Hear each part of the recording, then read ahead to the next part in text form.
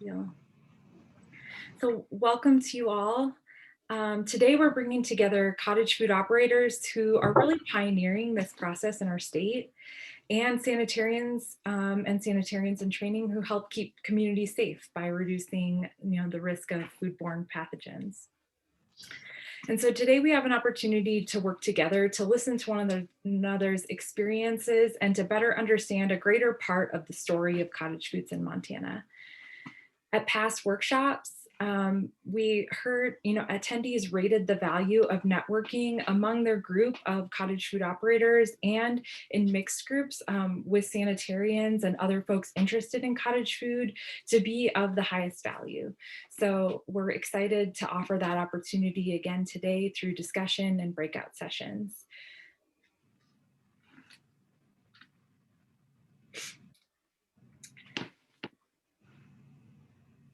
I want to offer you a quick opportunity to take the pre-survey if you hadn't had a chance yet. I'm posting it in the chat again so that we can make sure to capture the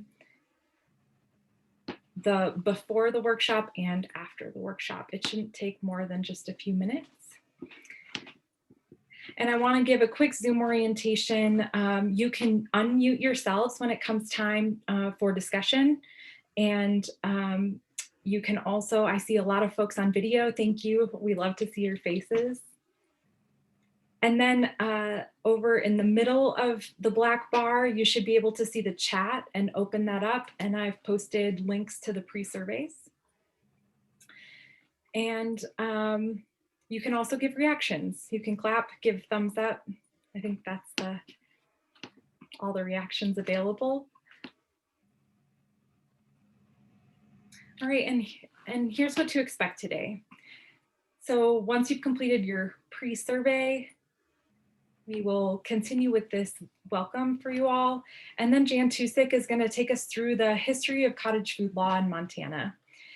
Then Nina Heinzinger from Food and Consumer Safety Section at DPHHS will bring us through the cottage food operation basics. So what foods are allowable, how do you register to become a cottage food operator, what are the labeling requirements, and we'll really get through all the basics.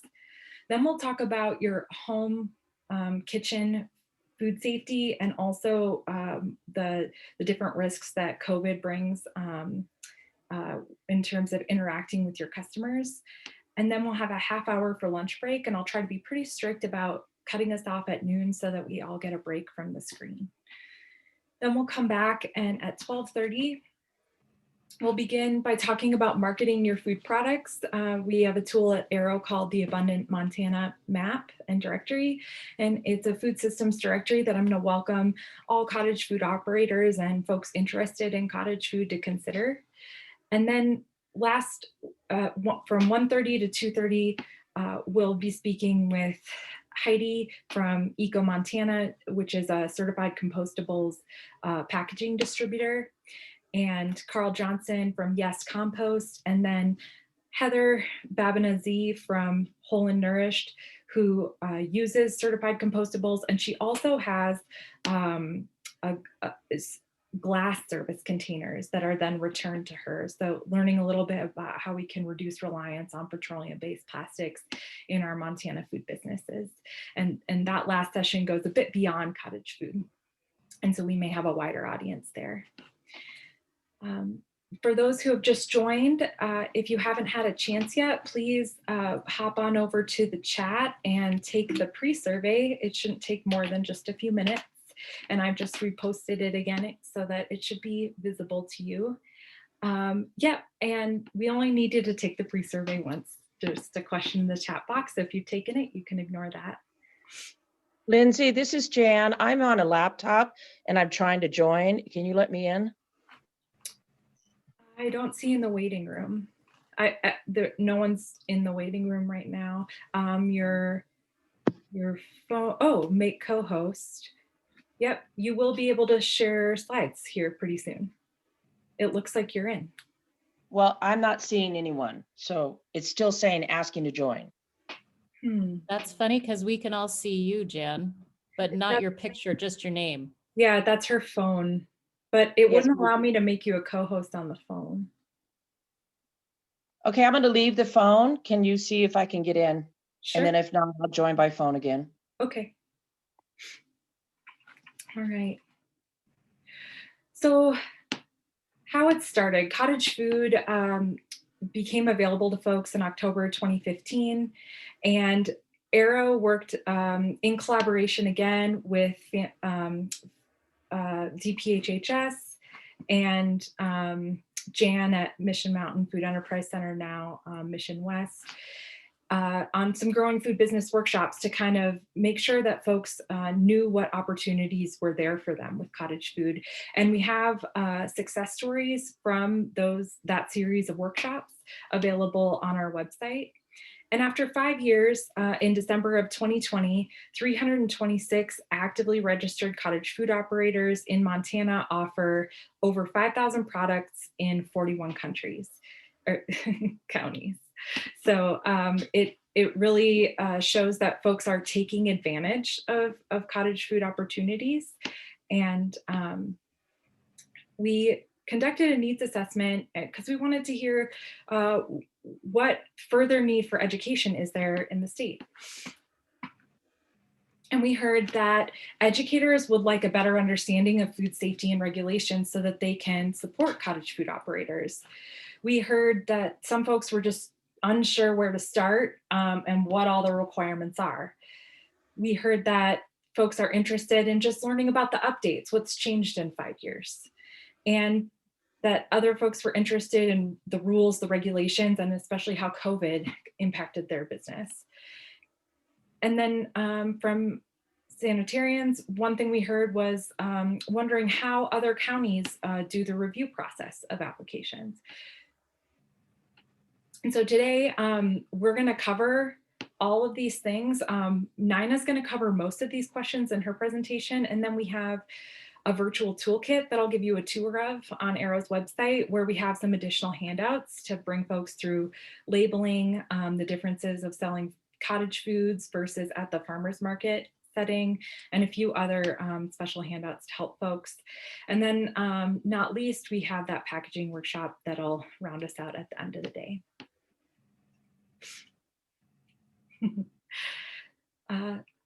We also have begun a working group to expand, to propose some changes to the administrative rule.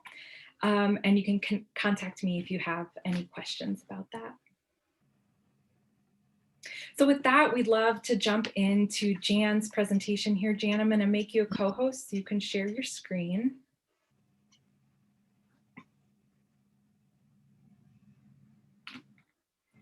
Great. And Jan is the co-founder and director of Mission West Community Partners, a food, agriculture, and cooperative development center. She has expertise in shared use processing, mitigating food safety risk for co-ops and food businesses, marketing, business and marketing planning, and feasibility analysis, and navigating the food regulatory world. She's also an agricultural producer with 35 years experience, and she and her husband Will market natural lamb, which they direct market. So Jan, I'm gonna make you a co-host here. I see you there. And you should be able to share your screen. I'll stop sharing.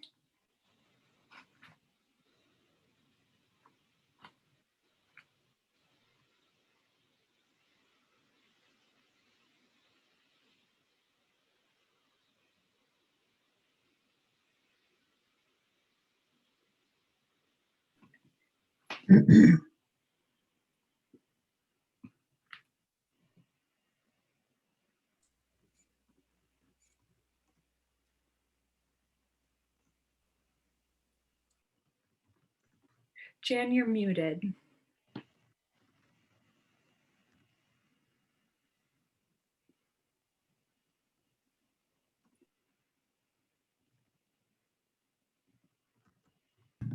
I apologize for the technical difficulties. This has been extremely challenging. I'm going to ask Lindsay to share the screen if she would. Yeah, I'm happy to. Yeah, thank you. I'm just gonna get the presentation up.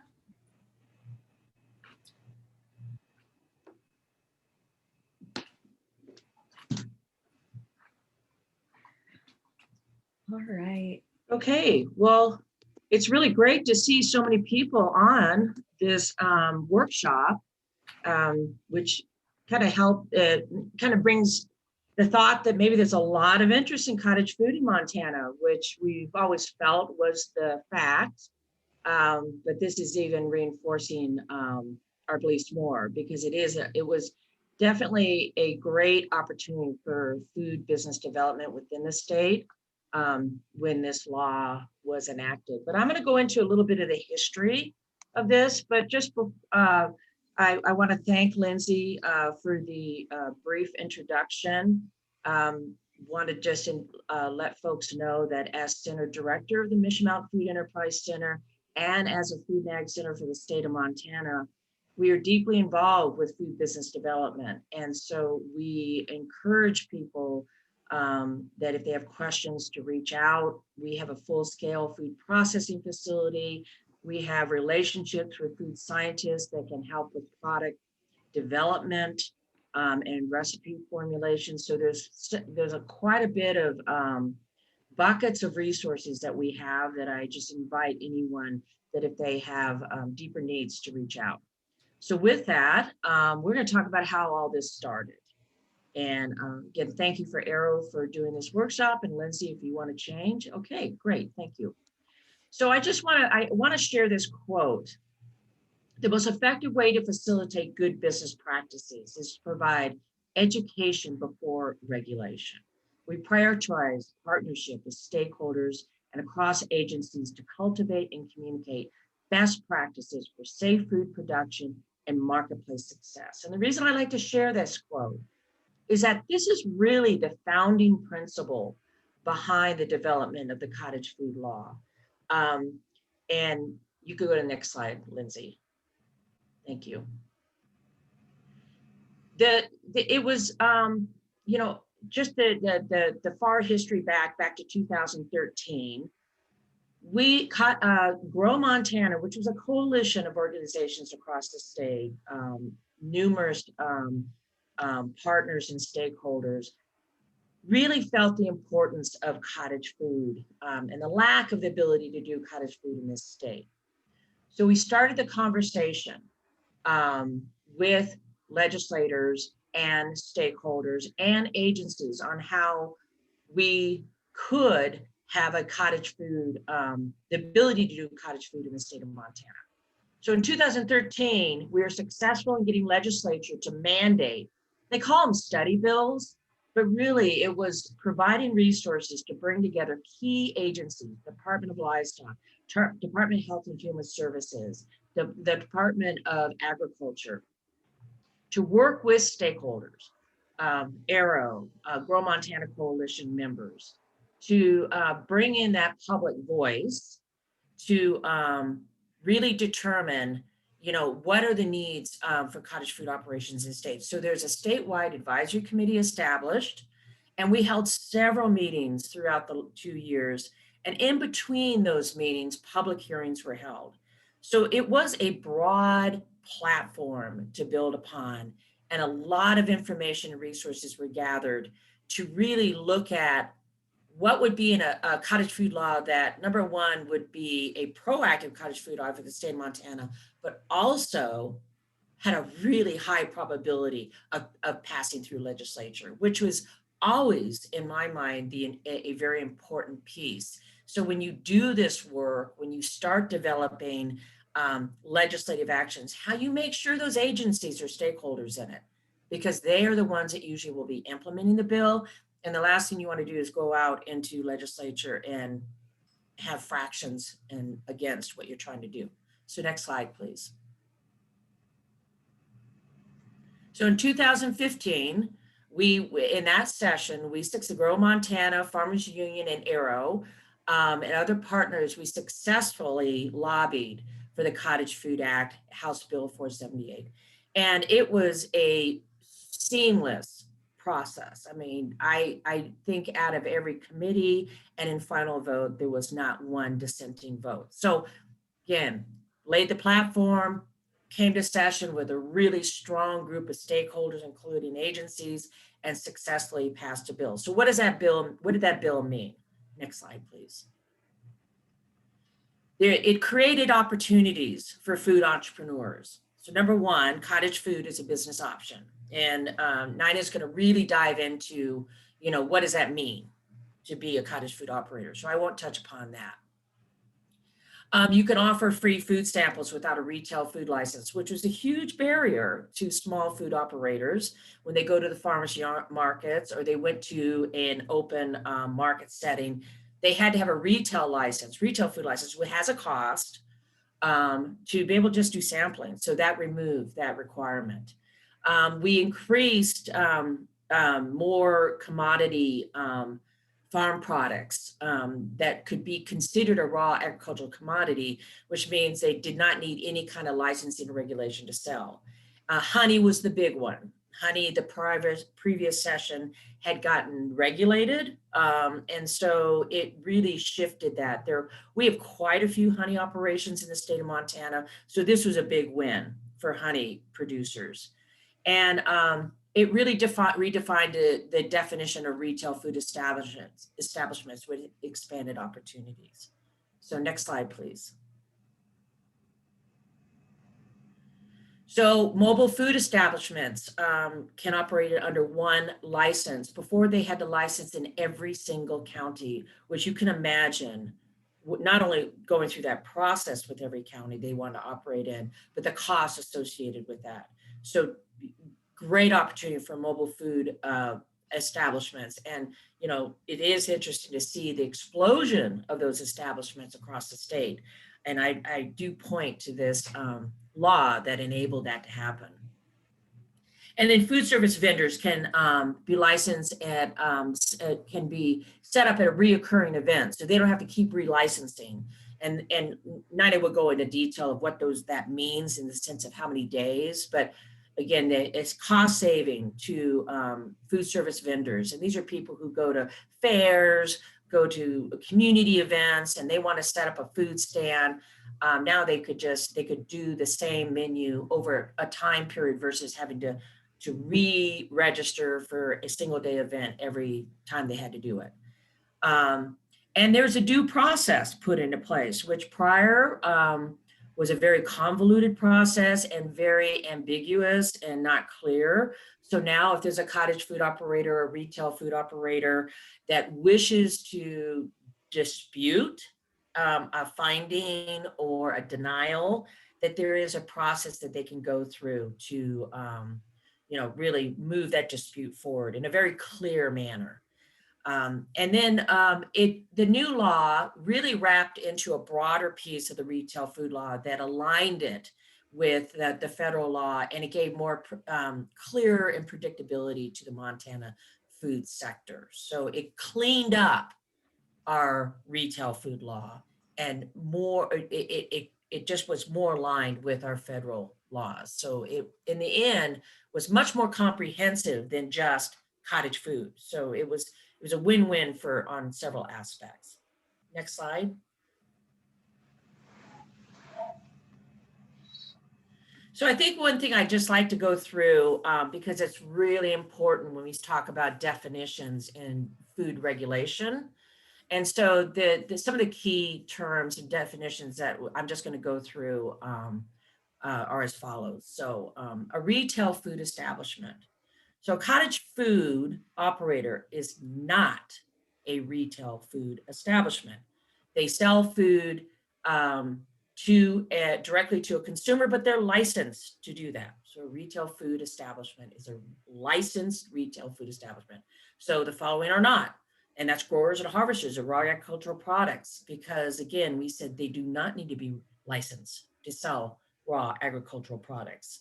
A food stand that offers raw ag products does not have to be licensed. So therefore, it is not a retail food establishment. And cottage food operations, same thing.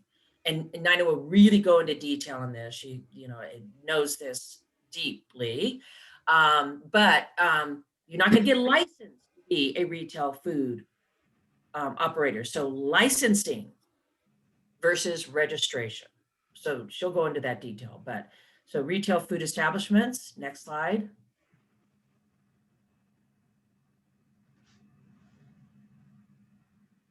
So cottage food operator means a person who provides, manufactures, and packages cottage food products only in domestic kitchen and only for direct sale to a consumer. So they are selling direct. They're not in a licensed facility to make their product because that's considered a commercial operation, commercial retail operation. They do it in their domestic kitchen. And they can only produce foods that are not potentially hazardous. And again, Nina will go into that list of foods and that these foods are only made in a cottage food operation. So that's the definition of cottage food. Raw agricultural commodity is any food in its raw, unaltered state. Fruits, vegetables, raw honey, and grains. If you cook, can, preserve, combine with other food products, peel, dice, cut, blanch, it's no longer raw. So raw product is, a direct harvest or even a plant, a living plant in a plug you see nowadays quite often is considered a raw agricultural product. Next slide. So potentially hazardous foods. These are food products that require time and temperature control for safety. So this is the oversight piece that was part of that strong negotiation with there are agencies that regulate food, is that there was a determinant that cottage food operators could not make potentially hazardous food in their domestic kitchens and be registered as a cottage food operation. So any food that you make that require time and temperature control for safety is considered potentially hazardous food. I want to go into a bit, unless there's any questions. I know that Lindsay has the ability for people to raise hands or go to the chat box. But I do want to go into some information here if there aren't any questions about potential resources that are available to cottage food operations. The Food and Ag Development Center was established in 2007 through legislative action and consisted originally of 4 centers. Our center, the Mission Mountain Food Enterprise Center, Great Northern EDC, Ravalli County, and Joel Beartooth. And these centers were established to help food businesses in their development. That is our charge. The program exists today. It is housed out of the Department of Agriculture. It is legislatively instated with funding to support these centers. So these are your resources to go to. If you have a food business idea, even a cottage food business idea, these people, they're scattered across the state. There's another slide that shows additional centers and their contact information, which you have access to. These are the people that can really help you in your food business development. So please reach out to them. They're the go-to to move your idea forward. Next slide. Other business resources are the small business development centers. There's a host of business planning resources on their website. The Department of Agriculture, of course, is a go-to for any, raw ag commodity questions. Farmers markets, great resource for farmers markets information. They have a really good website with linkages that can guide you to other resource bases. The Department of Commerce and the Department of Agriculture also is the the holder of the Grow Through Ag program. So I've known several cottage food operators that expanded their operation and decided to go into broader markets, and that they were able to get the Grow Through Ag program to help them with that. Have worked with several food agricultural operations that have also done it. The Department of Commerce is also a resource base for business planning and development. They have some, numerous funding streams that are definitely geared for larger operations. But again, if there's a growth here and you see yourself moving into those directions, these would be resources. And then, of course, the Department of Health and Human Services, and Nina is going to be really diving into what she does. They're a tremendous resource in the regulatory world, and are, in my opinion, the most user-friendly agency we have. They've worked closely with the food businesses we work with. If we have issues that need to be resolved, they work directly in tandem with the food and ag centers to help resolve those issues. They are our go-to for many questions. So great resource. So I think, unless there's any questions. Are there any questions, Lindsay? I can't see the Great. chat. In the chat, Nina said the development centers, meaning the food and ag development centers, can help with business plans and getting started. They're a great resource. And of course, Jan can speak to that as well. Yeah. Yeah, well, that's exactly what we do. At the Mission Mountain Food Enterprise Center, we not only have a food processing facility that food businesses can access, but we work directly with them in their business planning. Mm-hmm. And I do apologize for the technical issues. I don't know what's going on. I've never had this problem before. So apologize. There's some weird stuff going on with our system. All right. Next, we'll have a chance for some breakout sessions. So I'm just going to get us there. Any other questions in the meantime? Folks can unmute themselves.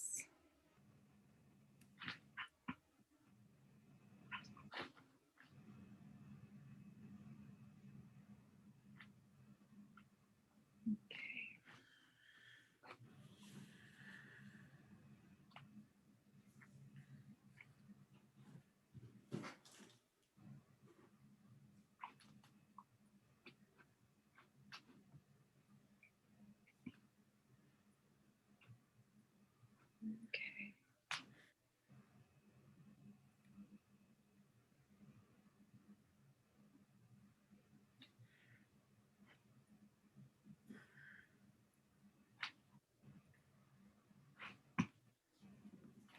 Okay. Great.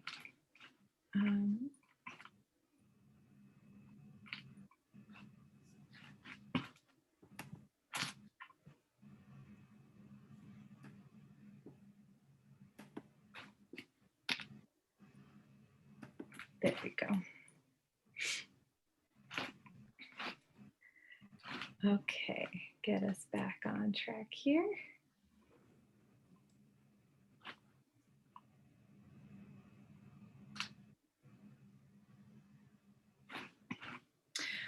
All right, so here are our breakout questions.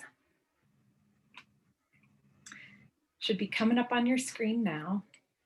So we have 12 groups that are from groups from 5 to 8, and we really worked hard to get a cottage food operator or someone interested in cottage food mixed in with folks who are educators or kind of just curious, mixed in with sanitarians in training, because we had heard in previous workshops that that was just such a value.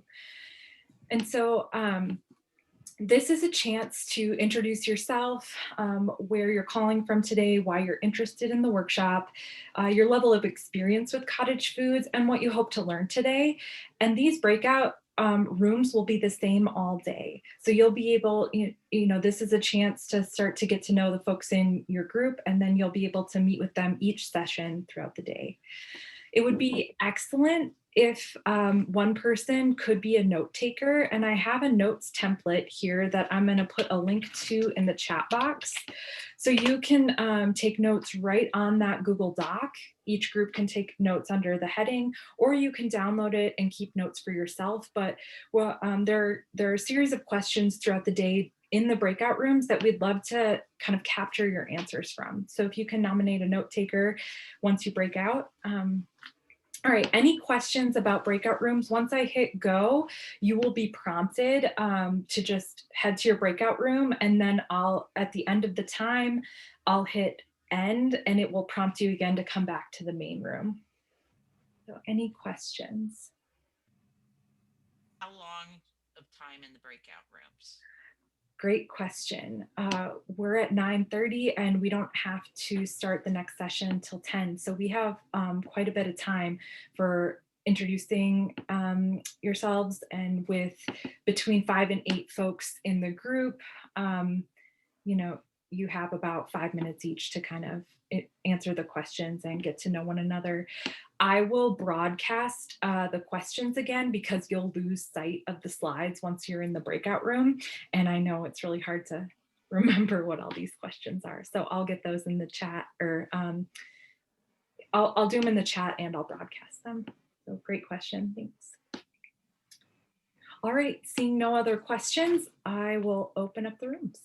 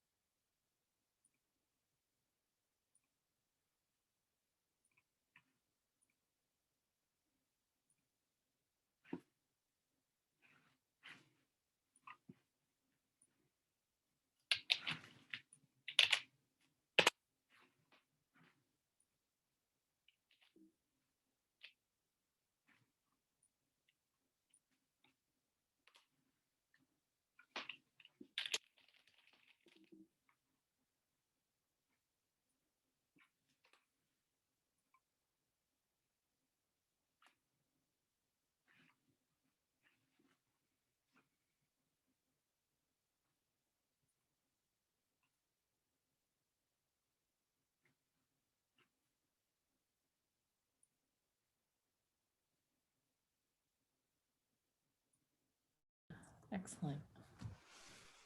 Hello. Oh.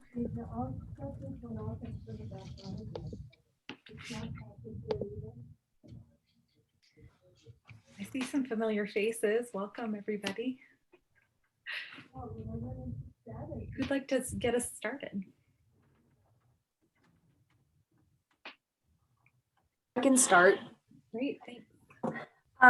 So my name is Katrin Finch, and I am in Cascade County. I work with MSU Extension. I'm the Family and Consumer Sciences agent here in Cascade County. I don't know, when I first started Extension, cottage foods were just beginning. And so I had heard mumblings, but it was too much to add to my plate in terms of getting to know what my job was, as well as learning this new kind of area of food processing and safety. So I'm interested because I have the capacity now to kind of dive deeper into cottage foods. I also think with COVID and some of the classes that I teach, I'm seeing a little bit more interest in being able to provide things like cottage foods. So I suspect that interest will continue to grow. So my level of experience is 0. And I honestly, I just hope to learn a working knowledge of cottage food. So if somebody does come to me, that I can point them in the right direction without sending them on a goose chase of, well, I think you can go here or here. I'm not really sure. So I can give them a little bit of a stronger path. Katrin, would you be willing to take some notes for the group unless someone else has already offered? I got it started. At the Okay. bottom of that notes page, I think people are figuring out how to keep their own space in there right now. Sure. So I missed part of what Katrin said, and I apologize because I was okay. fighting for space. That's okay. I can pop in there and add mine if you want. Sure. It's at the Okay. bottom, breakout group 5. Okay, perfect. I'm just gonna make sure, yeah, I'm gonna pop out and in, but I'll be right.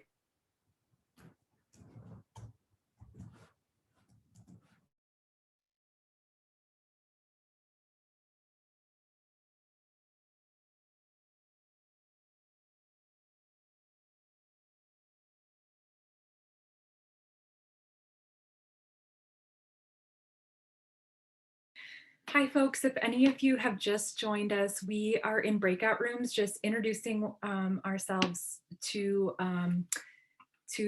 our breakout room. And I am assigning to all of you. So let me know if you're having any trouble.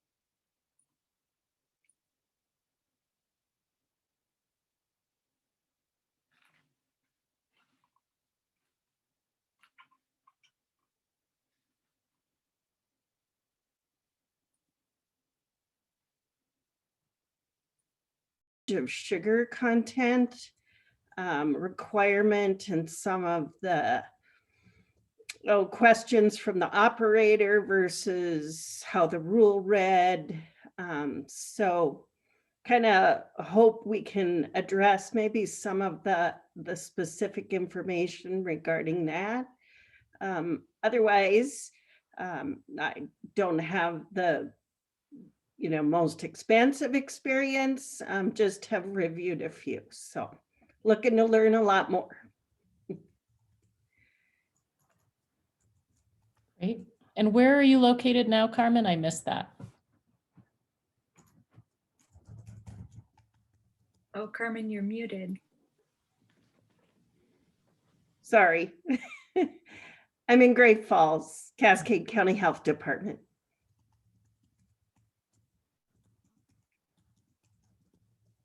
Thanks. And I'm actually a coworker of Carmen's. I am more green than her. I have been here for just over a year now at Cascade County City County Health Department as a registered sanitarian.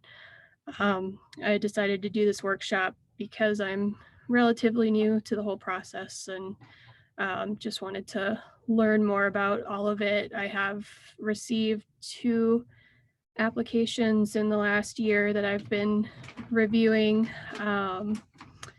One of them never followed through with some stuff, and another I'm working with currently. So hopefully I'll get to approve one of these days. So just kind of wanted to learn more about the process and possibly talk to some of the operators too and hear their input on things as well. One of the things that I find interesting in the last year, I've sent out probably at least a dozen applications, but only received back 1 out of the 12 that I sent out. So I'm really interested to know if there's anything that is preventing people from following through with the process of doing the cottage food application, if there's something that's just too complicated, or if there's some other factor that's just preventing them, or if there's just an interest factor and then they decide, this isn't for me. So I was kind of interested to hear that and get that input. The cottage food application I'm working on now is actually really interesting. She's a woman originally from the Philippines. So it's been an interesting one to learn different ingredients and how exactly that fits in with cottage food law. Just because they're things that I've never even heard of, ingredients. So just kind of how to work through that process of if you get a really unique recipe, since cottage food is quite a bit stricter than obviously retail food establishment menus, and have to be really particular about what they're making, learning how those kind of more unique recipes fit into cottage food. So, is there internal guidance about what to do, like when you get an ingredient or a recipe you're unfamiliar with? Like, what happens next? Nina is our go-to at DPHHS. So pretty much anytime that I have had a question about a recipe or a particular ingredient, she's been my go-to. So she's been working with me on the couple of unique recipes that this woman sent in. So one of them, the particular ingredient that I had never heard of was actually, it's called ube, and it's a purple yam out of the Philippines. And knowing the sugar level of that, and she wanted to use that as a filling for some of her rolls and stuff like that. So including that in it was it's like, I've never heard of this. I don't know anything about this. So and I tried to do my own research. I try to find out as much as I can before I contact Nina. But she has much more extensive resources and experience than I do. So she's a really good resource to be able to reach out, and she's very good about getting back with information. So. And I second that.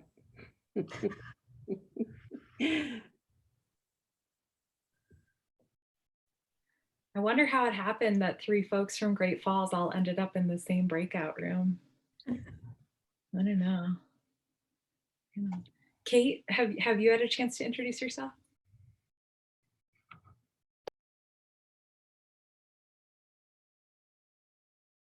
Oh, you're muted. Kate, you're muted. Sorry about that. I usually keep myself off mute. No, I introduced myself while you were off because I figured you know me fairly well. And what I said of why I'm interested is just, I find myself interacting with people about the food system in lots of different ways. And it's helpful to understand the differences, and the more nuance I know, the difference between retail and cottage food, and the issues faced by cottage food and the issues not faced by cottage food, like being able to dispel myths or help people understand nuance is a position I end up in, even if I'm not officially. No one who's trying to start a cottage food business is going to come to me for advice. Like, that's not my role. Sure. Unless it was totally informal and off the record. Great. Well, with Nina, we've developed some handouts for the toolkit that's really geared towards kind of being a one-stop shop for cottage food operators to help answer their questions. So I encourage y'all to take a look at that and see if they seem useful to when you get questions. And it's at the same link where you registered, not the Zoom link, but the AERO link where the workshop was, like that page where it said register here, and I'll put it out through the chat again, and we'll go through the virtual toolkit today. But really welcome feedback, and would love to hear from you all. Like, what kind of questions do you get that you wish you had a handout for, or any of the kinds of tools that we could work together to develop to make this an easier process for everybody. All right, with that, I'm going to pop into another breakout room, and then I will like summon you when it's time to come back to the main room. So thank y'all.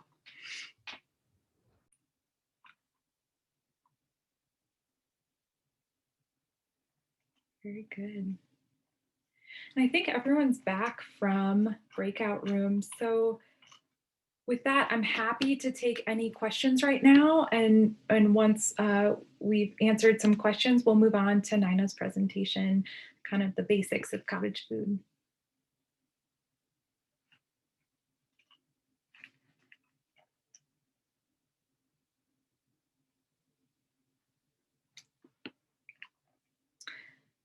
All right, seeing no questions, Nina, are you ready to roll? I am. So let me pull up my presentation slideshow. And from beginning. Hold on here. Okay. Okay, so hopefully you can allow me to share my screen. Yeah, you should be co-host. Okay, so I think this will work now. Let me just close something. We did have one question come in, which is, does Montana allow fermented foods as cottage food? And Nina will certainly cover this in this presentation, but no, fermented foods are not allowed in Montana. And Nina will cover why that is too. Yeah. Yes. So, okay. And we will go ahead and jump into these rules and laws for Montana food. I'm not seeing your screen share quite yet. Oh, okay. Hold on. Let me see if it's not. I thought, okay, share screen. Okay. There we go. So now are you seeing my screen? Yep, we sure are. Thank you. Okay, great. Okay, so let's talk about some of the rules and laws for food here in Montana. So first of all, just a little of my background. So my name's Nina Heinzinger. I work for Food and Consumer Safety at DPHHS, which is part of the state government. And I am a registered sanitarian here in Montana, but my background is that I have a PhD in microbiology, specifically in food microbiology. I studied salmonella for quite a few years, and I also have a master's in food science. So from all that, I like to talk about food. I like to talk about the microbes that you find in food, the microbes that cause trouble for us, but also those that can be beneficial as well. So just a heads up, I like talking about food, and we're going to spend some time now talking about food and what we can do with food here in Montana. So this is a question that often comes up, rules and regulations. In Montana, we have a variety of different regulations associated with the sale of food in many different venues. And the regulations are going to vary depending on the operation. The regulations are there to make sure that food is produced in a clean and sanitary manner. This protects public health. We have lots of regulations here in Montana to protect public health. This is one set of regulations that help protect the consumer. Food laws actually probably impact us more than some of the other regulations that we have. And it allows us every day to consume wholesome food. One thing to keep in mind is that every year, millions of people suffer from foodborne diseases, and that's why we're concerned. These illnesses are tied to both commercial establishments as well as food mishandled at home. And these are some of the most common diseases in the US, and they can kill you, and they can cause debilitating diseases. That's why we're concerned. No one wants to be sick with food poisoning, have diarrhea or vomiting. And the businesses, if it's traced back to you, can suffer greatly. So we don't want you to be front page news when your neighbors and customers suddenly end up in the hospital or the morgue. So we want you to produce food safely and this is a way that you can do it. The Sanitarian is going to be the one that's involved with ensuring that safe food is produced and hopefully work with your local businesses to prevent disease. An important role of the Sanitarian is to educate workers and also to enforce food laws. So they're there to work with you. They are a resource. First and most is that we have sanitarians that really want to provide you that education on food safety. So keep that in mind when you're working with your sanitarian.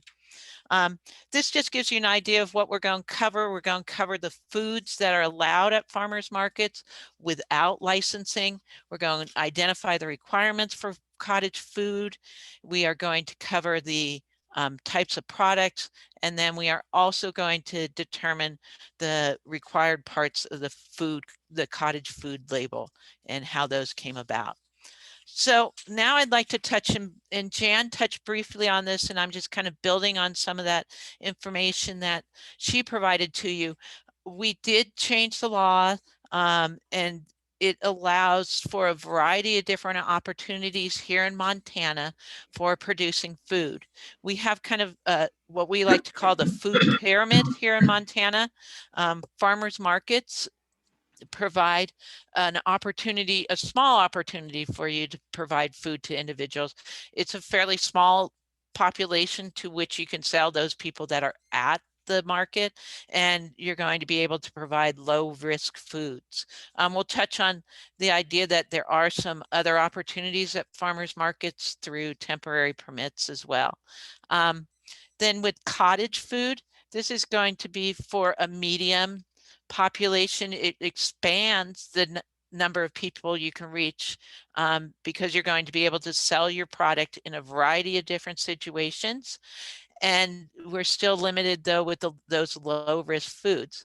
And retail and wholesale food are going to allow you to open up that market to a variety of different audiences. And much larger audience, you're going to be able to offer a variety of different products, and you're going to be able to sell those products, ship those products as well with a retail license.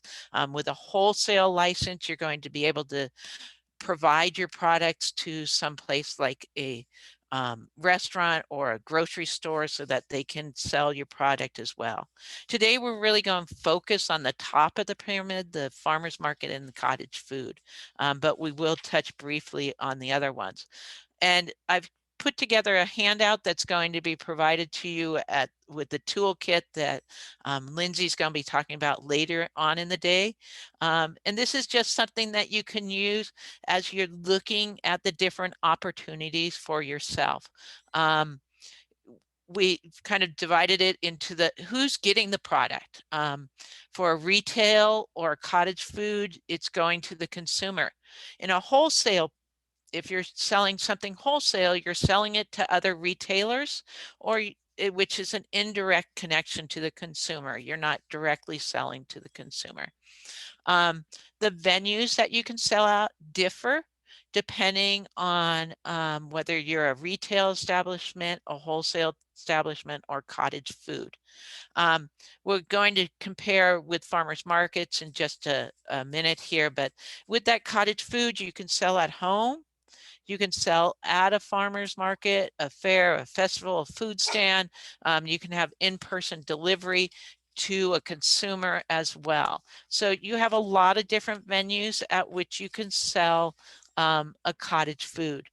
Food samples, as was touched on earlier by Jan. Now you can provide food samples in any of these situations. And I know that Department of Ag's actually done some studies and found that, food samples really help you sell your food.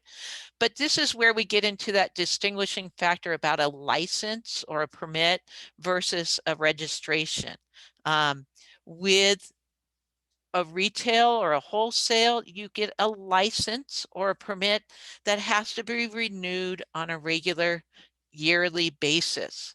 With cottage food, you register once, there's one fee, and that's paid once, and unless you change address or add products, you don't have to pay that again. So we try to keep the bar low for getting into cottage food. It is more expensive when you move into other areas, whether it's retail and that temporary permit, which allows you to sell things at like farmers market that aren't covered under non-potentially hazardous food, such as you're setting up a barbecue and making hamburgers at a local farmers market, then you're going to need that temporary permit. That temporary permit does allow you to return to that market week after week, up to 45 days. So that's just an opportunity there. Or if something goes on for several days, that temporary permit is good up to 21 days for a single event. So just some flexibility for you. We're not coming out and looking at your kitchens, guys. We're going to provide you with information on how to produce food safely at home, but we're not inspecting kitchens of cottage food operators unless there's a complaint or an outbreak. We're not going into anybody's homes. If you have a retail or a wholesale established, you're using a commercial kitchen that's inspected on a yearly basis. The plan review for cottage food will go through that. It's fairly limited. It's going to be much more complicated for a retail or wholesale establishment. In terms of products, you can produce a lot of different products under a retail or wholesale.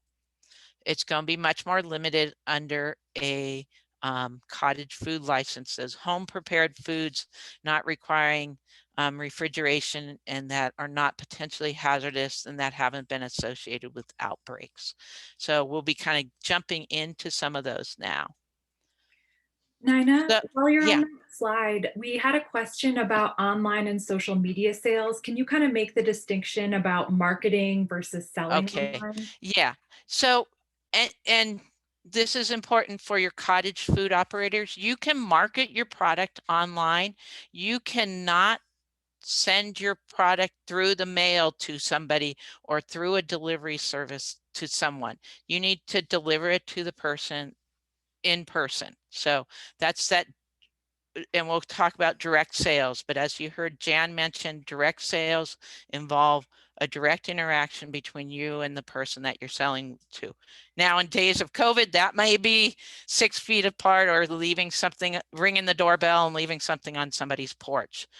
But it is a direct sale versus somebody getting that item through the mail. So with a retail license, you can do online sales, but you're not going to be able to produce that in a home kitchen. So let's look at farmers markets. Farmers markets are often where our cottage food people actually get started. They start selling something at a farmer's market and then move into cottage food a lot of times. These are a great place to begin. They're run by your local county or municipal authority. We have very specific laws about farmers markets and what's allowed. So certain products are allowed for sale at these markets under certain conditions, and we'll go through that list because it's going to be similar to what we see for cottage food as well. You have a limited customer base, and one thing to keep in mind with your local market is you have a local market manager, and they're going to help you get through requirements, but there also may be some local requirements that are different from the state requirements. Counties can put in more stringent requirements if they wish. So just a heads up there in terms of those. So let's look at those products, and we're going to see some of these products revisited. So when we look at these products, keep these in mind as we move to cottage food. So what's allowed? Jan touched on some of these things. First of all, hot coffee or tea. You can't provide fresh milk or cream with those products because those require refrigeration.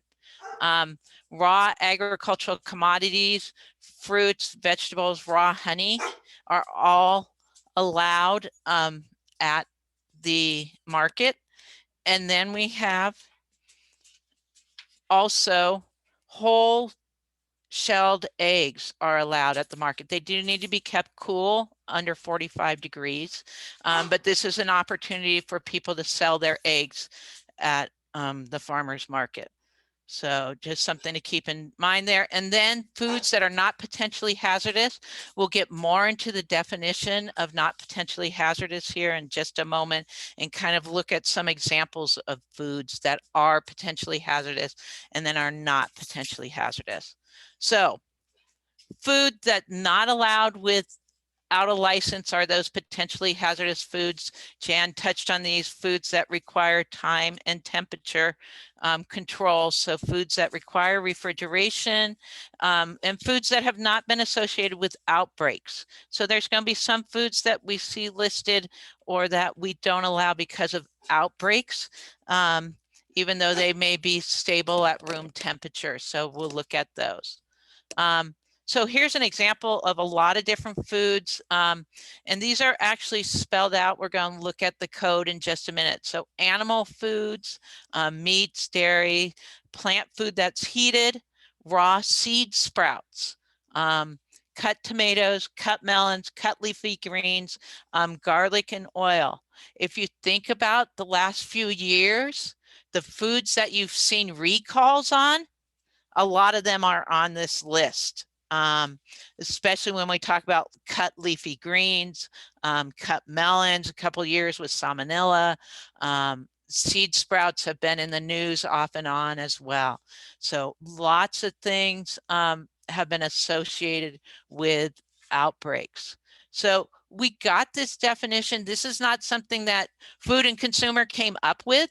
The definition for potentially hazard foods is out of the FDA food code, the model food code, and you can see that these foods are called out there. But when we talk about a food that requires time and temperature control for safety, we're calling it out because it requires that to limit pathogenic growth or toxin formation. We don't want critters like salmonella growing in your food and causing people problems. So you will see that, and I'm going to explain these terms, and they'll come back to haunt us a little later. Water activity and pH are important when we start defining foods that are safe or not safe. Water activity applies to, and pH apply to characteristics of the food. So when we talk about a pH of the food, and you'll hear this a lot as we start to look at different foods and what's allowed, pHs determine whether food is acidic or basic, basically. pH can range from 0 to 14. A low pH, when you talk about a low pH, it's a pH where pathogens cannot grow. And usually that's going to be 1, 2, 3. When we start to talk about foods that don't allow pathogens to grow. Pathogens like salmonella, clostridium, they don't like it if it's really acidic. So they're not going to be able to grow there. Some can survive to a certain acid level, but they're not going to grow. Water activity talks about how much water is available in that food for microorganisms to grow on. And it's very important when we talk about food preservation, especially when we talk about jams and jellies and other things. So if you think about it, a dried apple has a much longer shelf life than a fresh apple. And that's because it's been dried and it doesn't have as much water for the pathogens to grow on. So that dried apple can last a very long time. When we talk about dried foods, and you'll see dried foods are going to be important when we look at what's allowed, they're going to be allowed because there's not a lot of water for the organisms to grow. And we usually, when we talk about water activity, it goes from 0 to 1. Your cracker may have only a 0.5 water activity. Nothing's going to grow on it. You think about your crackers, how long can they last in the cabinet? probably years. They may go stale after a while if they're not packaged well, but nothing's going to grow on them. So that's going to be important when we look at these different products that are approved. We're going to see that a lot of the products that are approved because they are dry. So let's just go over the basics of cottage food, because this is important when you think about cottage food. These are products that are produced in the home kitchen. This is part of that definition of it, that domestic kitchen. They're not produced in a commercial kitchen. They're not produced somewhere else. They're produced in your kitchen at your residence.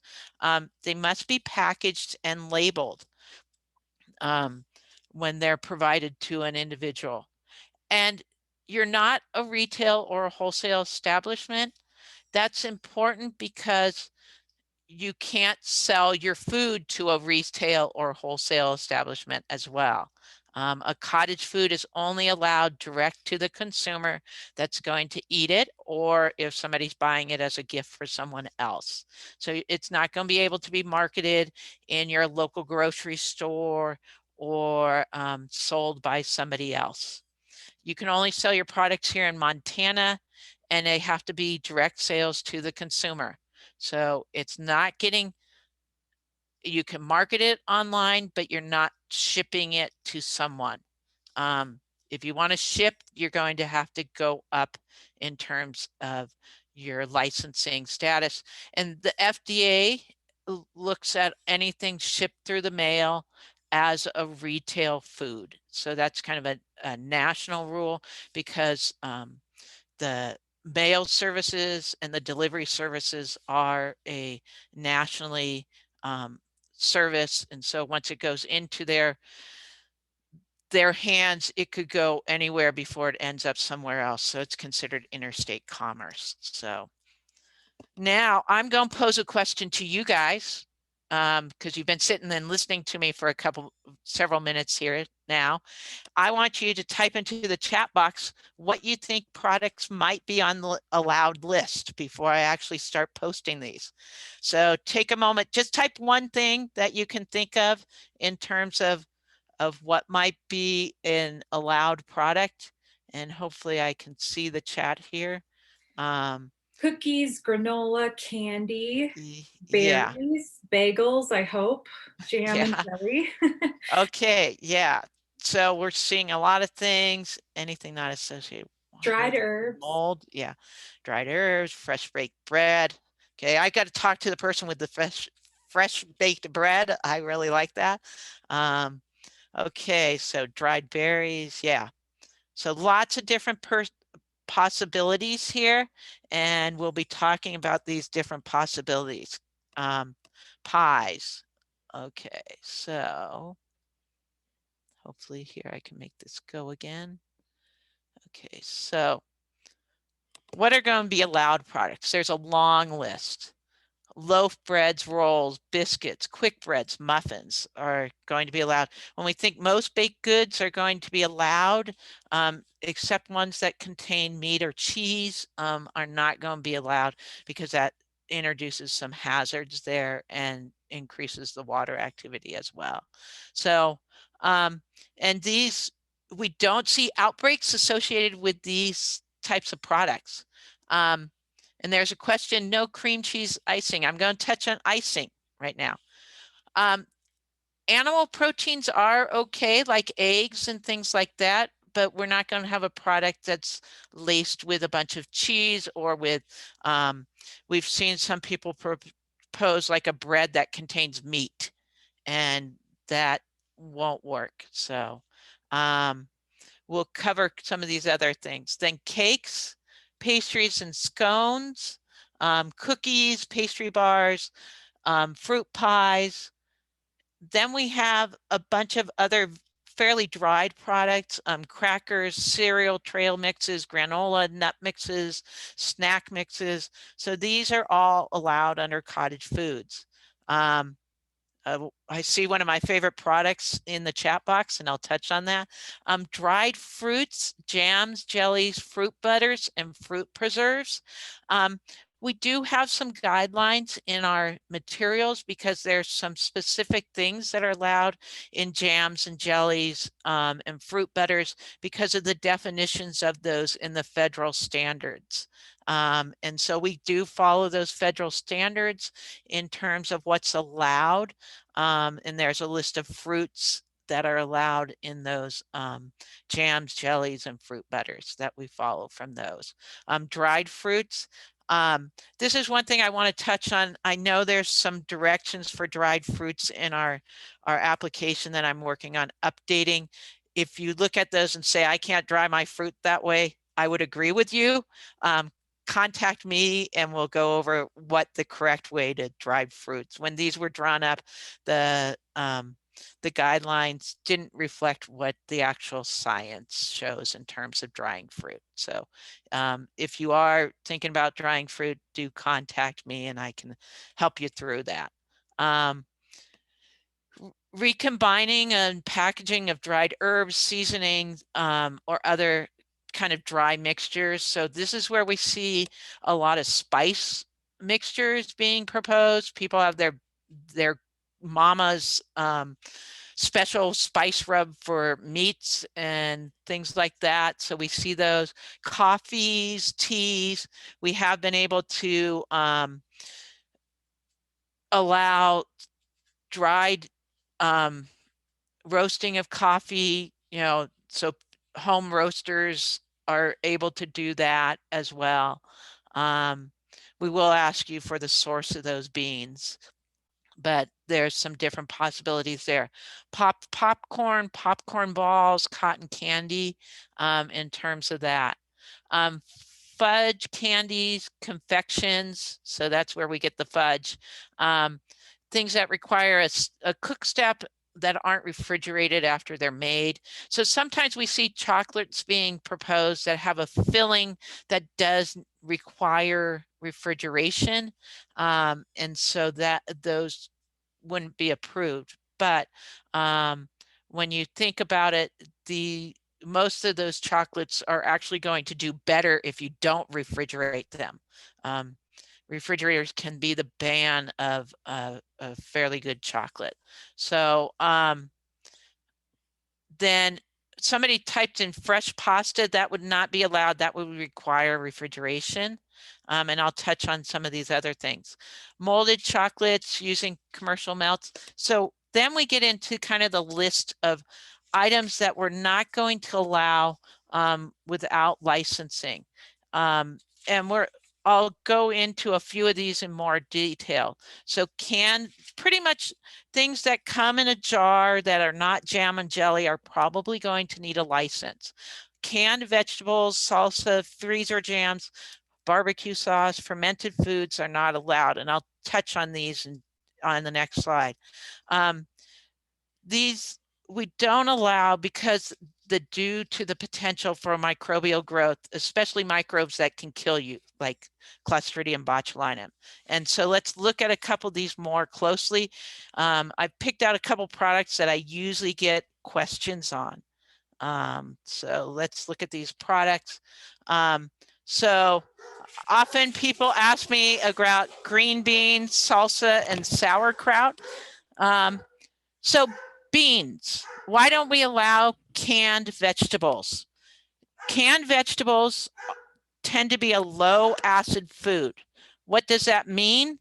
Low acid means that it doesn't have a lot of acid. The pH is fairly neutral. Guess what likes to grow in a pH neutral?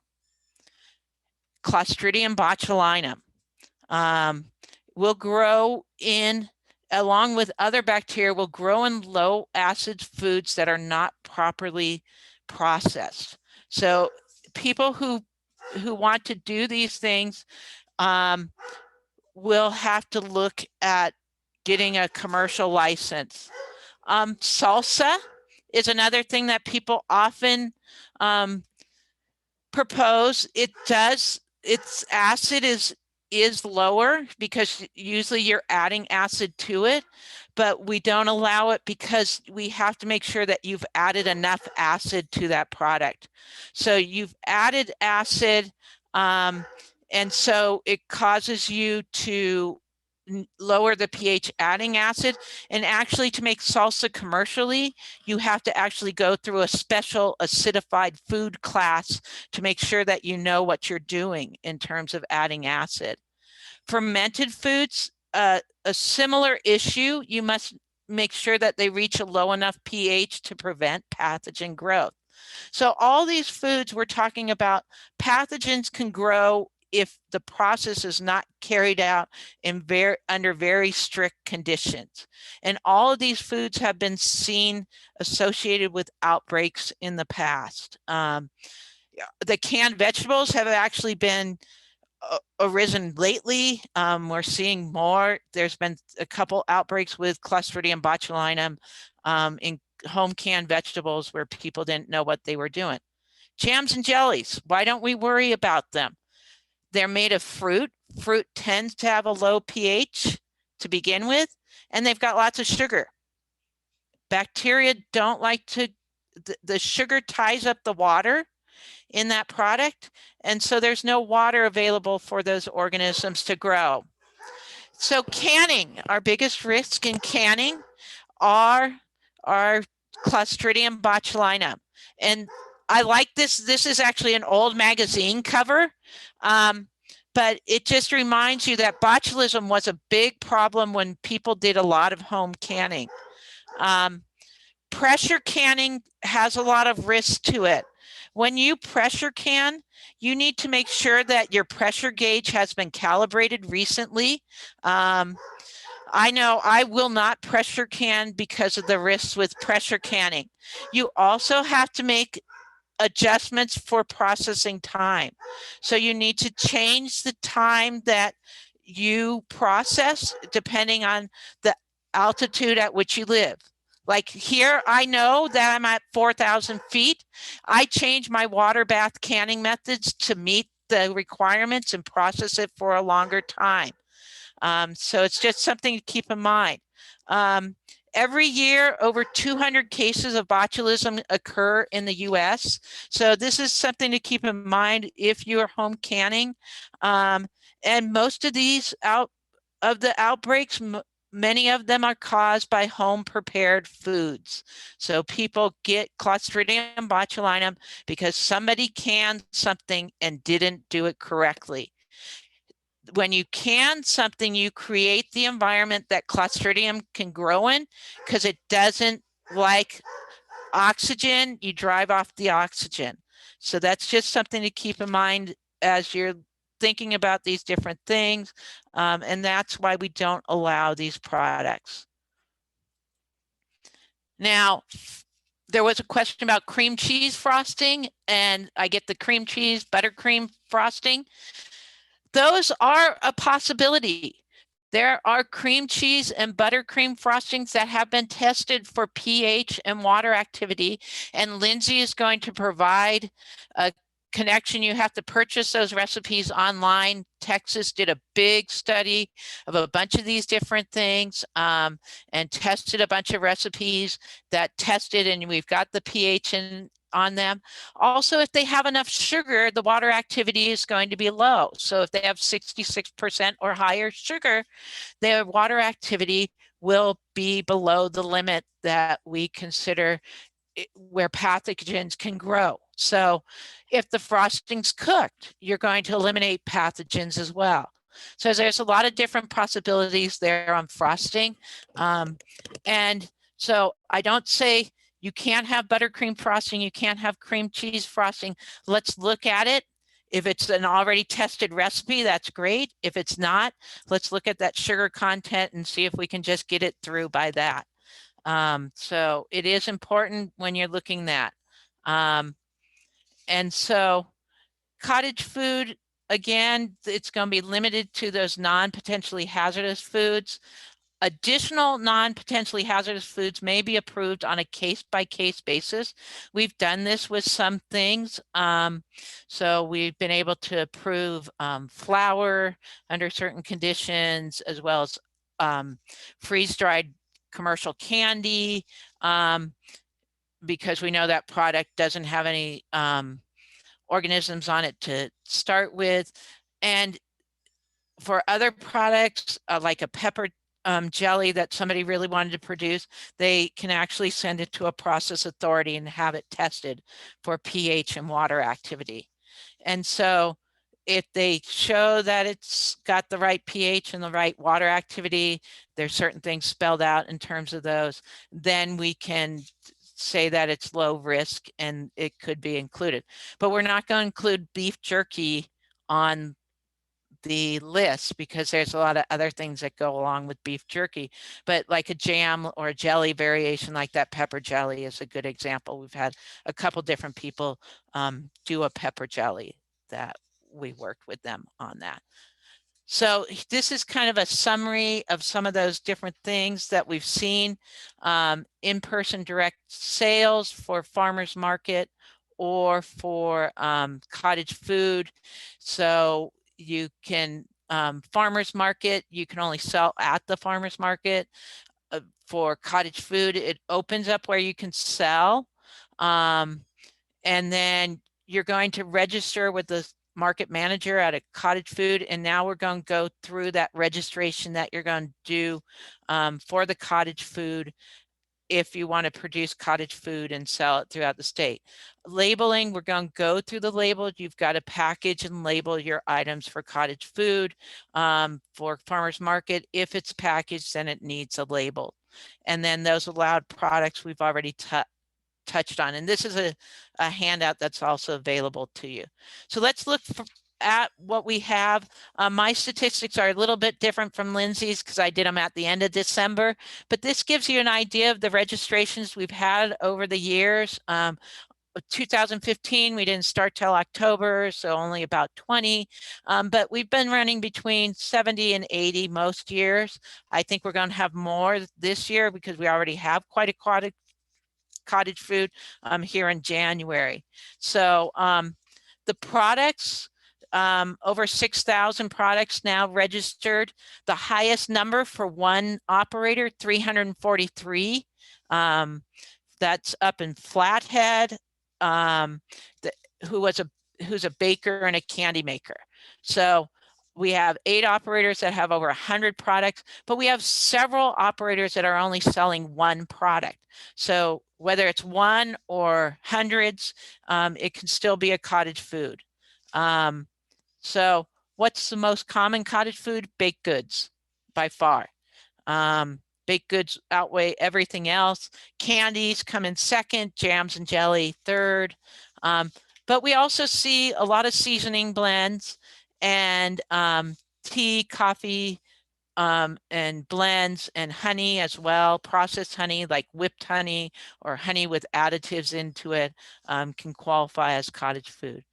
And then we have registrations by county. Just a call out to Flathead again with the most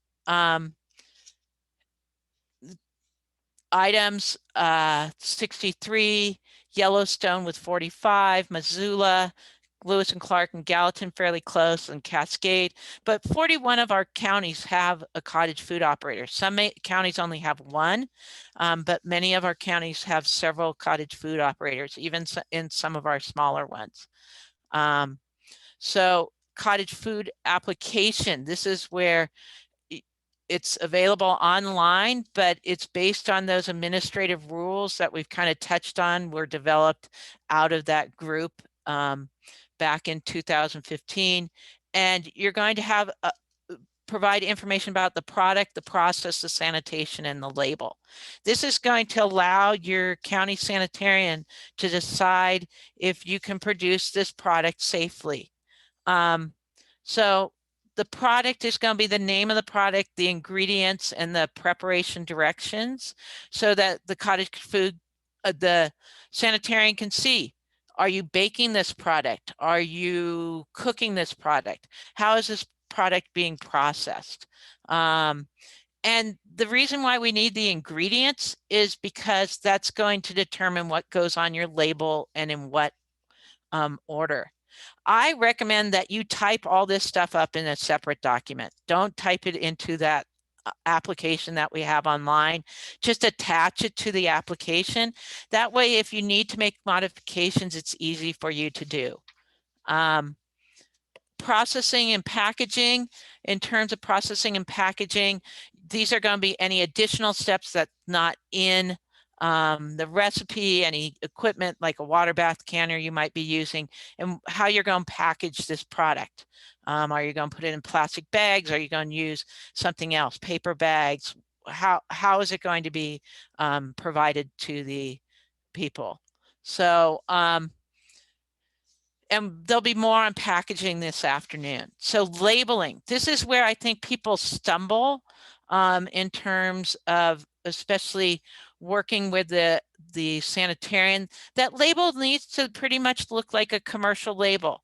And this is a requirement from the FDA and throughout the US that any commercial, any product, consumer commodity that's packaged needs a label.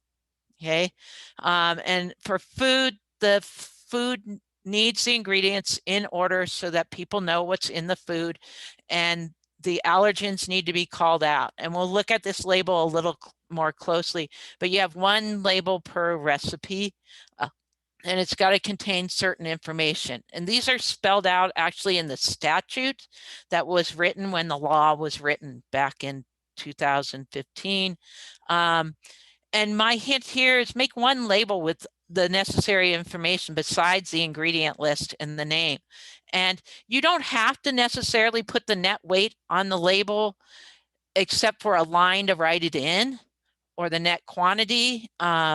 So I see a lot of operators doing this so that they can sell different quantities of their product. So you're going to describe your cleaning, how you clean and sanitize. This is going to be covered in the next presentation. And then your allergens, you're going to need to spell out and say how you separate allergens.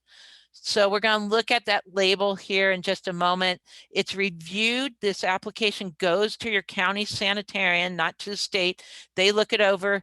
You pay a one-time registration fee, but you have to re-register if you add products or if you change location. So because that is site specific, we've had a couple cottage food operators that have moved from one county to another. In that case, we've worked with them. They don't necessarily need to go through every recipe again, but if they're producing the same thing, we work with the county sanitarians to then just change the address on that certificate. And so unlike a licensed retail and wholesale, it's not every year. So let's look real quickly at food safety and then the label, and then I'll provide you with some resources. Obviously, you don't want what's going on in the picture in your cottage food kitchen. You want to protect personal health and make sure that you're producing food when you are healthy, and we'll be covering that more in the next presentation, as well as cleanliness. Again, we'll give more details on that. Obviously, you don't want to be the cottage food operator like in Minnesota that got 26 high school hockey players sick with their cookies. Why? Because her son had norovirus and she cleaned up the bathroom after him and then went to prepare cookies and actually got it into the frosting that was put on these cookies and gave the whole team interesting couple days with norovirus. So the other thing is no animals, pets, drinking, etc. while you're producing things. And then you're going to follow good manufacturing processes.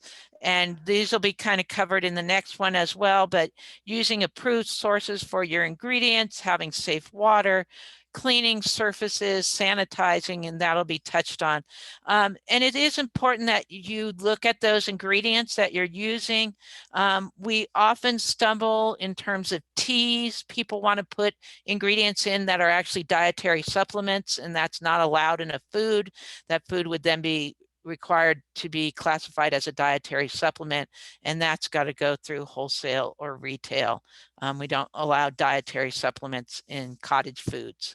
So biggest thing, don't touch foods that are ready to eat with your hands. So whether putting on frosting or those baked cookies, they're not going to get touched with your hands. You're going to be using gloves or tongs. So finally, let's look real closely at that label. I'm actually going to go to the next slide because it's a little bigger for you. Your labels have to have the disclosure statement that's spelled out in the statute, and that's at the top there, made in a home kitchen, that's not subject to retail establishment regulations or inspections. You've got the name of the product. And so the name of the product is going to tell us what the product is. So if it's Mama's Special, it should say Mama's Special Cookies, Mama's Special Fudge, so that somebody looking at that name knows what the product is. And then ingredients are going to be listed from highest weight to lowest weight. And this is just standard with the national standard there. And you're going to spell out the allergens. So that's why it's going to be important that you figure out how much of each ingredient you're adding. Do you need to measure it with a scale? Not necessarily. There's a lot of converters online, so you can figure that out. You can figure it out from packages. So, and then your name, your address, so that if something was to happen, we'd be able to contact you. And then also the net quantity, weight, or volume. And so this should reflect what's in there. Again, you could put a line there and then fill it in as you put in like 6 cookies versus 2 cookies. So just something to keep in. Those allergens do need to be called out when you make a label.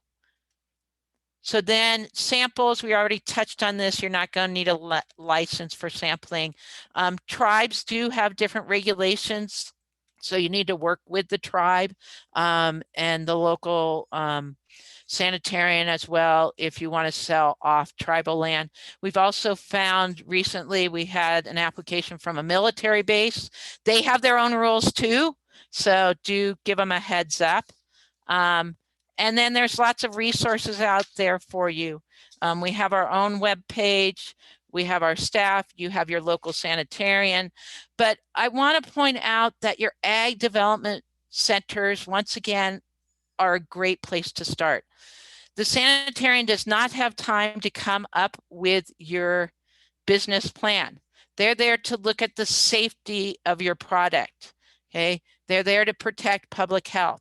So that's what we're concerned about on the sanitarian side. We're not business people. We can't tell you if your product's going to sell or if this is a good idea or how to get started or how to get your local license that you might need from your city if you're selling products out of your home. That's where your ag development is going to be so important. So small business development centers as well throughout the state of Montana can help with a lot of that. And that's our website. You'll be getting, these slides will be available to you. And so, and that's my contact information as well. And then let me look, there's a bunch of questions. So let me just kind of work my way up here in terms of that. I've been taking notes on the questions, so can I just ask them to you? Yeah, that's fine. Excellent. Is there an income limit for cottage food operators? Not in Montana. So in a lot of other states there is, not in Montana, but you better keep track of it because the Department of Revenue wants some money from you if you're running a home-based business. So we don't get into that.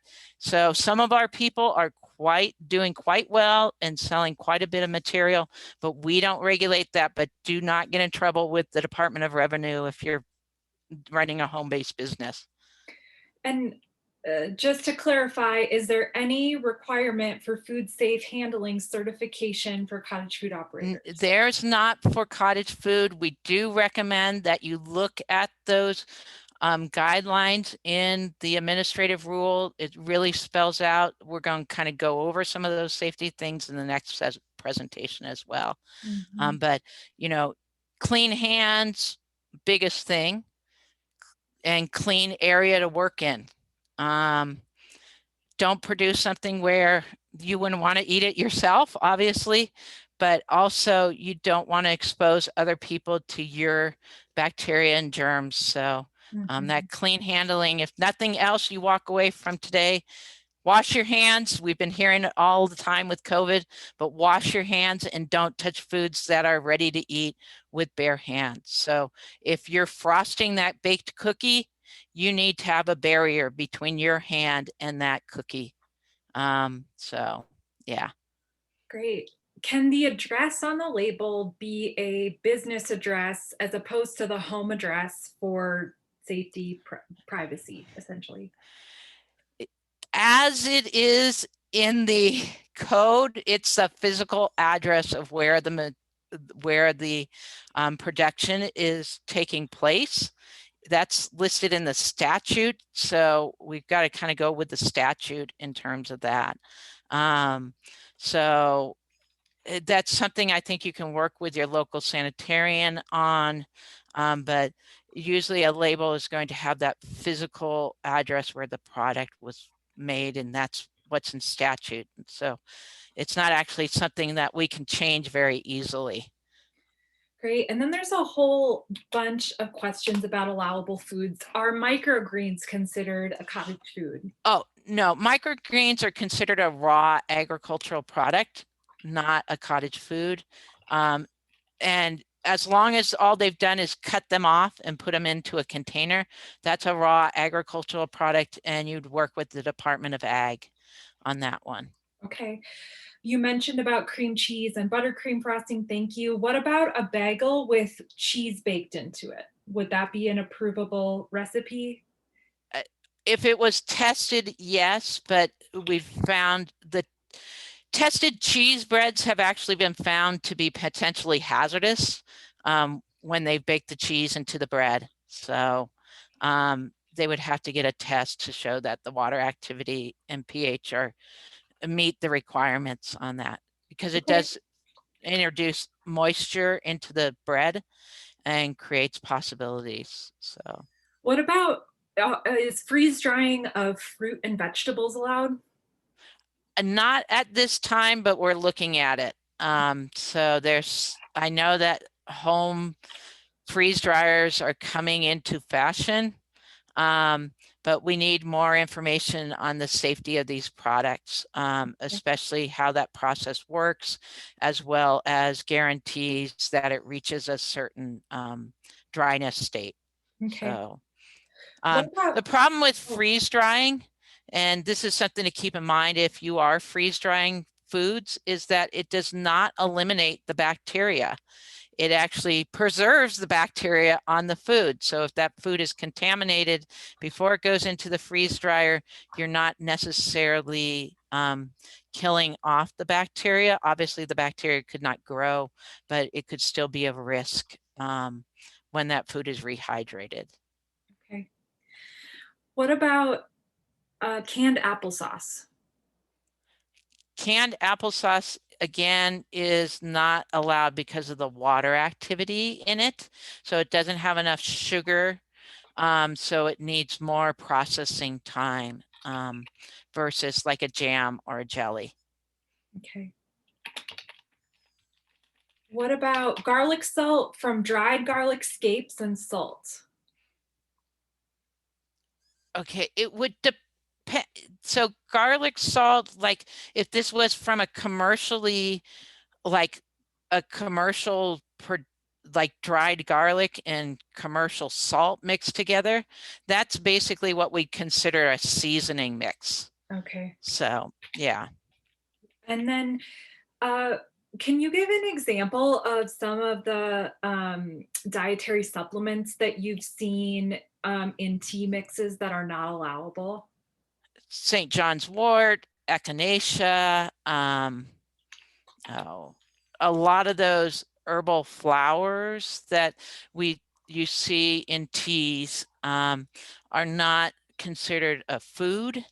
So we go by what's in the it's in the what we call the electronic code of federal regulations, has a whole list of foods that are called GRAS that are generally recognized as safe. And if it's not included in that list, or it's recognized as a dietary supplement, then we can't use it. And it's for teas, you first go through that list and see if it's generally recognized as safe. And you'll see a lot of teas out there if you go to your local store that they actually are dietary supplements and not teas. So it's just something to keep in mind if you're proposing teas, that those ingredients cannot be dietary supplements. Yeah, and we could probably then find an FDA list of grass foods generally. Yeah, we recommended can, safe. we can put a link into that for Excellent, people. great. And then a question about licensing.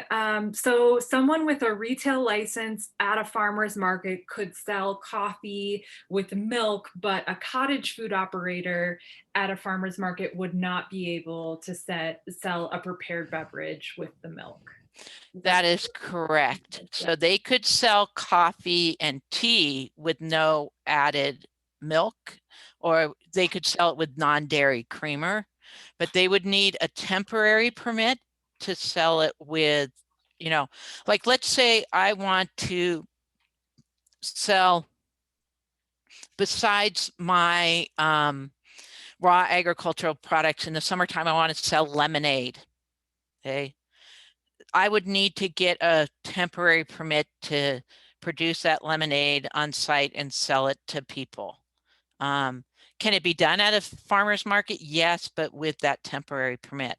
So that temporary permit is going to open up kind of into that area of items that you might want to sell beyond your cottage food items that are more potentially hazardous and do require some refrigeration or some sort of cooling mechanism or prepared on site.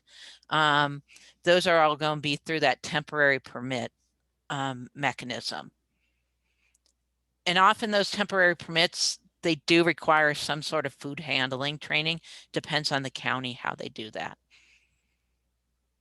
Okay, great. I think that's all the questions that have come in through the chat. And we had hoped to take a 10-minute break. So with that, I think we will forego the breakout for this session, and we can just add those questions to the next breakout. Yeah, no, that's great. And if you have questions on specific products, I work with the local sanitarian. You should get in contact with them first, and then we can kind of have the discussion from there. So yeah. Thanks, everyone. Excellent, folks. All right, I'm going to put up a timer and we will meet back here at 11. So a 7-minute break, meeting back here at 11. Thanks, everybody.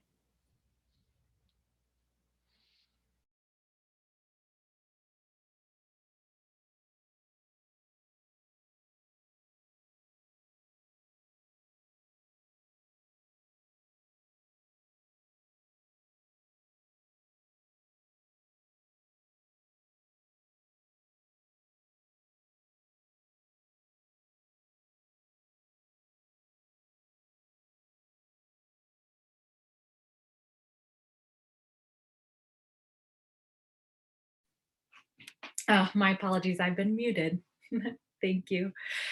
Great. So Nina, I see we had another question in about selling dry herbs. Can you grow them, dry them, and pack the dry herbs and sell them?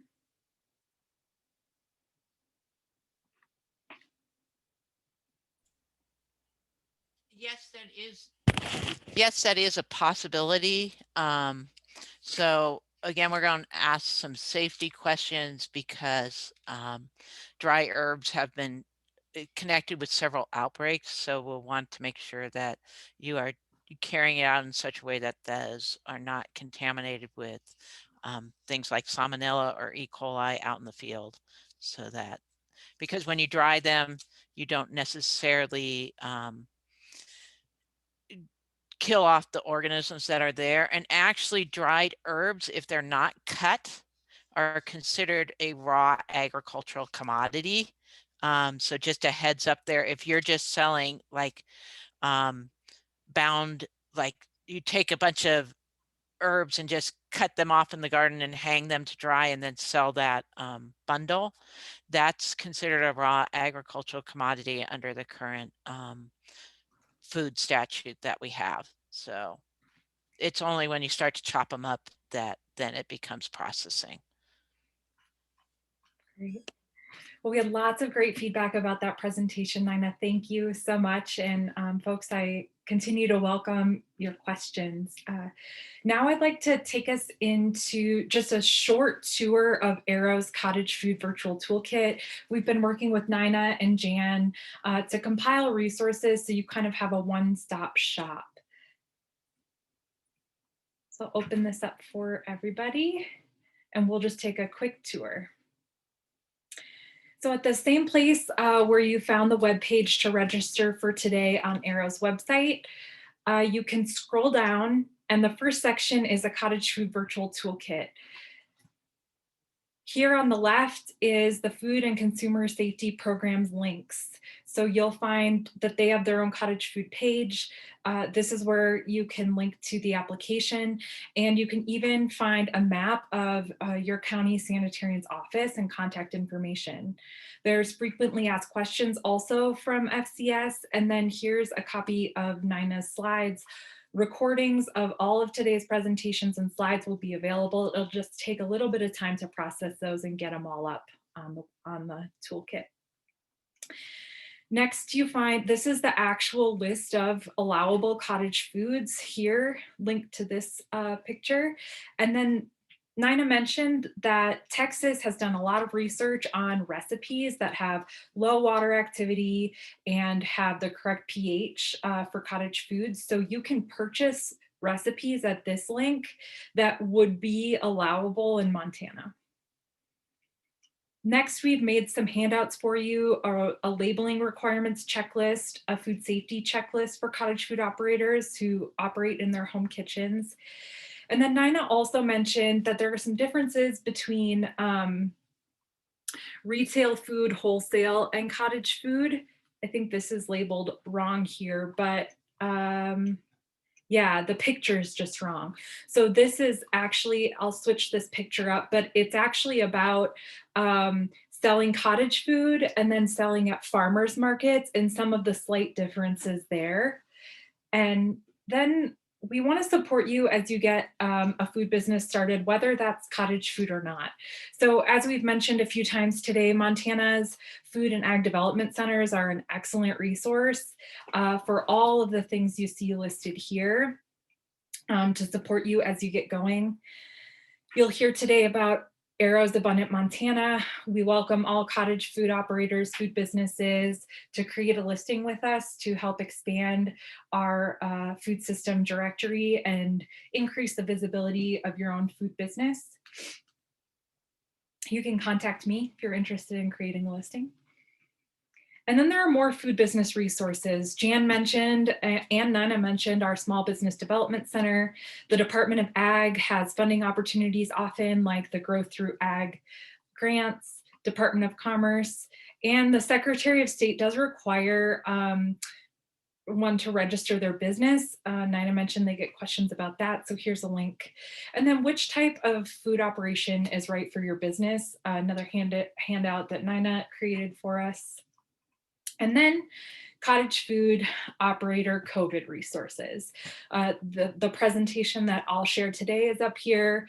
Iowa State University Extension has just very extensive COVID resources for folks all throughout the food system, which include cottage food operators.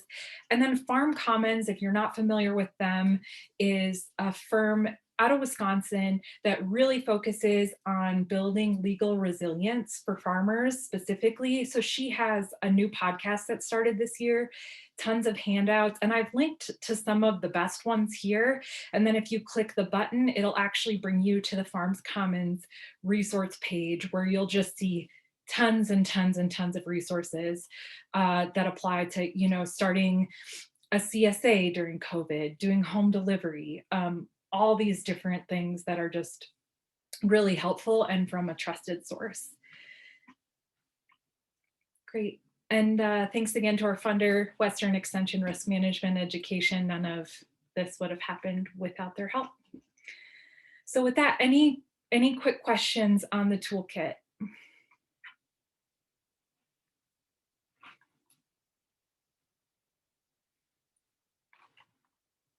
All right. Well, that's not right. Going backwards. Okay, so the next session here is about COVID and your food business, and it's also about general safety in your home kitchen. I'm so lucky to have a dietetic intern, Kelsey Fiedler, who helped to create this presentation. So I want to say thank you to her. She is unfortunately in rotations today, other rotations, and she couldn't join us. So I'll be just taking over the presentation. Thanks again to Nina for reviewing and all her support and helping us to get these messages right for you all. Great, so today we want to cover the difference between sanitation and disinfection. I want to make sure that operators feel really confident in reducing the risk of COVID exposure for their family within their home kitchen and at the points of sale because of this direct contact requirement that exists with cottage food operations. We also want to make sure that you feel comfortable offering samples, that you can take the proper steps needed to manage symptoms if you suspect exposure to COVID in your home, and be able to identify a local contact for up-to-date information on COVID guidance, and finally be able to locate resources for guidance on sanitation, social distancing recommendations during COVID. So food and the spread of COVID, there's no evidence that handling or consuming food is associated with COVID-19. So in other words, you're not going to spread COVID to your customers via food. There's no evidence to suggest that.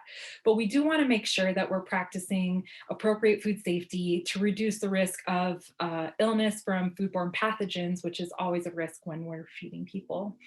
And not to produce, package, handle, or sell any home processed products if you're feeling ill in any way. So when we think about creating a safe environment for your kitchen, what ideas do you have? Think to yourself, what have you been doing to create a safe home kitchen environment?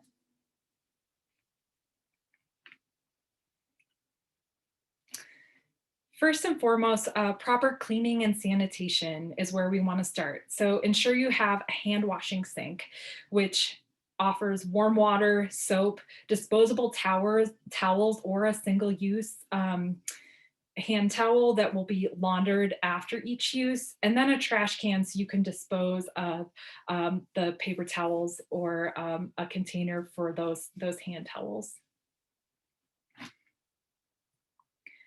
And then there's a quick video here on proper hand washing technique. It's just a few minutes.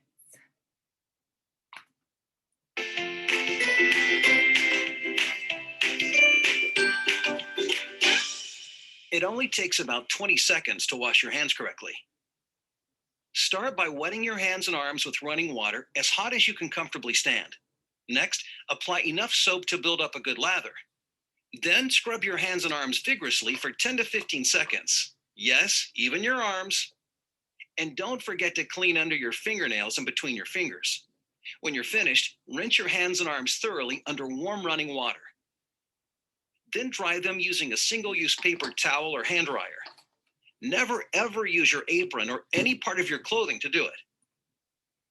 Once your hands are clean, use a paper towel to turn off the faucet and to open the restroom door so you don't contaminate them again. Congratulations! You now know the right way to wash your hands. Now, let's take a look at when to do it. First off, always wash your hands before you start work. It's just a good practice to get into because you may not remember when you washed them last or what you touched. You also need to wash them after using the restroom. Many foodborne illnesses are caused when food handlers forget to do this or do it incorrectly. Other times you should wash your hands include after touching your hair, face, body, apron, or clothing. If you're going to be handling raw meat, poultry, or seafood, you need to be doubly careful and wash your hands both before and afterward. And hopefully it's obvious that you should wash your hands after taking out garbage, sneezing, or coughing. But did you know that you also need to wash them after eating, drinking, smoking, and chewing gum or tobacco? It's true.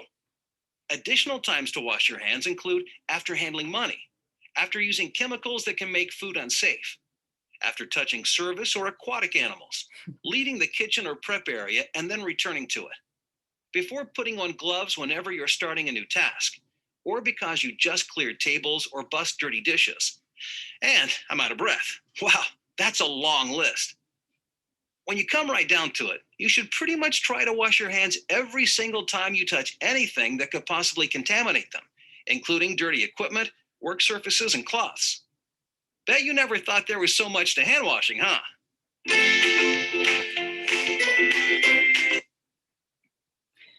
Great. So that's just a really nice reminder, short and quick, of proper hand washing and how often to use it. So do it more often than you probably would if you weren't thinking about it. And definitely before eating or preparing food, touching your face, and after using the restroom, coughing, sneezing, touching a mask, changing a diaper, caring for someone sick, or touching animals or pets. Nina, if you're available, we had a question about what about potable water supply? As I understand it, cottage food operations are not inspected, so But they are required to be using a potable water supply. Unfortunately, the application currently doesn't have that question, but sanitarians are supposed to be asking it, but I'm modifying the application to include that question. So if you're not on a public water system, it is written into the rule that you would have to test your water before starting a cottage food operation to make sure that it is potable.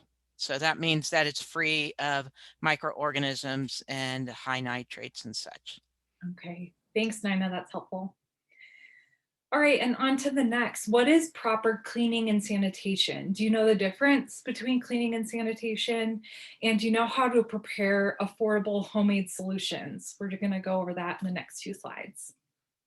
So cleaning refers to the removal of dirt and other impurities, including germs, from surfaces. Cleaning alone does not kill germs, but by removing germs, it decreases their number and reduces risk. So this is typically done with warm soapy water. And sanitation refers to adequately treating clean surfaces by a process that is effective in destroying pathogens and reducing numbers of other levels of reducing numbers of other microorganisms to levels considered to be safe. And third, and so with sanitation, you must sanitize utensils, dishes, and all food contact surfaces. So remember to read the directions for each sanitizer and follow the instructions. And sanitizers may be purchased or prepared at home. So if you want to make it at home, it's 1 tablespoon household bleach into 1 gallon of water. So keep that in mind if you'd like an inexpensive version. Disinfection refers to killing the germs on the surface after it has been cleaned. So this doesn't clean surfaces or remove germs, but reduces risk by killing germs that may be remaining on a surface. So common disinfectants are disinfectant wipes, 70% alcohol solutions, and a bleach solution that's 5 tablespoons, so quite a bit more than the sanitizing solution. And making sure that the bleach is at least 5.25 to 8.25% bleach, and then or 4 teaspoons per quart. Remember that bleach solutions are only effective for 24 hours, so make a fresh one daily.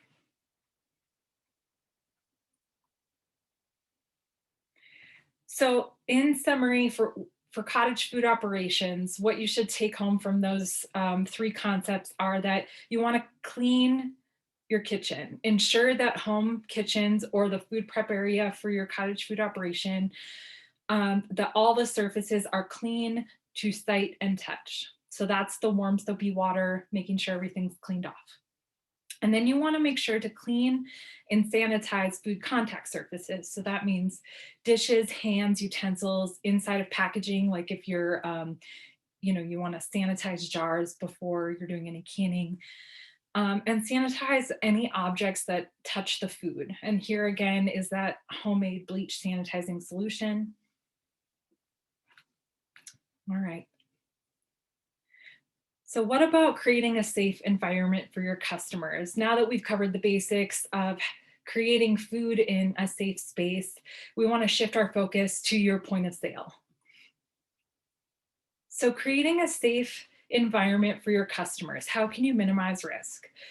Communicating your practices and expectations with customers if you're implementing any social distancing, or communicating ahead of time if you want to say, for instance, leave something outside the door, hit the doorbell, and then remain 6 feet away while they come to pick it up. Sanitize frequently touched surfaces often. If you're at a farmer's market or selling at a farm stand, sanitizing those surfaces that folks might come in contact with. Requiring masks and social distancing, sanitizing hands after handling payment, if it's cash payment or card, and offering a porch pickup, curbside service, or other no contact sales options. So here's a scenario. Let's take a second to imagine how we would take action. You receive an order for a large order of your cottage food goods. The customer is interested in home delivery. What steps can you take to keep your customer safe during COVID? Remember that you can't ship, and you need to be face-to-face with the customer. So I'll give you a second.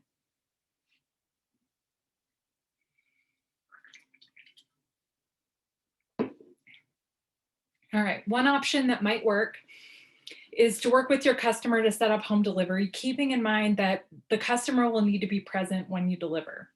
So consider delivering to the front porch, ringing the doorbell to alert them of your arrival, and then waiting for them to come to the door, maintaining a 6-foot distance. And the purpose with having a face-to-face interaction is that customer has an opportunity to ask you about your food safety practices, the ingredients in your food, and what questions about the product that they're actually receiving. So that's why they want that face-to-face content. And that by keeping the 6-foot distance or a barrier through a door, you can keep yourself and your customer safe. All right, at a farmer's market, another scenario. You're interested in selling at a local market, but your market doesn't have any procedures set up to safely distribute to customers. We hope that's not the case, but what ideas do you have to offer safe sales at a market? Consider both face-to-face and farmers market pickup options.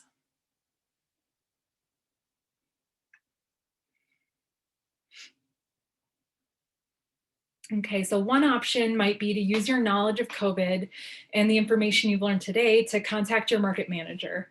Bringing up your concerns and giving ideas for safe sales will help everyone at your local market. Some key things to consider include creating signage, so communicating again with customers clearly, offering sales options that can maintain social distancing, limiting gatherings of customers, and providing hand sanitizer and wearing a mask to cover both your mouth and your nose. So this one's going to take a team effort. All right, we'll take questions at the end, but the third thing we want to cover is creating a safe environment for offering samples. So what considerations do you need to make to keep your customers and yourself safe? So when you're offering samples, you want to follow regular food safety practices, remembering never touch ready to eat foods, including samples, with bare hands. So you want to use gloves, tongs, and deli or tissue spatulas. Consider pre-dishing samples into disposable one-time use packaging, providing hand sanitizer for customers, and encouraging eating of samples to be done in a manner that maintains social distancing.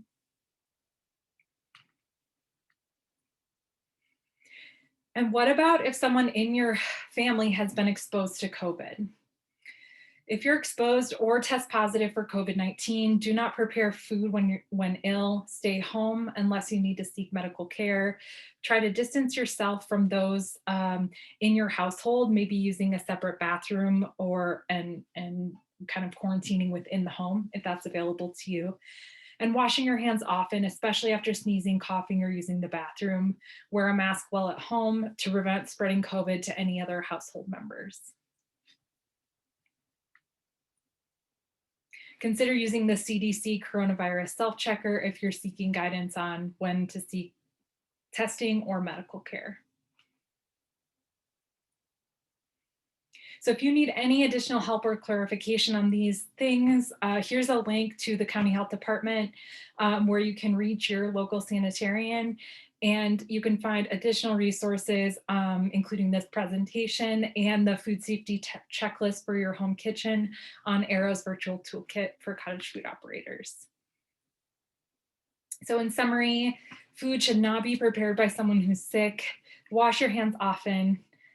Wear clean outer garments, and do not eat or drink or have animals around when you're preparing food in your home kitchen.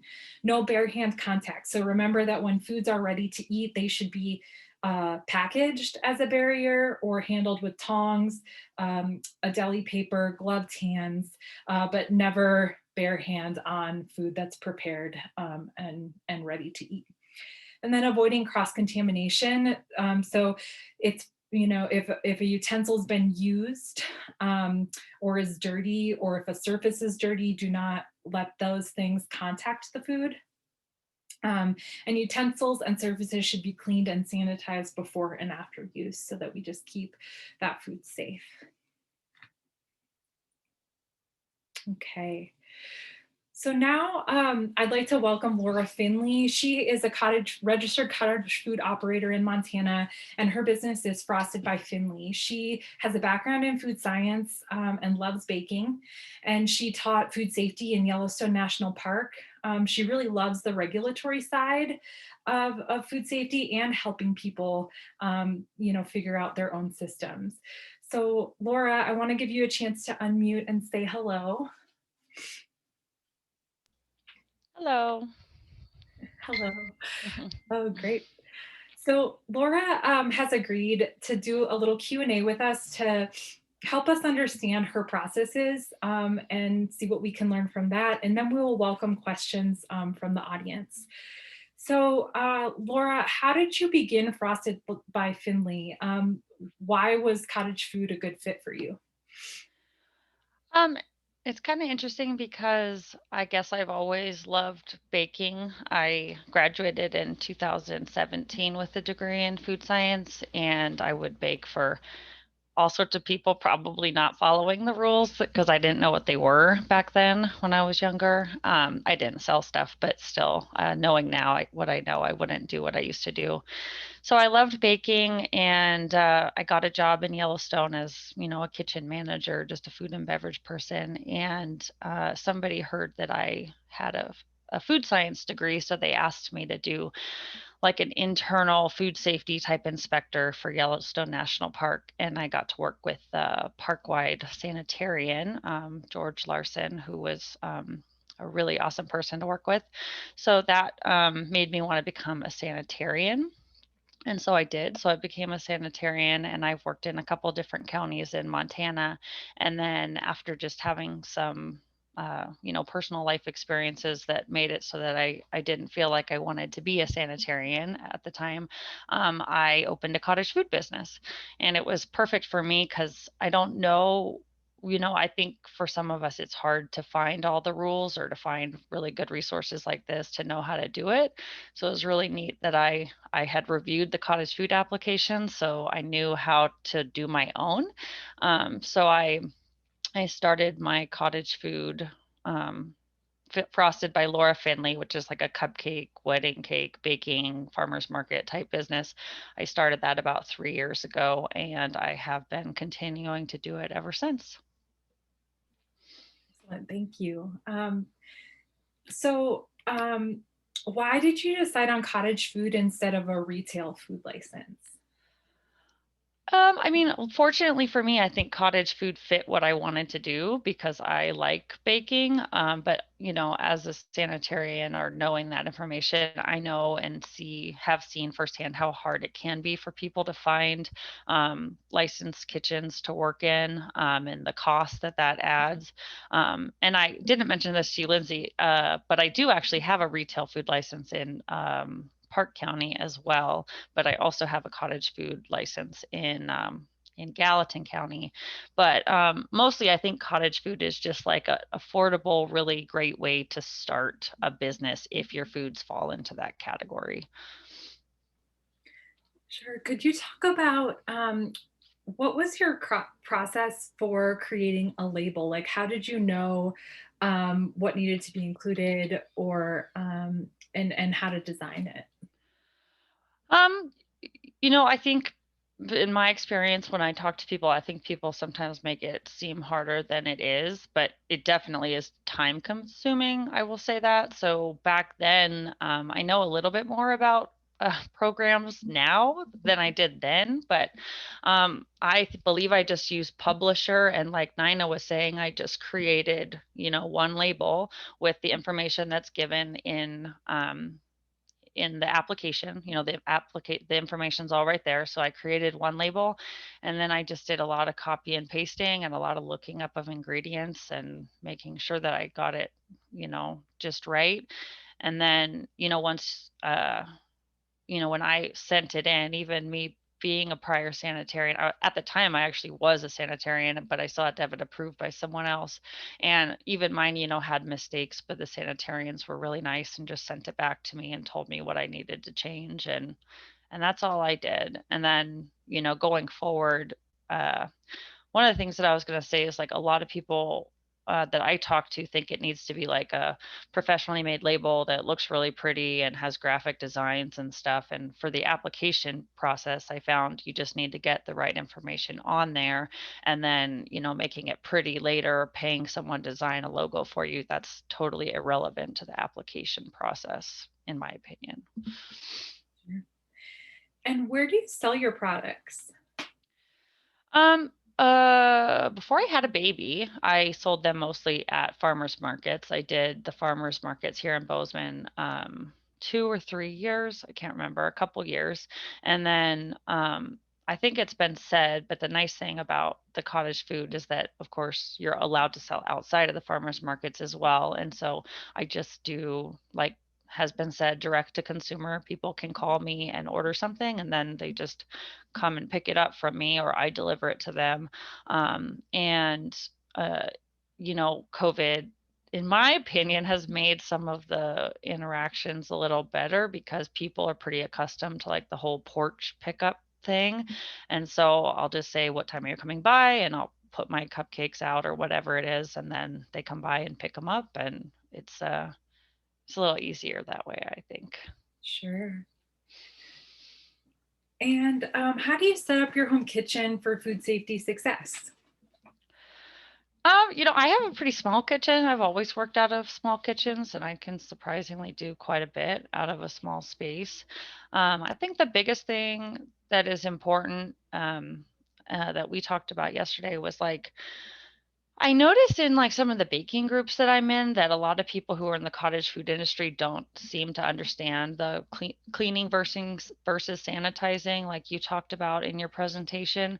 So how I would do it, and hopefully this is all right since I'm putting myself out there, but you know, it's good to do for home dishes as well, but especially for when you're working in your kitchen and you're making an order, that type of thing. I think it's very important to make sure that you're not only washing your dishes like you normally would, but also sanitizing them. So you need the full wash, rinse, sanitize, which for me would look like, you know, washing dishes in a dishwasher. We do have like a high heat setting on our dishwasher, but for me, if I'm doing an order, especially like today when everything's so sensitive, I would then, you know, fill up one of my sinks with like the appropriate bleach water solution and then sanitize my dishes as well.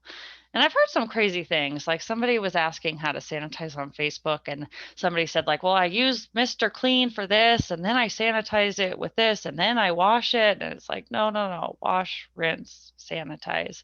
And the one thing I was thinking about during your presentation was, I think it's a requirement for retail food people, but I think it's a really good idea to have test strips for your sanitizer even at home, so that you can test to make sure that your sanitizer's not too weak or too strong and it's not sit over from yesterday, that type of thing.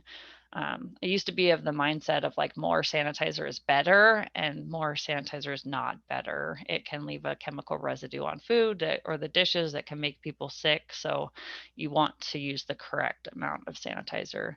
And you can use, the last thing I'll say is you can use that same sanitizer solution, or, you know, same type, maybe use a bucket like in the image, but you want to be cleaning your surfaces that you're working with as well, just like you would in a kitchen. So you want to kind of scrub them however you do with soapy water, you know, clean it off, and then use the same sanitizer, or you can get spray bottles of certain types of sanitizers and make sure that you're sanitizing all the surfaces that you're using in your kitchen. So that's kind of how I do it. Great. I'd like to open it up to questions for Laura, and I see that Nina posed a question too. What are your local markets doing? Is anyone willing to share an experience of how they may have adapted to COVID in their local market? Tip from Holly Miner in the chat: test strips are available at restaurant stores such as Tundra, Cisco, Restaurant Supply, and they're so easy to use to check that sanitizer concentration. I don't know if it's the best price for them, but you can also buy them. You can buy them on Amazon. When I worked at Missoula Health Department, I don't know if they still do, but they sold them there for a good price. So Amazon, or sometimes county health departments. I can kind of chime in on your farmers market question. Our farmers markets were still open last year. They were kind of smaller. Masks were required. I didn't sell last year, but I did attend them on occasion.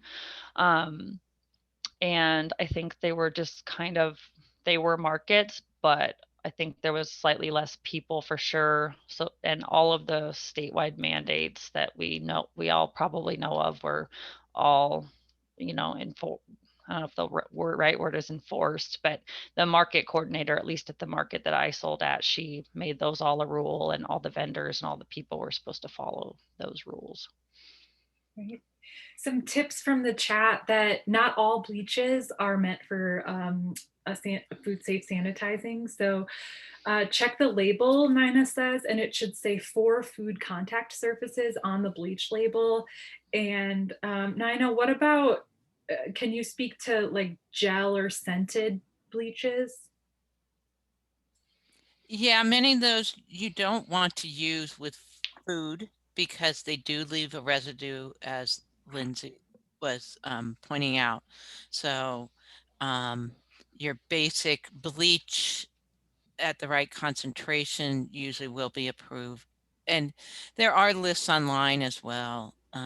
If you type in food sanitizer, there's a lot of commercial products out there too that are available for sanitizing. If you want to buy an already made spray that might last longer, again, read those labels. It'll say for food contact surfaces. You don't want to use something that's not designed for a food contact surface that's going to come in contact with your food, because you could end up poisoning someone. Sure. What about water temperature, Nina, with sanitation?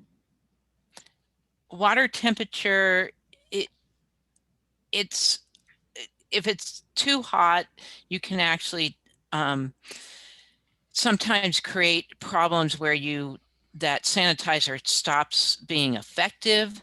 So again, you're going to want to follow the label instructions in terms of that.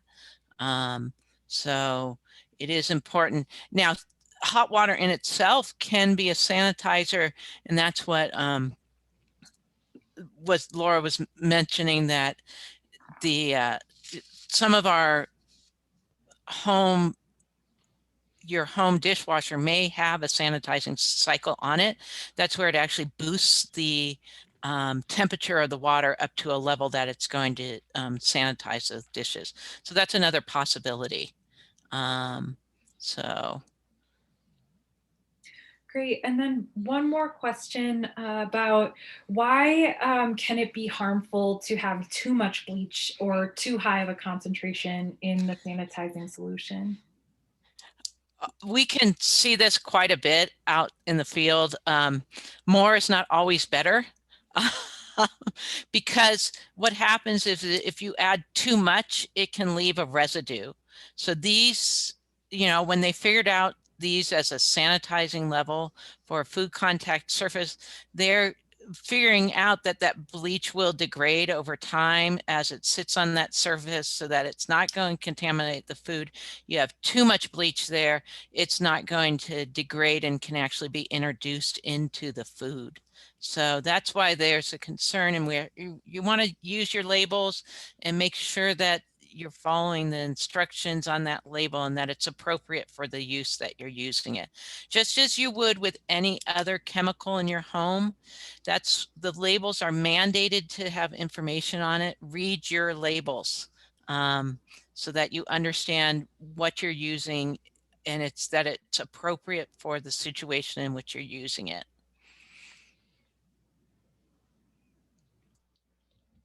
I kind of had a comment based on what Holly said about how there's thermometers that are waterproof so you can test your water temp in your dishwasher. I was kind of thinking the same thing, and it may be like the serve safe instructor / sanitarian in me, but if I was going to rely on my home dishwasher to sanitize my dishes without doing it with the chemical sanitizer, I would want to know that my dishwasher was sanitizing. So I would either purchase one of those thermometers like she's referring to.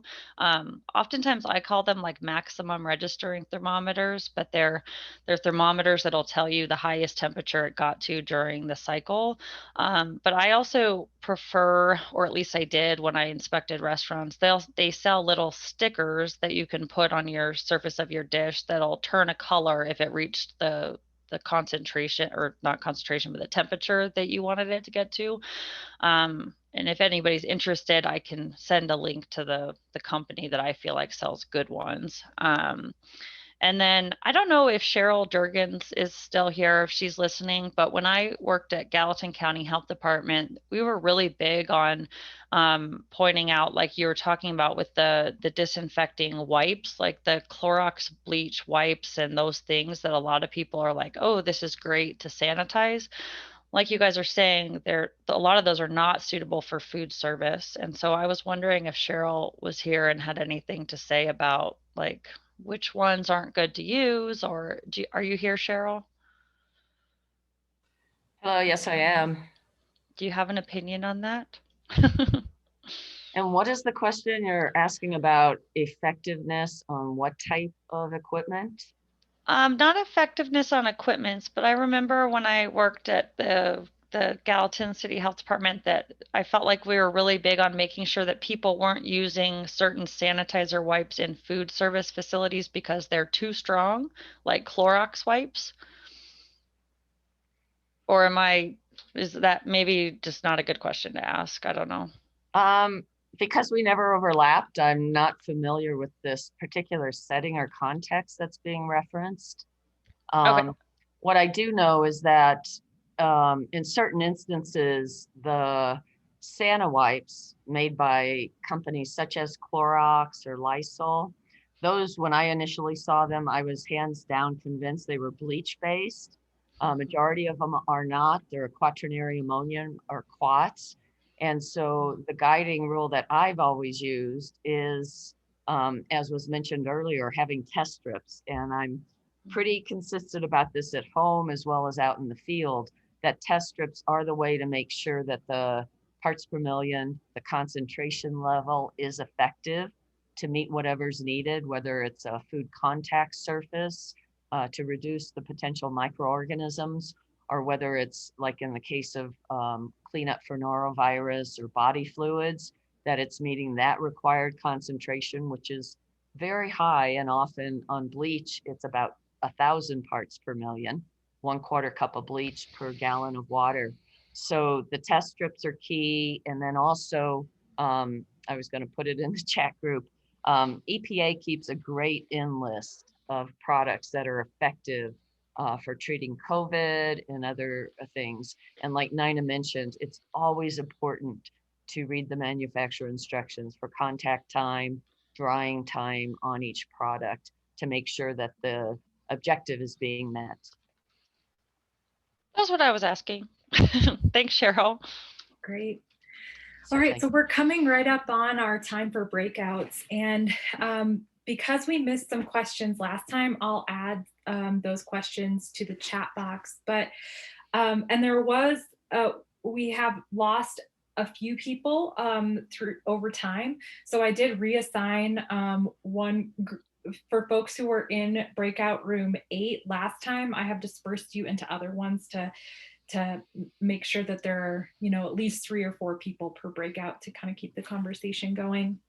And so for this breakout, we want to know, have you adapted any part of your food business this year for COVID or not? We'd love to hear about it. And then continuing a discussion on what possibilities do you envision for cottage foods? I know that Sanitarians see a lot of applications and you're familiar with all of the cottage food operators in your county. So it's really great to hear from you all what kind of opportunities you see in this area. And then the other 2 questions, yeah, one other question that we didn't get to after Nina's presentation are for folks interested in cottage food. What are your ideas for a cottage food operation in your home? If you'd be willing to share that with the group, I think we're all really interested in what kind of new businesses might be popping up out there and hearing your ideas. So any questions before we hop into breakout groups? We'll have about 15 minutes for breakout, and then I will call everyone back to the main room and put up a timer for a lunch break. We'll have a half hour from noon to 12:30 for lunch break. All right, not seeing any questions, I will assign folks out to breakouts. Thanks so much, Laura, for your perspectives, and Nina for keeping us in the answers here.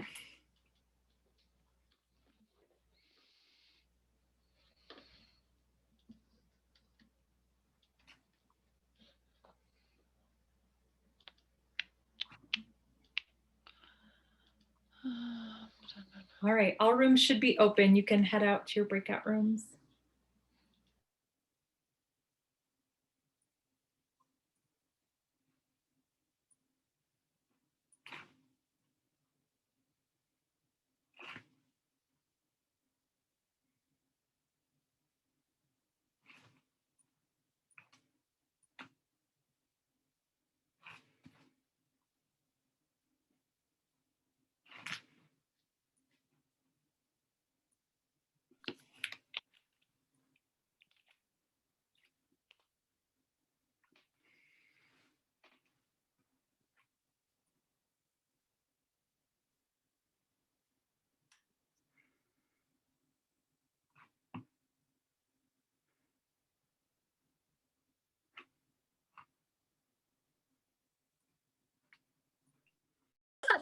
It's all about you. So go ahead and tell us what you do and some new ideas that you might have. I guess so. Again, my cottage law is a lot more limited. It would probably be more keto based formulas, just because that seems to be what the local market is calling for. And it's not like we couldn't do it in our commercial location. I was just thinking, well, this might be a good way to save some money. But my overarching plot here is that we have a YouTube production that we are in the process of building, but it is a fairly major production, and we've had our first 3 episodes just to get it done with. We incorporate sponsors along the way, like a traditional production would. We make money off their sponsorships. Eventually, we'll be making Google AdSense money, but we wanted our main character, October Red, to be able to have a bakery locally where people could come and experience the products, or if you wanted her to make cosmetics for you from scratch, because that's what she does, you can experience that as well, which is a totally separate thing. But being able to have a local private market on top of that would be an interesting prospect, just because of the way that the cottage law fits into the whole thing. Because we can still have our online sales as per usual to Billings, to Bozeman and beyond, but for our local stuff, in order to kind of cut down the actual hours that we would be spending in a commercial kitchen, and then just meet some of those local requests cheaply, that was kind of where I had seen that coming in. It's not a must do, it's just a how can we save some money on that? How interesting. So are you able to get help and advice through, say, the Small Business Administration and all these other, which appear to me to be terrific resources? Right. I have a we networked in 2019, right before things fell apart. It might be in a 2018. And we had networked with some folks through the state, and they have been somewhat helpful, but it just seems like I need to make new contacts throughout the state again, because it was in such a different area of industry. It was Department of Transportation is what we were dealing with prior, and now I'm off in the bakery, the bakery side of things. So I'm trying to make contacts all over again, but through the same people, if that makes sense. Sure. Yeah. So are any of these baked items you're producing, are you doing any value adding? Are you actually growing things and using your own products? Oh, okay. So as far as the weird stuff that we do, we work with agar, which is a type of seaweed. We work with flaxseed. We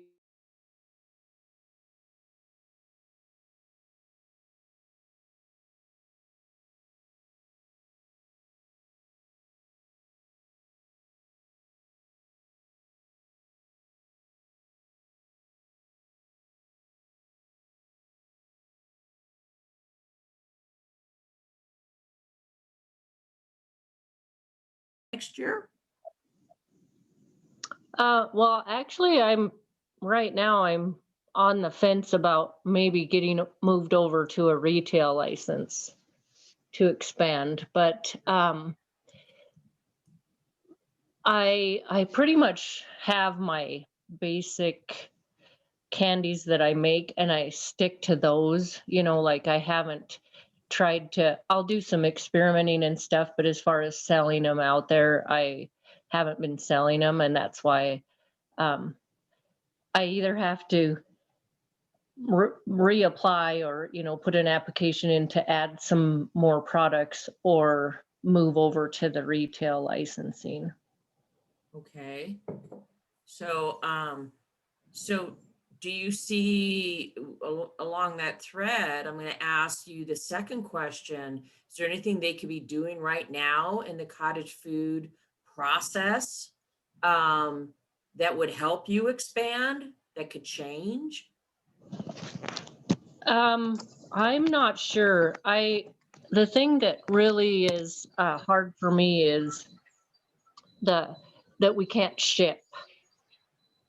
Oh. Because I live in a little tiny town, and there's not a lot of people that come to visit here. So, when I can go to other Christmas strolls, say Great Falls, or I'm from Livingston, so even if I went, say, to Bozeman or somewhere else, it's just hard for me to get my product out there without shipping. That's really a good point. At least within the borders of Montana would seem logical. Yeah.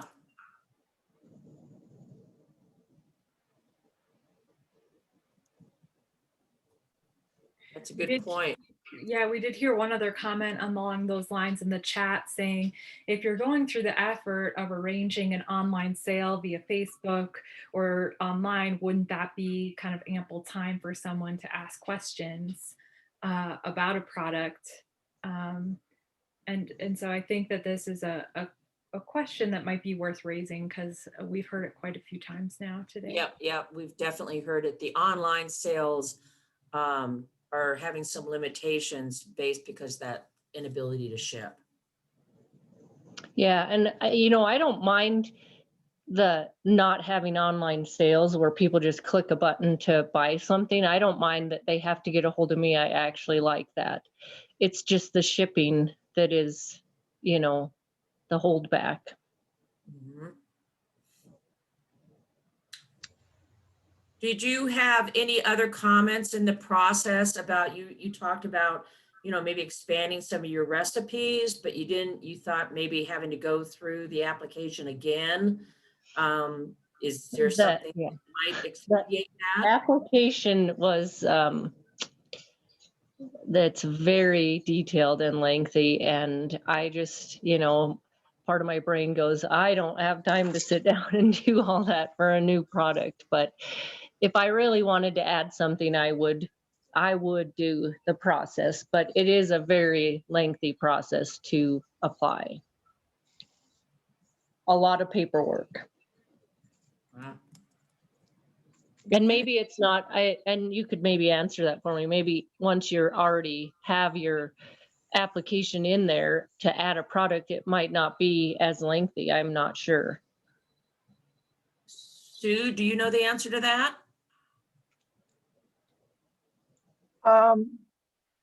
I've never had somebody try to add products. I've had people that moved and had to reapply, and they just use the same application process they did before. Mm-hmm. Well, I do know for wholesale foods, if the product is somewhat similar, it's not that cumbersome. You basically just submit another label. So maybe this is an area that could be discussed in the working group. Isn't that kind of what we're trying to collect here, Lindsay? Yeah, I mean, that's certainly part of it. And also just like trying to understand where folks are and where they might take the information, from today. We had heard in our needs assessment that the application is at this point, and I don't know if it's been updated, I know Nina was thinking about it, is not a fillable form. So one would need to actually, what I heard was print it out, write on it, and then there was no like electronic copy for easy updating. So it was kind of like if you wanted to update your address or one product, then you would need to either have saved it in your own records or to do the whole thing over again. So I don't know if Sue has had folks with that experience, but we are really open to hearing about what that application process has been like to review in the working group. So Kat, do you want to talk about some of your ideas for Cottage Food operations? I actually have done this before as far as just the farmer's market and just produce, nothing that's really been like an added value. I really want to focus on herbal stuff, mainly some teas to begin with. I'm glad you guys are doing this because I've already learned one thing, that there are certain items that cannot go in a tea mix because it may be considered a dietary supplement when that's not what I am looking at it as. I'm looking at it more as a healing herb. So I was totally unaware of that. That's going to take me some time to research. That's my main goal, to allow people to use the herbs to heal themselves without medications. I mean, I think COVID has really brought this to the front line, that we need to rely more on natural stuff. So that's my goal. I'm hoping that it's not going to be a long drawn out thing to get involved in it. I don't know anything about it. I printed out the application. I've looked at it. It is a bit lengthy. I am a little disappointed that you have to actually do an entire process each time to submit a new label. And I think Janice is, or the other gal, Doreen, is correct that it would be so much easier if we just had to resubmit a new label and that was it. And not have to pay for the whole process again and deal with the whole process again. I've run a meat shop before. I know initially getting everything established with the state was difficult, but after that it was a simple, well, it wasn't really simple, but it was just a label that we had to deal with. We didn't have to do any other steps. So I think that might motivate people, including myself, to want to add new products to their line and make it easier.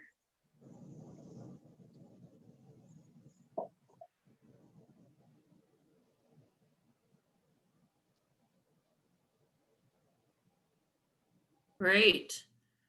So is there any other, you know, the other people on the call, did something pop in your head? I see we've lost the students, but we still have Sue, a county sanitarian. Anything that, you know, you might want to add here, Sue, that you've learned in working with cottage food operations? I'm trying to think. Probably more along the possibilities. Well, basically, like I said, I had a person that they had written up over 100 recipes. I think it was 110. And so I had to go through each recipe, look at their labeling. So if you were going to do this and wanted to make that $40 go a long way, it takes a while for the sanitarian to go through each of the recipes and the labels when you submit that many. But I mean, that really, you know, a lot of people have said to me, well, it's $40, so I'm going to give you as many recipes as I'm going to ever think I'm going to do. And so that is something that some people do. The other thing people seem to have a problem with is coming up with the weight of things, and not all people have a hard time also understanding what could be potentially hazardous, what's time temperature sensitive, and because as one person said to me, they had a buttercream frosting, and they said, well, around my house it doesn't last that long, so I'm not worried about it, whether it's dangerous or not. So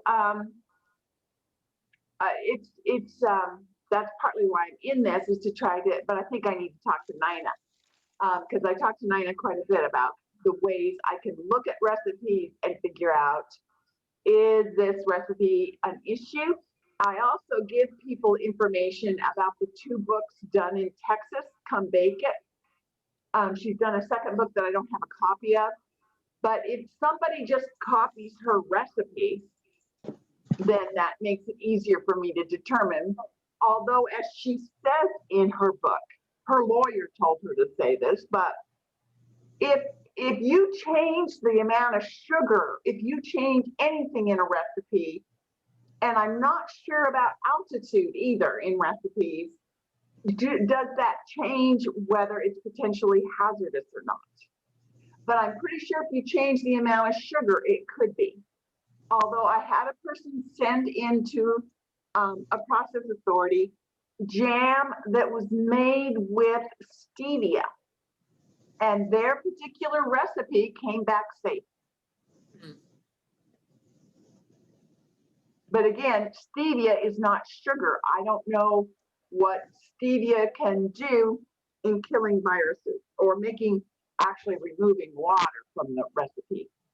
I think she did have some sugar in the recipe with the stevia.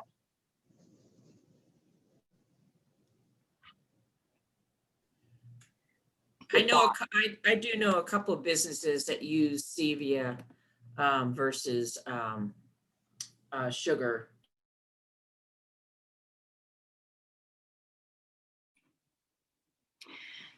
Great. Abundant Montana purpose is to educate consumers about the value of local food and build a statewide network of local food buyers and sellers. So it provides an opportunity to market local food broadly and provides affordable individual marketing services. And we're working up to that now.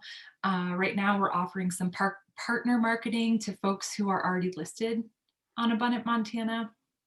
And I'll tell you some more about that as we go along.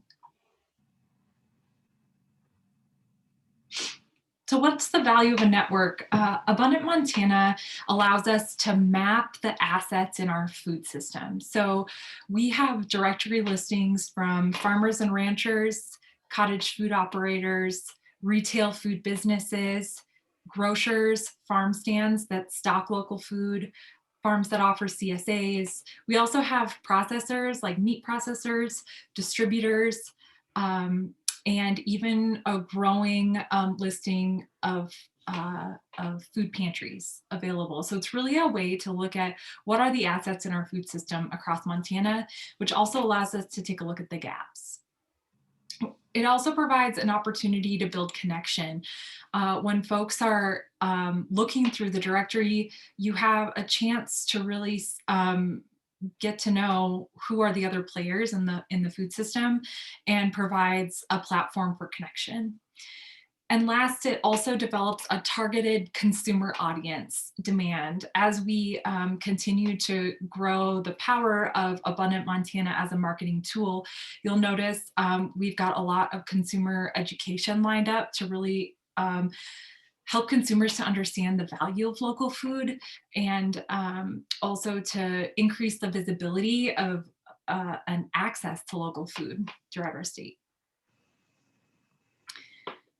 So Abundant's got over 330 listings of all those types that I managed, and we're building a local food awareness and education campaign right now. This Abundant Montana, connecting you with Montana food, is an example of part of an awareness marketing campaign that we're launching today to let folks know that we have a new Abundant Montana site. And I'd like to take just a minute to show you some of the features of the site. I've got another tab here with Abundant Montana open, which we'll pop over to, and I'll just be able to show you a little bit about the search filters that are available, local food buyers, how to find those as producers who are able to sell to local food buyers, farmers and ranchers. You can see who's interested in buying local food on one of our lists. And we also have a food systems exchange. So just quickly, here's our new Abundant Montana site. And you can click through our carousel here of photos to see the calls to action that really let folks know what can you find here on Abundant. You can find restaurants and food trucks that support Montana food systems.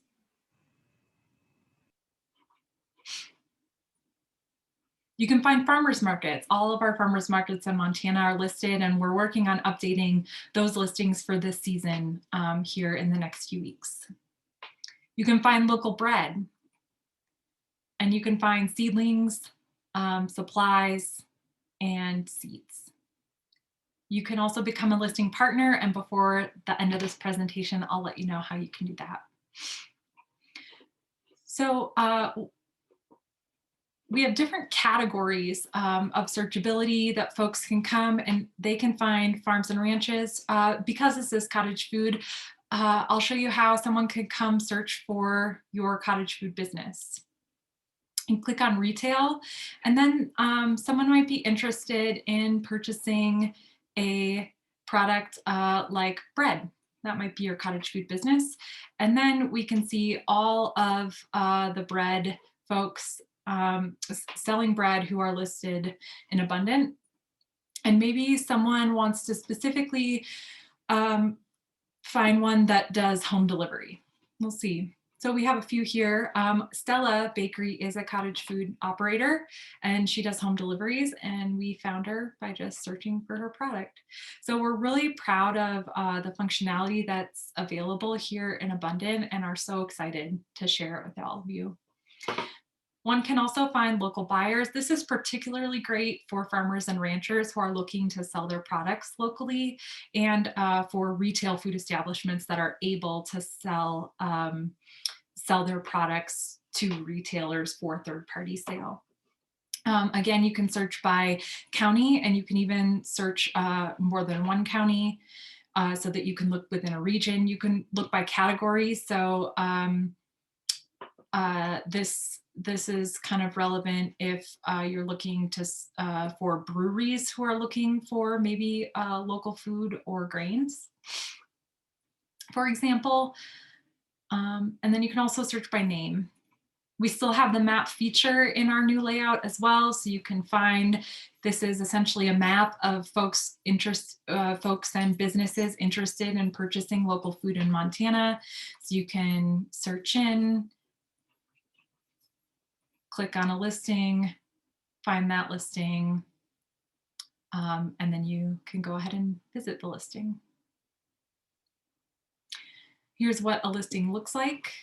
You can see what type of business this is, where it's located, a short description, what type of products they sell, visit a website, Facebook, Instagram, Twitter, or even an online store for a lister. There's contact information, and then it lets folks know how they actually sell their products and where to find their products. So this particular one I clicked on only sells through distributors, not direct to consumers. And then you have the map, and then you can see other listing tags that make this listing searchable. So lastly, we have a food system exchange. This is a tool to allow folks to list an offer that they have in the food system or a need. So you would just click on this button and fill out a short survey. And then as soon as you hit submit, it would be viewable to all folks who came to the site. So these are examples of food systems needs. Western Montana Specialty Foods is looking for labor, and they describe that they need assistance upgrading their website to put some pizzazz into it. So this is a way that we can just have an open source exchange of folks who have asset or food system offers.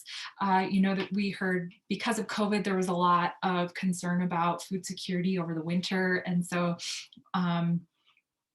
Alger Ranch said, you know, they have organic ground beef for sale, seldom runs short, and making it known what they have available to the community, and then also an example of those needs. So welcome to the new Abundant site. Stella said that when she thinks Abundant Montana is such a fantastic resource, especially when traveling around Montana, she can look up where to go for amazing local foods and products. So really working on increasing that visibility of our local food providers. You can follow our website, which is fully live as of yesterday. New Facebook, and then AERO's Instagram was switched over to be solely Abundant Montana's Instagram now. So if you are following AERO, you already follow us, and invite your friends to follow Abundant. So to become a listing partner, we'd love to add your business to our ever-growing food systems directory, and you can contact me by email if you are interested in listing. It's free to list, and it takes about 7 or 8 minutes is what my outreach coordinators say to give us all that information that's included in the listing that I shared. And then we would have our outreach coordinator actually get in contact with you, collect that information, and also ask for some high quality photos and a logo to really make that listing pop. So here's another example of fermented foods, which is not a cottage food operation because it's a fermented food, but it's the kind of look that a cottage food operation might have in their listing. You can also see down here the sales methods, and then you can, for cottage food operators, there's, you can write find here, which is where those products can be found. which for you all is direct sale only. So if you had, for instance, like a farm stand that had a listing, you could put it on here. And then local sources. So you can also feature here, if you're using any local Montana products, you can let folks know that through your abundant listing. So that was just a short and sweet intro to Abundant. And the reason we bring Abundant up on today's workshop is because it's our hope that cottage food for some of you is a stepping stone to build that successful food business. And to that end, we have some time to discuss what it takes to succeed in cottage food and beyond. And Ann Little of Moonlight Kitchen has agreed to join us and to start off this conversation. And Ann is a longtime AERO member. She is owner of Moonlight Kitchen in Missoula. She's part of the Five Valleys Seed Library in that area and a sitting member on the Ag Committee of Missoula's Chamber of Commerce. And she has years of experience in running a commercial kitchen and a lot to share with us about the tips and tricks that she knows of from her observation of food businesses, both cottage food and moving beyond that. So Ann, I want to welcome you. Can you unmute and say hello? Okay, am I here? You are here. Welcome. Okay, thank you. Yeah, I have been interested in food and food access for many years, and in college helped start a food co-op in Seattle, which is now defunct, but a lot of them are. And we run the commercial kitchens here in Missoula. We have 2 commercial kitchens, a workspace, and a cleaning area, as well as a dining area. The dining area isn't open right now for obvious reasons, but I'm going to talk about a few things that I've noticed that new food businesses neglect or don't think of or don't think is important. And I'm just going to hit 5 real quickly and take some questions. One of the things that's already been talked about is pricing your product and pricing getting the ingredients on your label accurate. And the way that you price your product is you weigh everything that's going into your recipe and use grams, don't use ounces and pounds, it's crazy. But that, when you list those ingredients, it will be obvious how they get listed on your label as well. And it also helps you price your product, which is a real serious thing if you're going to be successful. A lot of people just go, everybody else is selling cookies at $3 each, I'm going to sell mine. Well, if you've got really high quality ingredients or something special, or it takes a long time to make, that's not going to give you an accurate idea of what your product costs. And there's lots of information out there you can work with, even the SBA, as far as business plans and working on that kind of an idea. Another thing that some people make the mistake of is they argue with the health inspector. Don't do that. Don't do that. Make the health department your best friend. Whatever they tell you to do, just do it. Unless it's going to cost you $20,000 or some ridiculous thing like that, just do. They have your best interests at heart. It used to be more adversarial than it is now. I have found, especially in Missoula, that my health inspectors really want you to succeed. And if they tell you to do something, it may be that you've approached them with an idea and it won't work. And they often will say, you can't do this, but you could try X, Y, and Z. And they will give you some options. And pay attention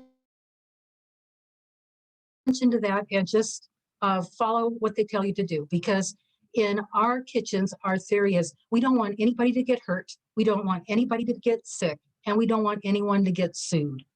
And the health department is really on your side. When you're just starting out in a business, it's really difficult to find good information in town, because you're going to be talking to your competition and they're not going to want to tell you anything. So go to Spokane, go to Boise, even go to Seattle. Find out what other people are doing. Don't reinvent the wheel. See what the commonalities are. See what equipment they have, maybe how they're set up, maybe how they're doing some of their marketing. That's a part of being a cottage food business that a lot of people overlook, is generally the marketing.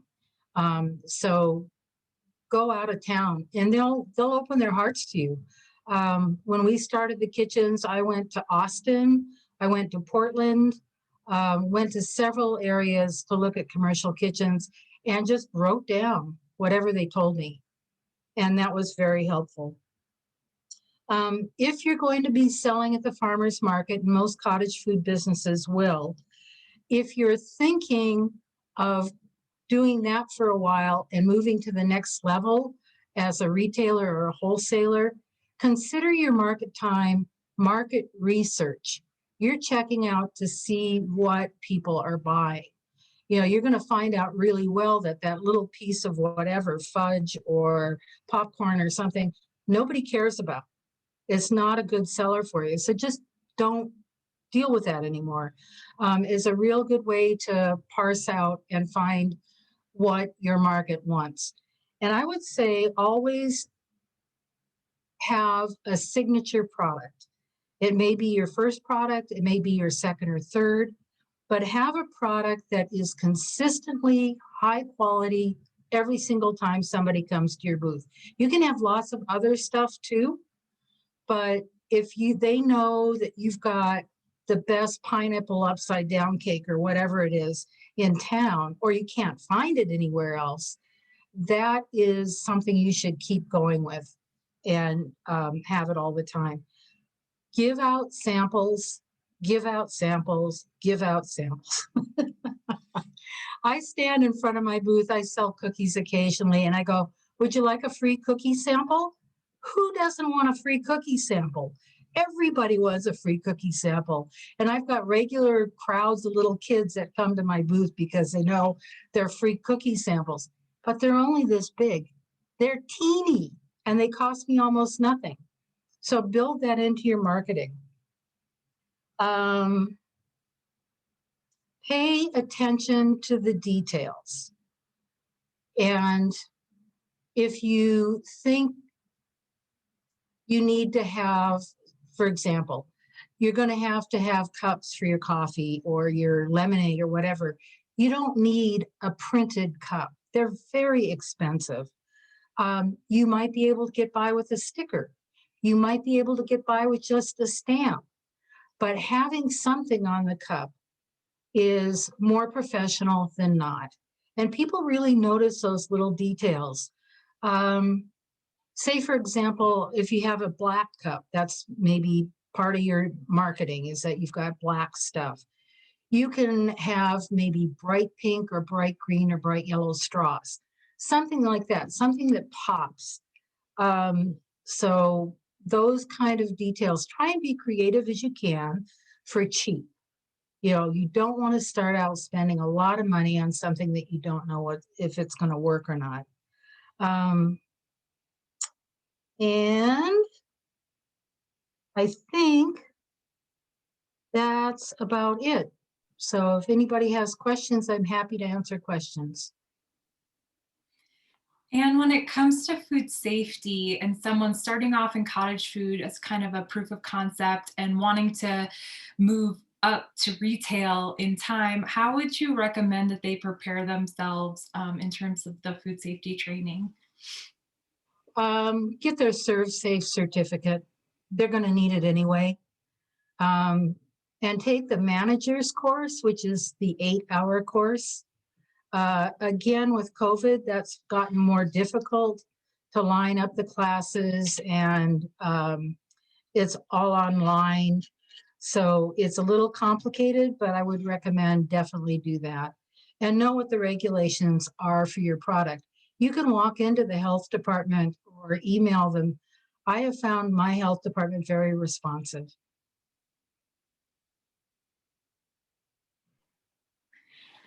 Great. So we've heard that Anne knows quite a bit, has seen a lot of food businesses in her space. So I want to leave it open for questions now for Anne.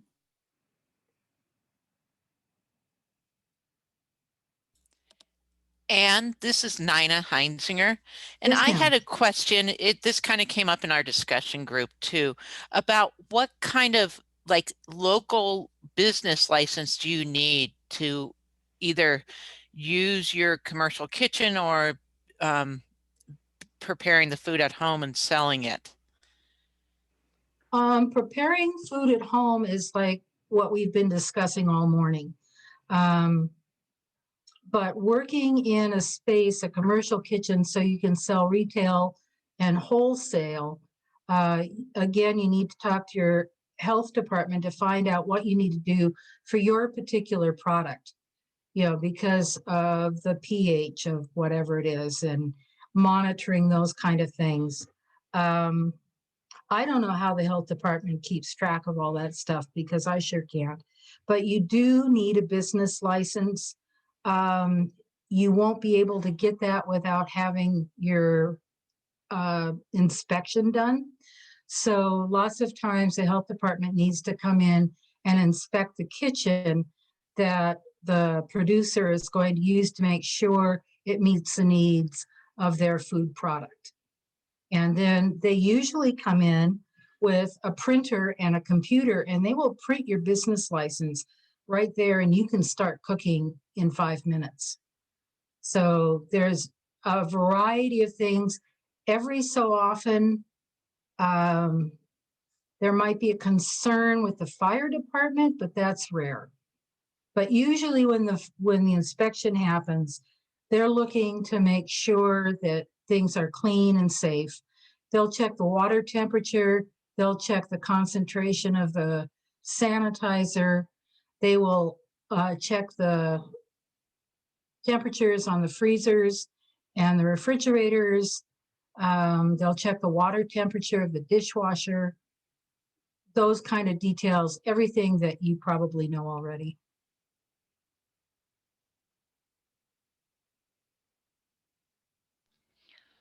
I just had a comment for Anne. My daughter's home now. I hope she's not too loud. But I don't know if you remember, Anne, but I worked with you when I worked at the Missoula City County Health Department. My name was Laura Parks back then.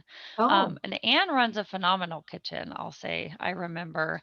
I just wanted to make a comment that I do teach Serve Safe classes in person, and I am looking at bringing one to Missoula. So maybe I could talk to you about that, because I know you work with a lot of people who are just starting up their businesses, or at least what I remember. So I am looking at bringing an in-person Serve Safe class to Missoula in the next couple of months. Good. Yeah, I'll send you a message. Excellent. That's great. Good. Because I do post those so people know when the classes are. That would be great. I'm looking for a venue right now, so I need to get one set up, but I'll send you a message because maybe you know of somewhere that I could host the training. Okay, good, great. And I wonder if you could comment on any adaptations you've seen during COVID. Yeah, in points of sale. We have a ghost kitchen working out of our one of our kitchens right now, which is like a restaurant without the building. They're using our kitchen space to produce their product, and then it's backdoor pickup once a week. So that's new for us. Other adaptations is that we only allow one crew in the kitchens in the building at a time. We are open 24/7, which has made it more difficult for people to schedule, but they can still do that. You have to wear masks. If I go in now, I'm actually double masking with this new virulent strain of COVID. I recommend people use gloves most of the time, and we've got quat spray bottles available. We have hand sanitizer available. People are expected to clean, and I'm really a Nazi when it comes to cleaning. And I will call people up and have them come back in and mop the floor or wipe down the tables. I'm really, if they don't clean, they don't cook. So.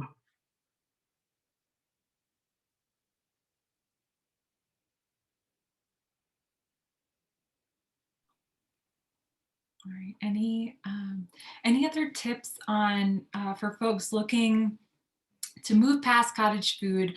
They obviously need access to a commercial kitchen space. How would someone go about finding a commercial kitchen space? Go online, you type in Montana commercial kitchens. And there's, I think the Livingston Food Pantry comes up. Jan, if she's still around, she knows this stuff too. Mission Mountain, we come up near the top. The Highline kitchen and veg stand shows up. Not sure who, maybe, trying to remember who else. Roots and Bozeman, I think, shows up.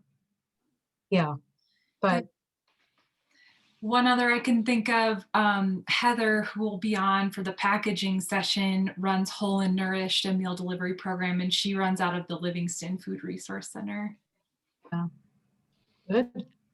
The Livingston Food Resource Center is a really awesome option for people. And just to add on to what you ladies are saying, what I used to tell people when I worked for the county was that any licensed kitchen can be a commissary kitchen if the owner is willing to, for the most part, let you rent out of it. So I would suggest to people, to kind of get out of their comfort zone and call some of the local licensed kitchens, whatever they can think of, and say, hey, do you have space for me to work in your kitchen?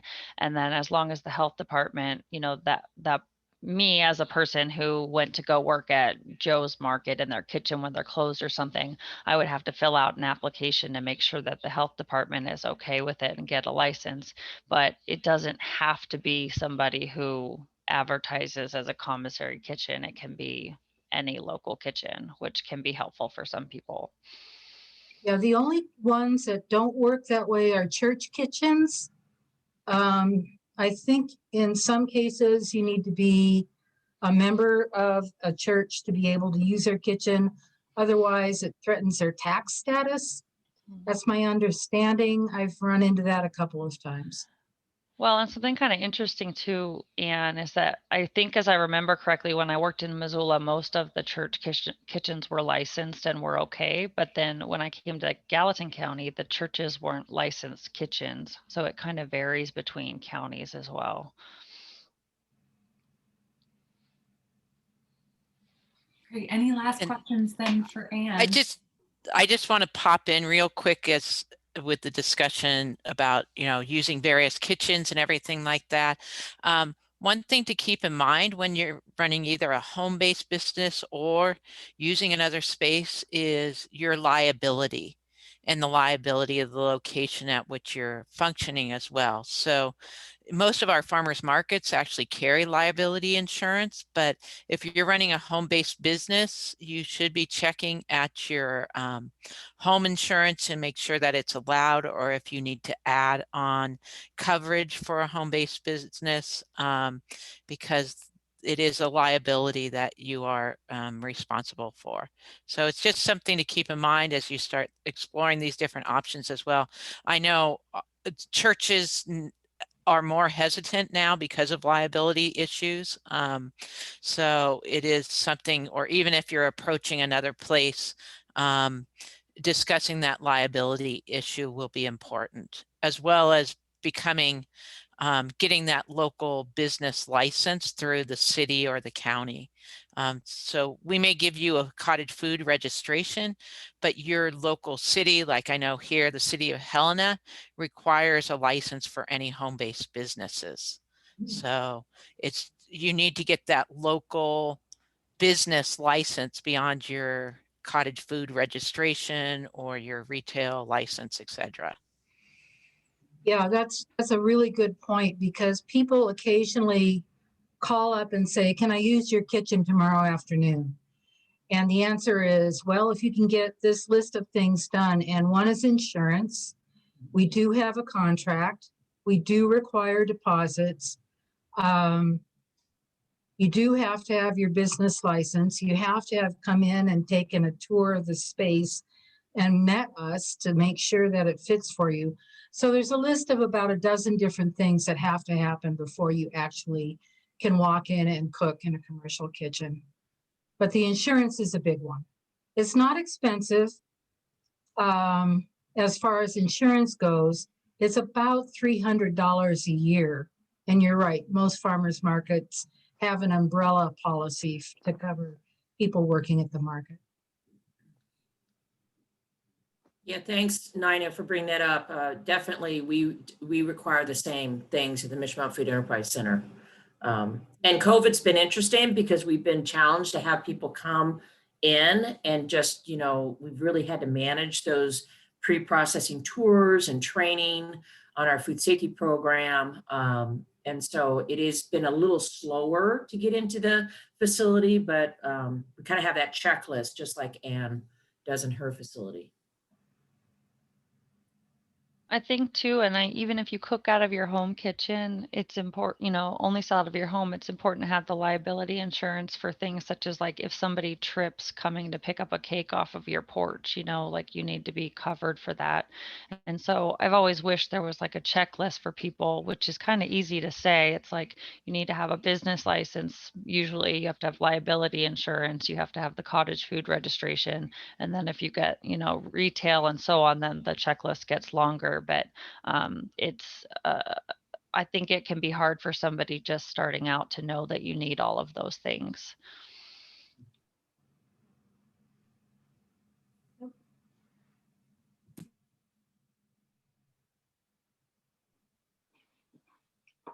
Good, that's a lot of great information. So thanks, folks. And thank you, Anne, for your willingness to share your experiences with us. It's always fun to see what people are coming up with. So last but not least breakout, this is really our chance to hear from you what challenges you're facing, talk through what your next steps are, and for sanitarians and support folks, what resources would be helpful to you as you are supporting cottage food operators. And I would really like to, I'm going to share the notes worksheet again, so that if someone from each group could kind of take notes, because this conversation is really going to inform a few things. One, any cottage food operator or person interested in cottage food who's attending today, or if you know others that you want to invite, AERO and our team who's put together this workshop is going to be offering 4 technical assistance workshops. And we prefer that this be a cottage food operator who's registered or someone who's interested, who, and then we would meet as a group again over Zoom, and we can go through building that label, talking through packaging, maybe troubleshooting some recipe stuff, whatever it is you need. We want to be there to help. So please make sure to, in your post survey, let us know what those technical assistance needs are. And if you in particular are interested in hosting one of those small group ones, again, it'll be online. And then in your post surveys for sanitarians, support folks, let us know what resources are helpful to you. And then if you can take those notes during this breakout session, that would be very helpful to us as we move forward, trying to build out the toolkit to make sure it's kind of that one-stop shop that answers a lot of these questions. So with that, I also want to let you know that I did break up a few of the smaller breakout rooms from folks who we've lost and reassign those folks to other. So you might be welcoming 1 or 2 new folks in your breakout room. And with that, are there any questions before we go into our last breakout, where we really think about what are our next steps moving forward? How do we need to support you all more and help these cottage food operators think through their next steps?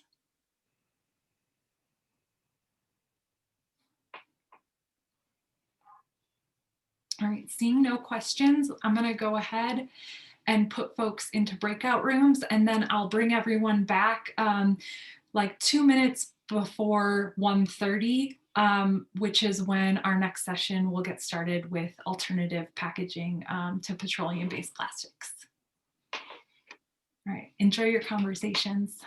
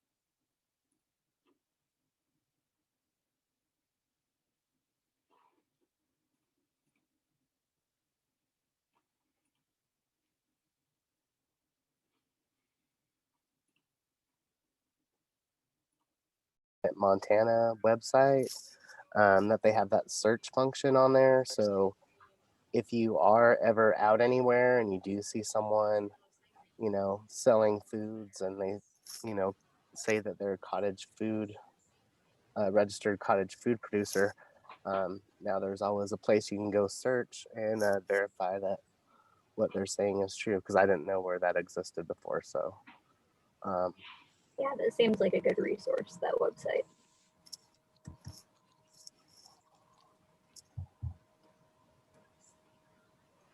I think one of the questions they wanted us to go into was, what as sanitarians would we find most helpful from the cottage food people?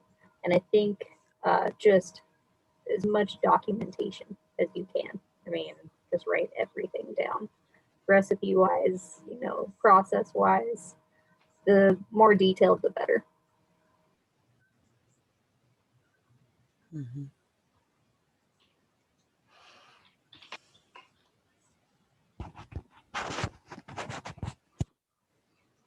Well, what we see that seems to have the most difficulty with operators is the ingredient list. So we've generally been telling folks here is that, you know, just give us a couple of samples of your ingredient list and we'll go from there, because they'll miss like sub-ingredients or allergen statements. And you know, we just don't want to have operators, you know, take a lot of time doing it when it's just not quite right, or have to redo it. So that's what I like to tell folks. And then if everything's good from there, and then I'll just, you know, say, well, you're on a good track. Let's submit the rest of your ingredient labels or labels. Go from there.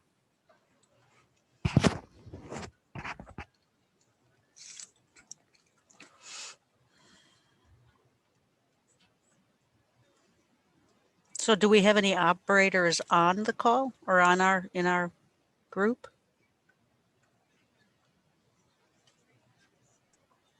I don't think so. I think No. Shirley had asked earlier about potentially selling dried fruits at a farmer's market. She wants to freeze dry, and it's not an approved process right now, but so I think she's the only operator. Okay.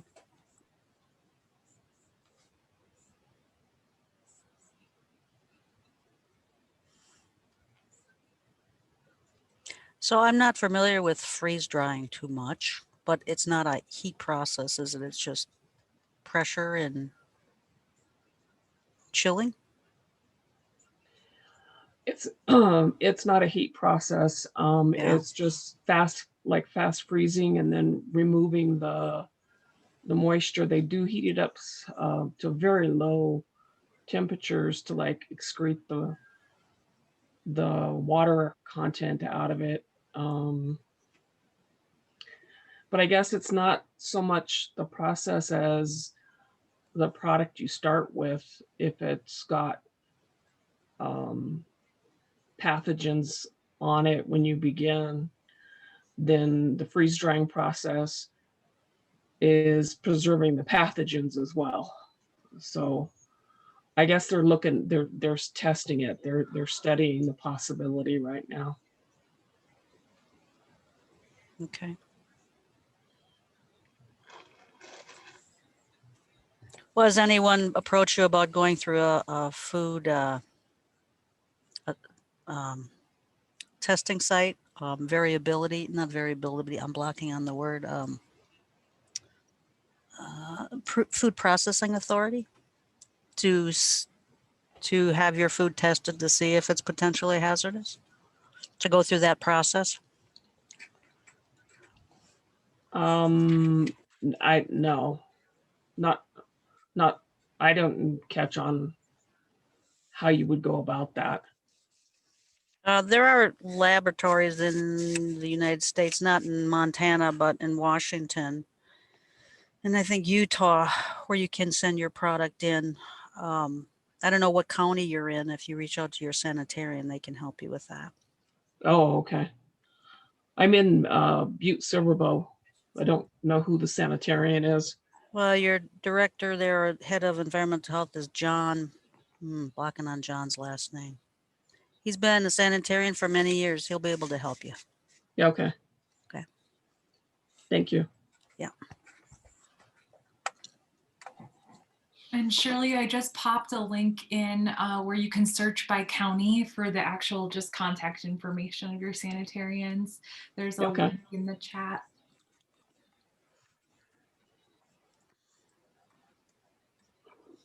Great. What about sanitarians? Are there any additional tools that would be helpful for y'all as you're reviewing applications?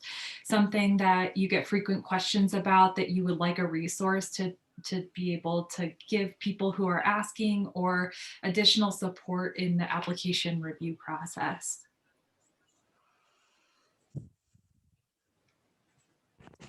I don't know. I think the cottage food guidance document and the application are pretty, comprehensive. It covers a lot of different things, and it has all the different components that the cottage food operators are required, to provide us before we register them. But I'm sure there's something that could be added, but I like it the way it is, but. Well, generally, if we have a question on a particular food item, we reach out to NINA at the state and let them make the final determination. Like one that we just threw at NINA this last week was steaming instead of as opposed to baking, but this woman steams a couple of her items, and usually you think about steaming, heat, but moisture, and so if you're steaming like a rice cake, where does that fall into particular, potentially hazardous or not? So one of the reasons we do it is just for consistency through the state and for them to have more knowledge of products that are coming into play throughout the state. Sure. And so that process is just you pick up the phone and give Nina a call. Yeah, or email her. Mm-hmm. She's great about getting back to us. So that was a puffed rice cake that they were steaming? I'm not sure. I wasn't not the sanitarian doing the cottage plan review, but I've had conversation with the sanitarian, and it's in the works. Wow. I would be interested to hear what the determination is on that one. That's okay, Dan. Kind of different. Yeah.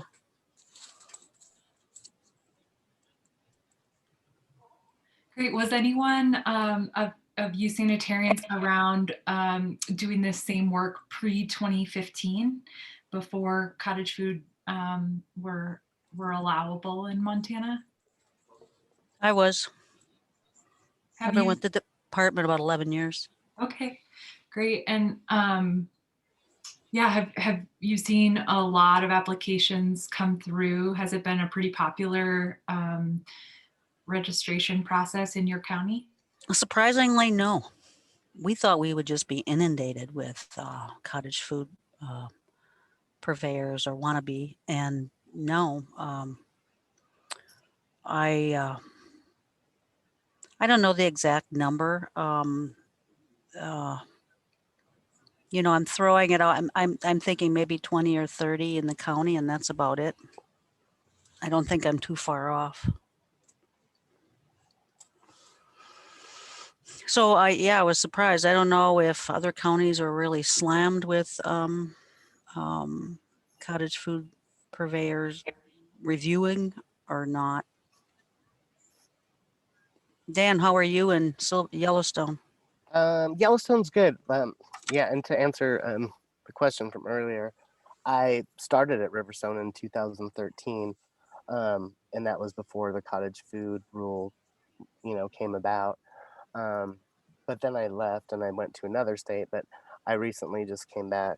And what I do like about the Montana Cottage Foods is that you all here actually register the cottage food producers. The state I was previously working in, there was no registration process, so people were just out there doing cottage food and hopefully following the cottage food rules. But here in Yellowstone County, I think we have 7 field sanitarians, and I think we probably get at least one each week. One, plan review. I mean, not for each sanitarian, but one of us gets one a week. I just did one this week, so for cookies. Well, I like it. It's not potentially hazardous. We were having issues, or just before this cottage food, where people, if there were like a holiday happenings or special events outside of farmers market, that they wanted to sell these items there, and because it wasn't a farmers market and they weren't exempt, they couldn't unless they manufactured it in a licensed kitchen. So it actually reduced our workload down when it comes to events outside the farmers market. Hey, Laura, do you ever, when you're doing farmers markets or events, do you ever go up and, look at the cottage food products at a booth and talk to the operator? Well, last year we didn't have the farmers market because of COVID. Yeah, we go to the farmers market. There are 5 field or sanitarians, and we just take our turn in the summer. We each go there on a Saturday at least once and walk around, talk to people, do mobile food inspections, and if we see people out, farmers market, they don't need, it's a separate animal. But yeah, just see what they're selling and indoor sampling and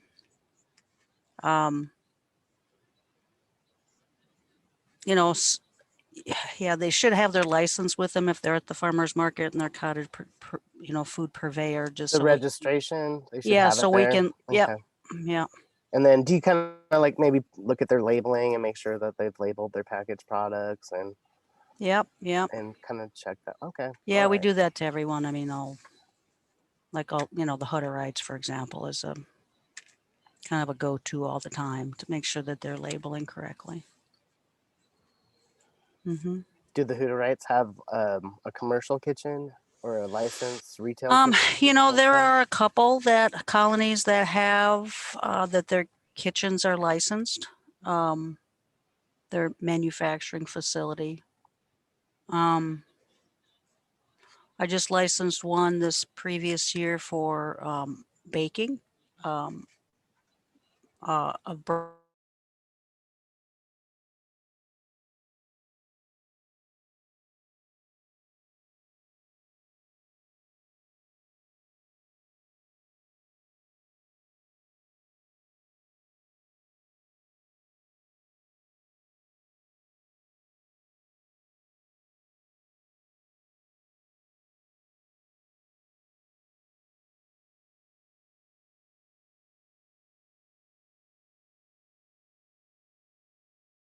car garage, like, you know, most great stories start in the garage.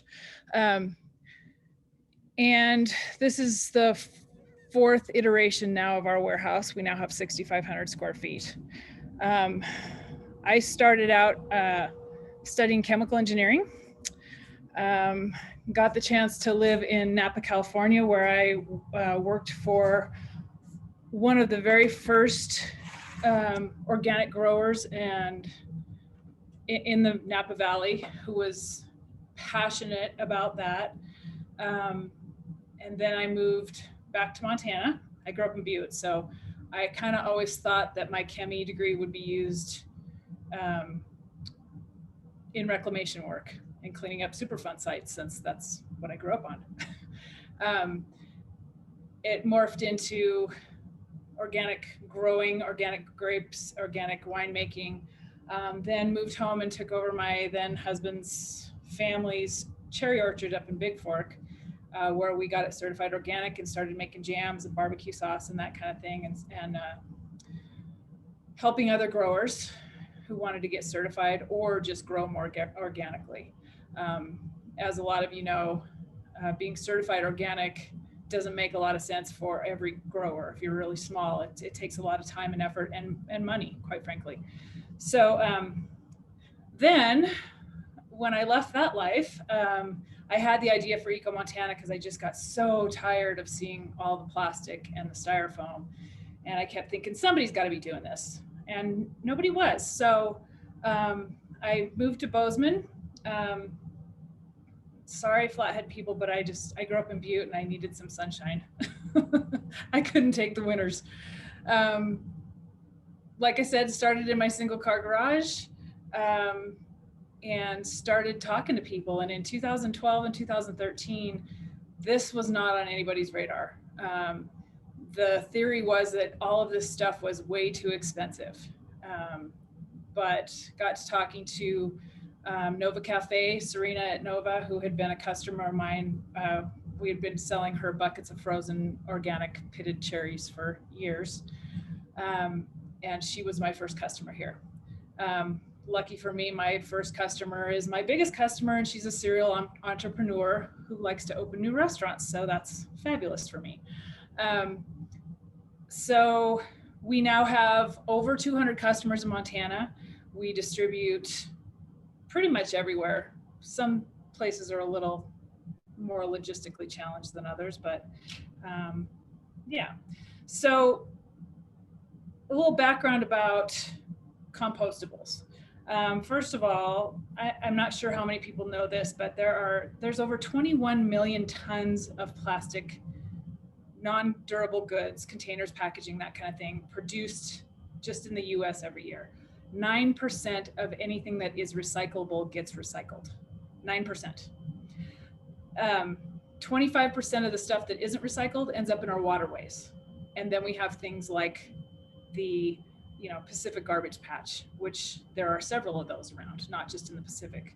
But once those plastics, those styrofoams, they blow away, they end up in the waterways and they end up in the ocean. And they never break down. Plastic never breaks down. It degrades into smaller pieces. And as it does that, it also absorbs toxins from the environment. So as it gets to the microscopic level, it is in our food system and it can be found everywhere. Microplastics are everywhere. They've found plastic at the bottom of the Marianas Trench. They are finding, I just saw an article the other day of microplastics in embryos. So it's ubiquitous and it's scary. And styrofoam, even worse. There's about 25 billion styrofoam cups produced every year. Billion. 19 billion pounds of packing peanuts go to the landfill every year. Think about how much a packing peanut weighs. Think about 19 billion pounds of that, what that has to look like. It's scary. Styrofoam is actually easily recyclable.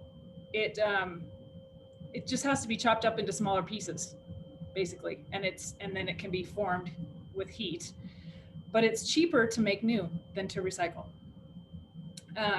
Right now, only 1 and 2 plastics with a screw top are being recycled because that's all that China will take from us right now.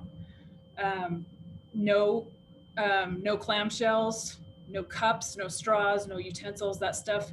If you put it in your recycling, it gets hopefully taken out and sent to the landfill, or it can gum up their whole shipment that's going to China usually to be recycled. China's taking less and less of our trash, and who can blame them? Why should we send our trash over there for them to dispose of? So they're getting pickier about what they take. So then we have biodegradable products. Biodegradable doesn't mean anything. Well, it means that it will degrade into smaller pieces, but there's no regulation. Compostable is regulated. It's sort of like the difference between natural and organic. Natural isn't, you can't get certified, whereas there is a certifying body for compostable materials. It's called BPI. And anyone who is doing compostable stuff probably will have that on their products because they want their customers to know. We vet all of our products here.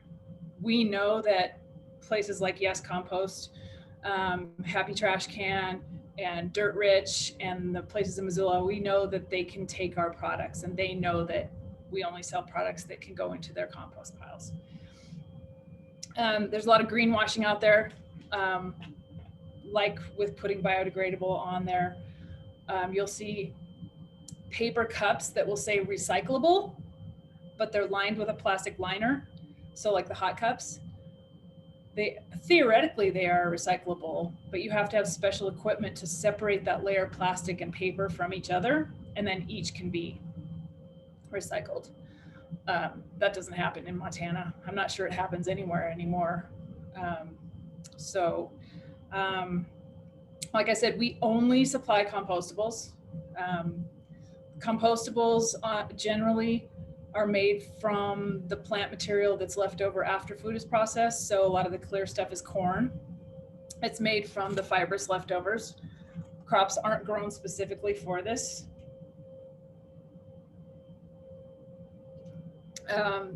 Sugarcane is a big one, bagasse, which is what's left over after sugarcane is processed. We have some straw materials. It takes about half the energy to produce these products than it does plastic. And it's made from the stuff that should go to the compost pile anyway. So price-wise, excuse me, price-wise, it's gonna be a little more spendy than, say, a plastic cup, depending on where you get it from. You know, if your supplier is someone like Cisco, it depends on what your product mix is with them to what price you get. So it's hard for me to say you're going to pay this many more cents per item because I don't know where you're getting it from. Generally, it is cents. It's not a huge discrepancy. Unless you're talking about styrofoam, and then styrofoam is just stupid cheap. And we can't compete with that. But, you know, if that's where your head is, then I guess we're not really talking anyway. So to give you an example, a 16-ounce cold cup will cost you by the case about 17 cents. We have 6x6 fiber clamshells. They're about 17 cents. Let me show you a couple of items we have in here. I know Heather is using some of these. The co-op here in Bozeman uses these. You can bake right in them. They're baking cakes in them. Fiber bottoms, clear tops. We've got all kinds of good stuff. Catering pans lined with PLA. Oop. So they're soak proof. We've got clamshells. We've got coffee cups. We've got cold cups. We've got straws. We've got lots of stuff. I think that's about all I have for you. If anybody wants more information or price sheets or anything, you can email me also. It's ecomaniac.mt@gmail.com. Perfect. Question, two questions. For the containers you showed that had the clear lid and you can bake in them, you don't bake with the lid on, right? Like that goes on after baking. Correct. None of the clear stuff will hold up to heat. It will like disappear before your eyes. It won't even melt onto stuff. I mean, it will start to if you put it under a little heat, but a lot of heat, it will just like, it's like a cartoon. It disappears. There are fiber lids available also, but a lot of the places like the clear lid so that you can see, and then you just need to put on your label that, you know, remove this before it goes in the oven. And they can withstand 450 degrees for 45 minutes. So. Wait, do you sell plastic bags? Nope, we don't sell anything plastic. Certified compostable, like clear bags. We don't have clear, we do have trash bags that are compostable. Okay. We've got them in 3, 13, 33, 45, and 55 gallon sizes. They're kind of a opaque green. Okay. Great. And lots of folks asking for do you have any fact sheets to kind of point people to or more information on the excellent stats you had at the beginning? Boy, I've gotten it from a lot of places. A really great place to find a lot of information is worldcentric.com. They're one of our big manufacturers. Most of our stuff comes from them. They have a great, a few great pages on their website that talk about all kinds of stuff. They're a certified B Corporation, have been for quite some time. They're a wonderful, wonderful company. In it for all the right reasons, and I wish they made everything that I needed so that I could only buy from them because they're awesome. But go to their website. There's lots of good information there. Great. All right, very good. Any small clear clamshells? Absolutely, we have 6x6s, 7x7s, 8x8s. We've got some others that are a little deeper. We've got, we have over 200 products in stock here. Excellent. And just to reiterate, folks, if you're interested in the product list and the prices, contact me or Heidi. Is it all right if we share your email so folks can contact you directly? Absolutely. Great. So we will do that in the follow-up email and just encourage you to reach out. Okay. Very good. All right. Thanks for your time today, Heidi, and for all of that. Next, we can hear from then the compostables side of things. So Carl, can you unmute and say hello? Are you with us? Yep, I'm here. Can you hear me all right? Sure can. Welcome. Would you like me to put your slides up? Is that best? So I'll try and do this screen share. I actually added a couple things since that presentation that I sent you. Okay. But I guess while people can see me, I'll introduce myself. My name's Carl Johnson. I'm the owner of Yes Compost. We are a commercial composting facility. Our main location is in Belgrade, and we service the Bozeman, Belgrade. We don't do Livingston yet, but we actually do 1 day a week up in Big Sky. So we're sort of expanding our reach, but we do primarily food waste composting, and we mix it with a bunch of carbon materials and break everything down. And then in the end, we actually feed everything to worms, and they really break it down and make a really nice product for us called worm castings, which is worm poop. So thanks for giving me the time to sort of show my side of things. I'm going to try the share screen here.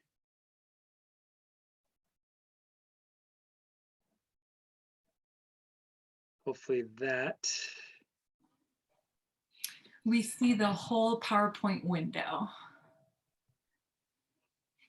Okay. There we go.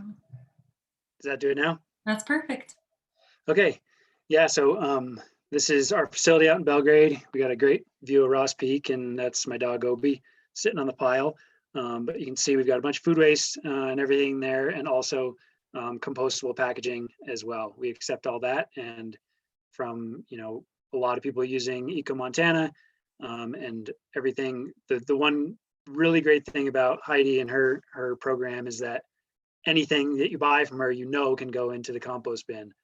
So that's really helpful. So the main question, as a composter is, does this stuff actually break down? And we have found that actually it does quite well. This third picture on the right is a cup after about a month to 4 to 6 weeks of being in a compost pile. The main things that are breaking it down are the heat. The piles get up to about 140 to 160 degrees for about 8 weeks. So in the first part of that, you see some really rapid degradation. They kind of splinter, they turn a milky white, and then they pretty much disappear. So it's really cool to see that happening throughout a few months. But from my perspective, it is really awesome to see them break down, but there's definitely a lot of considerations to make when you're approaching, a compostable to-go product or a single-use item. So I've got kind of a list of pros and cons that I think people should go through when they are making these considerations. So first, we'll start with positives. We found, and other studies have shown, that by having compostable products, people are actually able to accept or collect more of their other compostable items. So an example of that is somebody that has a countertop food waste collection bin that is kind of grossed out by it and doesn't want to, clean it all the time. If they use a compostable liner bag, then it makes it easier for them. They're more apt to use it. Therefore, they collect more compostables. Also with to-go containers, that little bit of leftover that's in the bottom of that soup cup, if that goes in the, if it's a non-compostable container and it goes in the trash, then we've got compostable material ending up in the landfill. So it's a way to capture more of that. As Heidi mentioned, this is new carbon. So it's not petroleum, that's being excavated from the ground. It's material that has presumably absorbed carbon dioxide, through its life cycle in the recent future, and is also an industrial waste.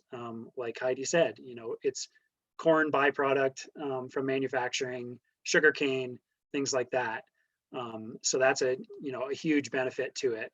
The breakdown timeline, as again Heidi said, there's a regulation about the term compostable, and it has to break down in a certain amount of time with a certain regulated residual after that period of time.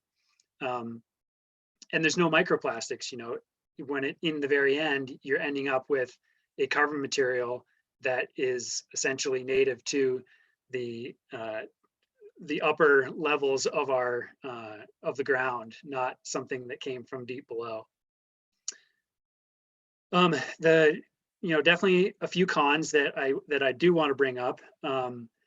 One problem that people see from the composting perspective is that it actually, sometimes these products can increase contamination. Somebody sees a compostable cup, they think, wow, this is amazing. Like, all plastic cups are compostable, and then forget to continue to look at every single plastic cup that they use to make sure that that one is compostable as well. There's a lot of greenwashing that makes it really confusing for consumers. Again, that's why it's fantastic to use EcoMontana, because you know what you're getting, you know it's compostable. PFAs it's a chemical, it's a fluorided polymer. But anyways, it's used as a waterproofing on some of the paper products. And there's been some studies that show that stuff actually can be a residual that accumulates in compost, and it's been found in some waterways and soil and everything. So, but luckily people like World Centric, BioBag, there's others that are conscious of this and looking to eliminate that so that it doesn't end up in compost and soil. One of my main things with compostable ware is that, it's meant to have a limited timeline, and therefore is a single-use item. So I encourage everyone, to try and eliminate single-use items from the process if possible. But in the case of it being necessary, with a to-go item or something, in some case, it just has to be single use, then definitely compostable is my preference. A lot of them still end up in the landfill, unfortunately. That's a number of reasons. We don't have the education to let people know that it has to go to a compost pile to be beneficial. But also, we don't have enough compost facilities, really. So we're trying our best to solve that one for you. Many of them require some pretty high heat to break down, so you do have to have an industrial facility. There is a certification for backyard composting, which is just a lower temperature process with less maintenance and regulation, but some of these do actually break down in a backyard pile. So there's standards for that as well. This line here, I say you need to go all the way and back again. And what I mean by that is when you have, as a company that is using to-go ware or single-use items that are compostable, you got to make sure that you go 100% of the way and have everything be compostable. If you have a mixed bag of, maybe your cutlery isn't compostable, but your cups and your lids are, things like that, that makes it really confusing for your customer, and then ends up with contamination in the compost bins and piles. So that's going all the way, 100% compostable across your product line. Another great reason to work with Heidi. And then I say, and back again. And that is the tail end of it, to make sure that all of this stuff that you're giving to people and is going to their households has some way to find itself in a compost pile eventually and not end up in the landfill. And I'll talk a little more about that. This last one, I say, it has a heavier carbon footprint for now. And the reason with that is that, the petroleum industry has been at this for a lot longer than the compostable products have been in manufacturing. So the infrastructure is just not quite there at this point. So in some cases, there's, a compostable cup may carry with it a heavier carbon footprint than a petroleum cup because of efficiencies in the manufacturing and things like that. But my firm belief is that that is temporary. Once we can move more to the compostables, all those efficiencies will come up and it'll be competitive with the petroleum in terms of the carbon footprint. So just a quick note on greenwashing here. Heidi mentioned it. We see a lot of, like on the left there, it's compostable cups. Somebody thought, oh, I went to this juice bar, they have, it seems like they're really like environmentally focused. So their clear cups must be compostable. Not the case for this one. The straws, the lids, the cups are actually all not compostable. And we found those in our compost bins. There's a couple brands to avoid. Earth Choice, Eco Products, they all have sort of a mixed bag, a mixed offering of some recycled products. They use post-consumer content, but have this name like Earth Choice that really is greenwashing and makes the consumer think, this is good for the environment, and people's minds automatically go, okay, it's compostable. So those are things to watch out for.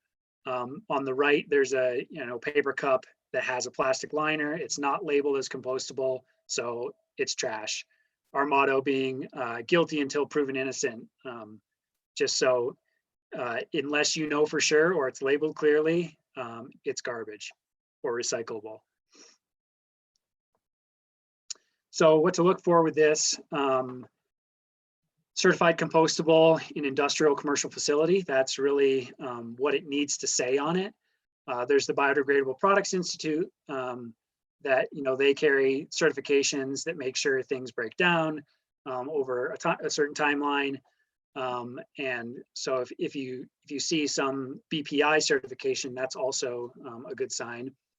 And then a couple other standards and labeling, like number 7 technically is like an other plastic, but if it says PLA, that's talking about the compostable plastics, and the CPLA is a crystallized version that's got better heat properties. Number 0 is what World Centric is using, kind of with their own symbol, but definitely, I make myself available to anyone that I work with. And if they end up, with some product that looks to be compostable, but they're not sure, they just text me a picture. I either confirm it right away, or I do a little digging and find out, who the manufacturer is, if it's actually certified under some of these standards. But again, if you can buy it from Heidi, you don't even have to worry about it, and your customers won't either. Just a note on contamination. So Portland, the city of Portland, for a little while actually stopped collecting all compostable single-use items because they found that the amount of contamination that was generated by people being confused was actually really significant. So they just cut it off completely. We see a lot with new customers. We will take a picture of, their bins for the first couple months. We'll sort through it, pick out all the garbage. This is a new customer, the picture on the left. And, that was just from 1 week. They had all that garbage in their bins. We went down, did a presentation, and now it's literally probably 1/10 of that just after a couple weeks. So definitely, if you are going to use these things, I really encourage people to educate themselves about the end use so that you can inform your customers and make sure that information is passed down along the whole line. The picture on the right there is just what we see after a couple of weeks. Every time we turn our compost piles, we walk around and pick out all the garbage that we can see. A lot of it's rubber gloves, plastic, thin film plastics, and then a vast assortment of other things that end up in there. So this is a little more explanation of you must go all the way and back again. The left, a lot of hot cup lids, people will have a compostable cup that has a lid that is not compostable. But people see that word compost on the cup and assume that everything is a-okay. So that is another thing. They make compostable lids, but some people just have a hard time getting them, or what, something in their supply chain is screwed up. But definitely having everything compostable makes it a lot easier and better for the back end composter. The middle cup here, this is an Eco Products compostable cup, a liner. with Eco Lid, which is, essentially a greenwashed brand that is just advertising that it's made from post-consumer or recycled plastic, but it is not compostable. So a tough thing there, you're requiring your consumer to figure out the difference. On the right, we've got a compostable soup cup lid and a non-compostable sticker. So it's really, there's a lot of depth to this to make sure that everything that goes into that compost bin is going to work in the process. So the other thing is, if this stuff, if you're using it and then it's not ending up in a compost pile, it's really not serving its full purpose. So encouraging your customers to compost at home. I guess the asterisk on this one is, with a commercial composting service, if they are indeed getting a lot of single-use compostable items like cups and to-go ware, just so we can handle it with all the heat, and it's not necessarily great for a backyard bin, but making sure that they know, there's services available that can handle this stuff. Another one that you could offer as a business, if you've got capacity for this, is the take back option. So if you've got, if you're doing a delivery and that person's a repeat customer, you could take back those compostable items, have a centralized collection somewhere, and then figure out how to get them into a big industrial compost facility. So I think there are a number of ways to do that. And I'd love to brainstorm with people if they, to figure out how to make that work in their scenario. So in the end, it's, the question should be, if single use is required, should we go for it? And from a composter's perspective, my answer is yes. And I hope that's encouraging to everybody to push in this direction. I think, even with some of those cons, the momentum should be towards using this stuff. I hope everybody gets sick to their stomach every time you see a styrofoam clamshell. I certainly do. And it's just, it's really, there's no reason for it at this point. We've got, we've had so many other options that are, best practice is way above the old school styrofoam and such. And then, here's a Gandhi quote to end it with, be the change you want to see in the world. I'm sure everybody or most of people have heard this. And I think that is really the motivation to get towards these compostable products, is that this is a change we need to support now so that it can blossom and become standard practice for, across the board. Because certainly it is a much better option than the styrofoams and the plastic clamshells that can't even be recycled and that stuff. So I think we should all go for it. So that's what I've got. And definitely, same as with Heidi, I'm happy to have everyone have my information. You can go to the website, check out Instagram, or just give me a call. There's my number. You can write it down. Happy to talk about this stuff at any time, and make sure we can find out, what works best for you. So yeah, thanks for allowing me to present. And excellent, Carl. Thank back to you. I want to read out some questions. There's some good conversation during the presentation in the chat. And this is a question I actually had yesterday. I got something delivered that was in a compostable package, but then there was a label and I was like, I wonder if that's compostable. To your point, Carl, about all in. And Heidi said that she is waiting on for some info on custom compostable labels. There are some small circles, but it sounds like maybe that's a developing part of the market. Yeah, so I think Heidi's the resource on this, but I know there's a company called Elevate Packaging, and they offer printable, compostable sticker sheets. So, you can do your own custom labels, print them right at home, I think with a laser jet or something like that. But, there's always the concern of, okay, what standard did they meet with those products? And hopefully, if they've done the gone through the Biodegradable Products Institute certifications. You know, we feel comfortable with it. So I think there are options out there that work, and hopefully are not too much more expensive than some of the other things that would take that place. Mm-hmm. Yeah, and another question, and you touched on this, but I just want to give you a chance to answer. So if someone lives in rural Montana where they don't have a compost collection available, to make it clear, your recommendation is still be an early adopter, use the certified compostables. Yes. And then give me a call and we'll figure out how to get them composted. So I think it's sort of putting, you know, the cart before the horse in some ways at this point, but I do think it's, you know, if everybody decides, oh, well, it doesn't really make sense at this point, then we're not going to build the momentum that actually makes it competitive, you know, against the petroleum product version. I think of it kind of like, you know, where solar power was 15 years ago. It was, you know, incredibly expensive.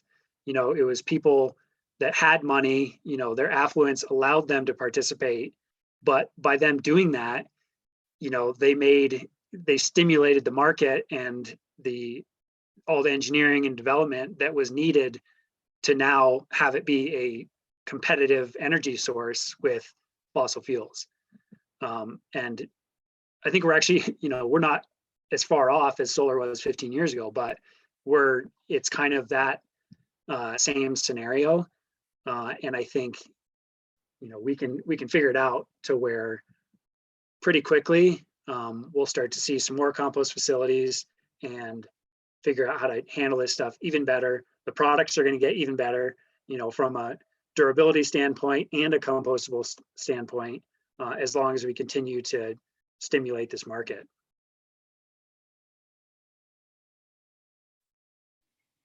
Excellent. Thanks so much, Carl. Appreciate it. Heidi, are you trying to say something? Could I jump in for just a second? Absolutely. As far as what he was saying about the composters not being everywhere yet, when I started this 9 years ago, there weren't any commercial composters. And Garden City Compost in Missoula he was not really thrilled about this stuff. And we sent him a bunch of samples and they did some testing, and they're turning those big piles and they couldn't find any trace of this stuff in 17 days. That's how little time it was taking in those big, you know, they've got big blowers and that's a huge facility. And now we have 5 or 6 around the state, if not more. So that has been a huge, what was missing from the whole system. And I'm so glad that it's there now. Yeah, thanks Heidi for that insight. Next, I'd love to hear from Heather about her experiences with the certified compostables and also reusable from that food provider standpoint. Thank you, Lindsay. Hi, everyone. I am Heather Babinozzi, and I own a meal delivery service in Bozeman called Whole and Nourished. I currently rent kitchen space over at the Food Resource Center in Livingston. I'm going to give you a quick overview of my business, followed by my experience with using glass and compostable containers versus plastic.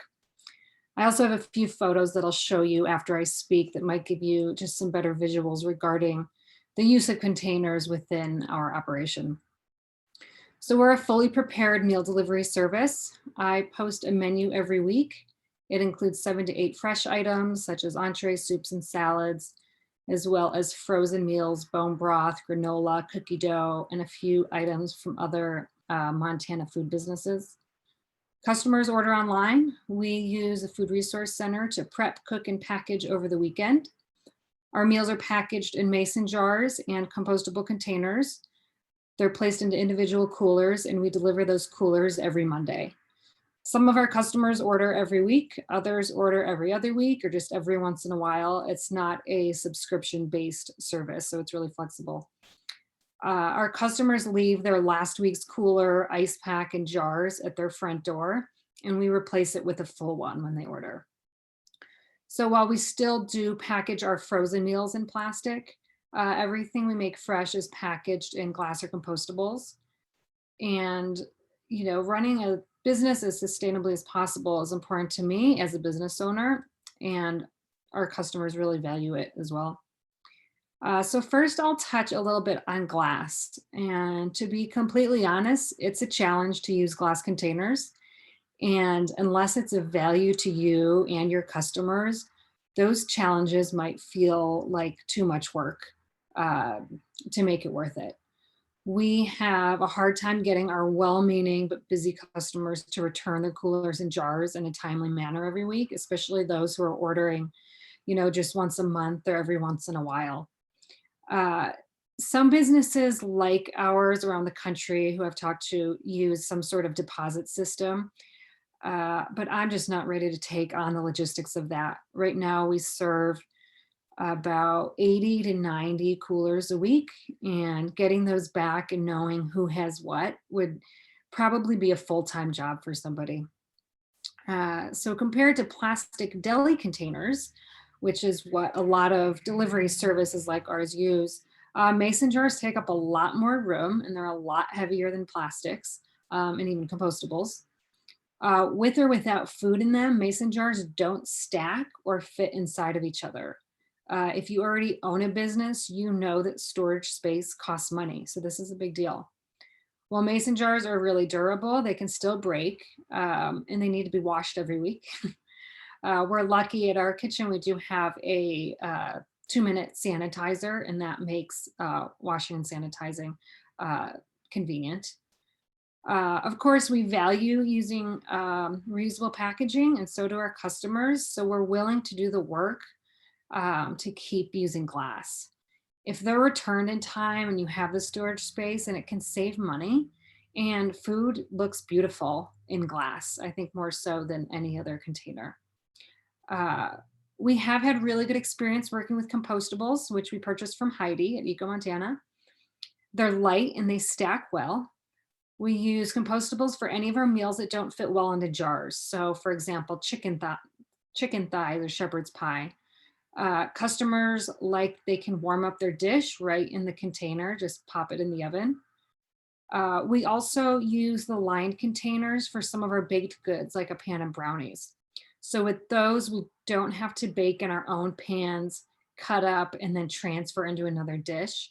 So the customer purchases the whole loaf or cake, and they come in, as you saw with Heidi, they come in, you know, 16-ounce containers. So it's it's almost like a single portion, even for a baked good.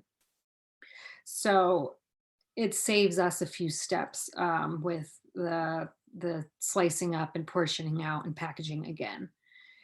If at some point we find glass too impractical, we will likely switch to using just compostables. Unfortunately, I don't think many of our customers are utilizing composting facilities. So our next step, which has been on my to-do list for a few months, is to make that more accessible to them. So that might mean offering to take back the compostables. A disadvantage of that, of course, is that if there's any leftover food in it, then this time of year doesn't really matter. But if it's in there for a couple days in the summer before we empty out those coolers, and we have food particles molding in our coolers. So we could possibly take those back like we do the glass and bring them to a facility for them. Or it might mean collaborating with Carl or another local composting facility to help encourage our customers to compost. So whether you're considering reusable containers or compostables, it's likely going to cost you a little more money than using plastic disposables. I think it's important to be clear to yourself and to your customers about why you're not using plastic, because it's likely that you'll both be paying for it in some way. For us to help pass that cost on to our customers, we do two different things. We require that our new customers pay a non-refundable new customer one-time fee of $30, which is more or less the replacement cost of one cooler with 2 ice packs, an average amount of jars, 6 jars, lids and labels. So while we hope to get all of these items back every week, we know that we lose some. If we have a customer who orders once and we never hear from them again, we at least got the cost of the cooler that we lost. But the fee really helps to cover the initial cost and the upkeep of these supplies. They don't all last forever. For our dishes that require compostable containers, we include the cost of the container in the price of the dish. So finding a way to pass that cost on to your customer is a big deal. Charging them 17 cents more might mean saving you several $1,000s over the course of a year. So that is what I have for now. I'm going to attempt a screen share here and just show you a few pictures. And then if you have any questions, I'll be happy to answer. Okay.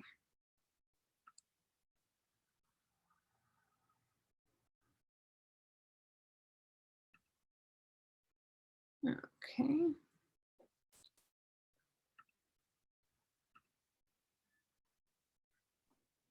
Looks great.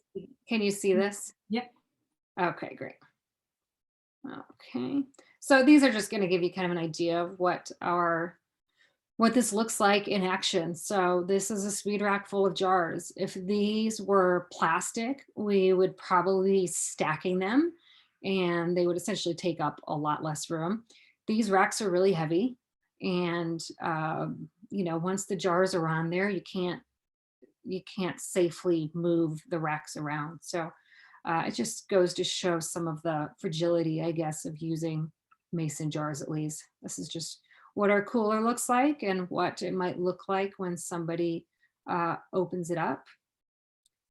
Here is just some of our granola in glass, and food looks really nice in glass. Here's our salad. These are chicken thighs in Heidi's world-centric compostables. Currently we don't put labels on these, but that is something that our customers have asked for and I've been resistant to, but probably will come around eventually. And this is what, a sample week of meals might look like. Okay. And then I'm going to show you one more, but it's a different, it opened up differently because it's a video. So here we go. Can you see that? Yeah, it looks good. Okay. So this is, this just goes to show, for a lot of our meals, we actually package one at a time. A lot of places, food businesses, you're short on space. So spreading out 80 jars doesn't really make a lot of sense, and it's a lot of extra movement. For our salads, though, we call it, it's a batch, basically. So we put out, 20, 30, 40 jars, and then pack our salads, one ingredient at a time into those. And, of course, this is only going to take 20 seconds, but this actually takes, 20 minutes or so to make these beautiful layered salads. And if these were going into a bigger container, a nice big plastic container, it wouldn't take as long. You could make a salad as if you were putting it on a salad plate. So it's just, there we go. So I guess it just goes to show, you have to be willing, and your customers have to be willing to, to pay a little more, to spend a little more time to offer, non-disposables. And that is all I have. I would love to answer any questions. Excellent. Thanks, Heather. Some questions that came in the chat while you were presenting were about, let's see. So return or setting up a return of the compostables. So one suggestion Carl had was that the farmers market has compost bins on site. So if folks are cottage food operators or selling at a farmers market or someplace with bins, they could encourage customers to bring them back the following week. And then questions about how to access Heidi's product list.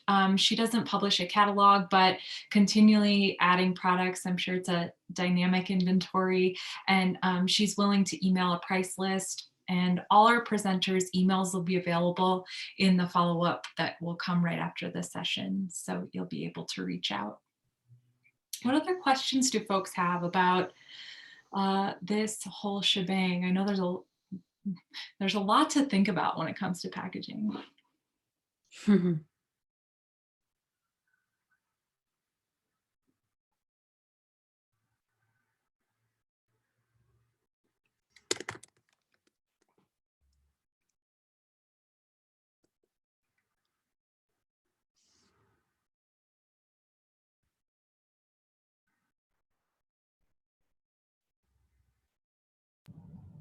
Lindsay, can I say a little something else? Please do. Talking about labeling, the co-op labels all their stuff, all their compostables, and on their labels, they do explain that the container is compostable, the label is not. Please remove the label from the container before you put it in the compost. I'm sure that a lot of those labels end up in the compost, but they're trying. Education is huge. We work at the farmers markets every year, just standing at the trash cans and helping people, you know, put their stuff where it needs to be, sort their trash. At the Bogart Farmers Market, all vendors are supposed to use compostables. There always seems to be a few that somehow sneak some stuff in, but they're getting better. But I'm always amazed at how confused people are and how daunting they feel it is when they walk up and they see all these things, even though they're labeled, there's pictures of stuff that where they need to go. They're still like a deer in headlights. And when that happens and there's no one there to offer some guidance, it all goes in the trash. They don't want to, you know, a lot of people don't want to mess it up. Or plastic spoons are going into the recycling when they are, you know, then that's messing that up. Because I think, you know, we've been taught about single stream recycling and we have not done ourselves any good in doing that because it can't be done. It can't be done practically anymore. So education is huge. So putting those labels on there, I think is huge. Also, your customers want to know. They want to know that you're going that extra mile. So make sure and put it on your label. And put it on your website and put it on everything you print, that you're doing the right thing. Maybe have some links to the composters and just those things, and help educate, because that's really where we're lacking. The other thing I wanted to say is the BPI certification that Carl talked about and I talked about. It's really confusing because I told you that biodegradable doesn't mean anything. And then the institute that certifies compostable things is called the Biodegradable Products Institute. Biodegradable means something in other places, not the US. So that body is somewhere in Europe, and that actually means, it does mean compostable there. So anyway, just wanted to add those. Yeah, thanks. I'll put in a few plugs to the Livingston Farmers Market run by Western Sustainability Exchange, and also the Whitefish and Kalispell, and I think the Columbia Falls as well. Farmers markets are transitioned to compostable only. And so AERO does have at least one article about the experience in the Flathead of transitioning, and the nonprofit that oversaw that was Farm Hands Nourish the Flathead. And they really did have to do a lot of education, more staffing, those kinds of things. So I'll make those things available as well. And then secondly, in preparing for this presentation, when I was speaking with Carl, you know, putting it into context that like purchasing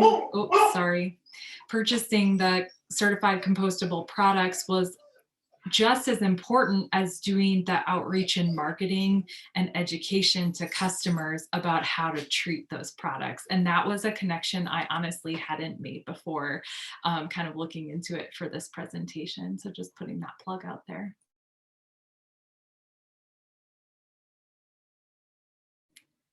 Any other questions for today? I just want to note that the Big Sky Farmers Market is also in the process of transitioning. It's happening kind of slowly, but they offer compost bins for people to use during the market, and then the majority of the vendors have compostable products. A lot of them are doing what I say you shouldn't and have kind of a mixed offering, but that market as well is moving in that direction.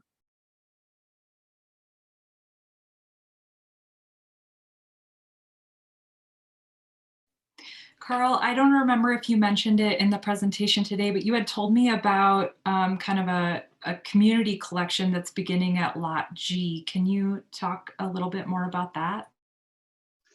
Yeah, so Lot G, as well as it's like 3 restaurants. It's like Lot G, the breakfast place. There's a couple of them that are all the same owner. They have partnered with Happy Trash Can to do all their back of house, front of house compost collection. And now they're offering, they have a bin that I believe just sits outside the back of their Lot G location, and people can bring back anything that they've received from them that is in compostable packaging. They can bring it back and put it in that bin, and then it goes to Happy Trash Can and gets composted. So it's similar to what I mentioned, it's a way for the business itself that's using those, that's putting those out into the compostable packaging out into the world to complete that cycle and make sure that it gets back or ends up in a compost pile versus the landfill. Mm-hmm. So that's a really, an awesome option. And I think we need to do that a lot more. I've started to do it with some of my customers. I've offered it. Honestly, it's not utilized as much as I would like, but we're moving in that direction for sure. Oh, great. So yeah, Happy Trash Can there, closing that loop. Awesome. And then another question in the chat, Carl, do you anticipate having more of those community bins that we can point customers to? I do. Currently, we just have them at our site, actually, in Belgrade. So people can come by. We just have a big bin, and you can put it into, these bins. They're bear-proof bins. They just kind of hang out outside all the time. So you can put stuff right into there. We do, the issue, like I mentioned a lot about contamination. The issue with having just sort of a free-for-all open bin is that you don't have access to the people that are using it necessarily. So we actually, that's why we charge a subscription fee for, not only to talk or to sort of cover the cost of doing our collections and things like that, but is to get access to the people that are using our service so that we can pass on the education, make sure if we see a problem, we get a lot of one type of contamination. We send out an email to the whole group and say, hey, everyone, look, this is what we're seeing. Check your products. Here's a reminder, you got to see certain certifications, blah, blah, blah. But, we want to, the goal is to have this accessible to everyone, regardless of what they can pay for. We want to have it as a ubiquitous service. So we're going to keep working on that, figure out how to, finance it kind of on the back end, so that we can have it accessible to more people. We also want to do, that's sort of a drop off. If you can bring stuff to our compost yard, we want to have a bunch of drop off locations where you can do like a bucket swap, or a bin swap potentially, or have some more big bins where you can empty out a container of compostable stuff into it. Have a number of those sites throughout the city so that people aren't driving all the way to Belgrade to, dump off 2 gallons of compostable material. There's certain efficiencies that we have to consider. So to make sure we're not being penny wise, pound foolish, but definitely, Heather, we want to get that out and expand it so that people have access to the bins.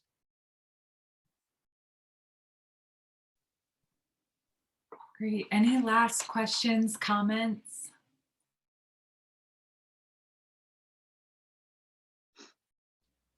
I guess I have a comment. I would just say that, like, I think I was one of those people that was maybe slightly resistant to changing what I was doing at the farmer's market, just because I was used to what I was doing. And I thought all the things that were mentioned, like, it'll be more expensive, it'll be this, it'll be that, I don't want to change, blah, blah, blah. And I don't have a lot of stuff, but I do use Heidi's products for, like, as cupcake containers, like, which I really like. And I actually ended up liking her cups way more than the ones I was using, and just found that anything that I asked her, like, could you get this? Could you get that? She was always like super excited to look and see if she could get the type of containers that I wanted. And I think going forward, I'm just glad that I did change just like a simple thing, because for one is better packaging for me, but then also just hearing all this, it's exciting to kind of maybe close the loop and start, like, I always would say, hey, you can put this in your compost to my customers, but they're kind of like, okay, I don't have compost, So I like the idea of bringing them back to the farmers markets. Or also, I think it would be really simple to just say, like, I'll give you a free mini cupcake or 25 cents off your cupcake if you bring this cup back or whatever. And it just seems like a neat thing to be a part of, that I'm glad that I have the education that I can share with people, and I'm not like that silly resistant person that I was a couple years ago. So thanks, Heidi and Carl, like, for sharing the knowledge with me. I should have cared more before, but you changed me. We have another comment in the chat too. Thanks, Laura.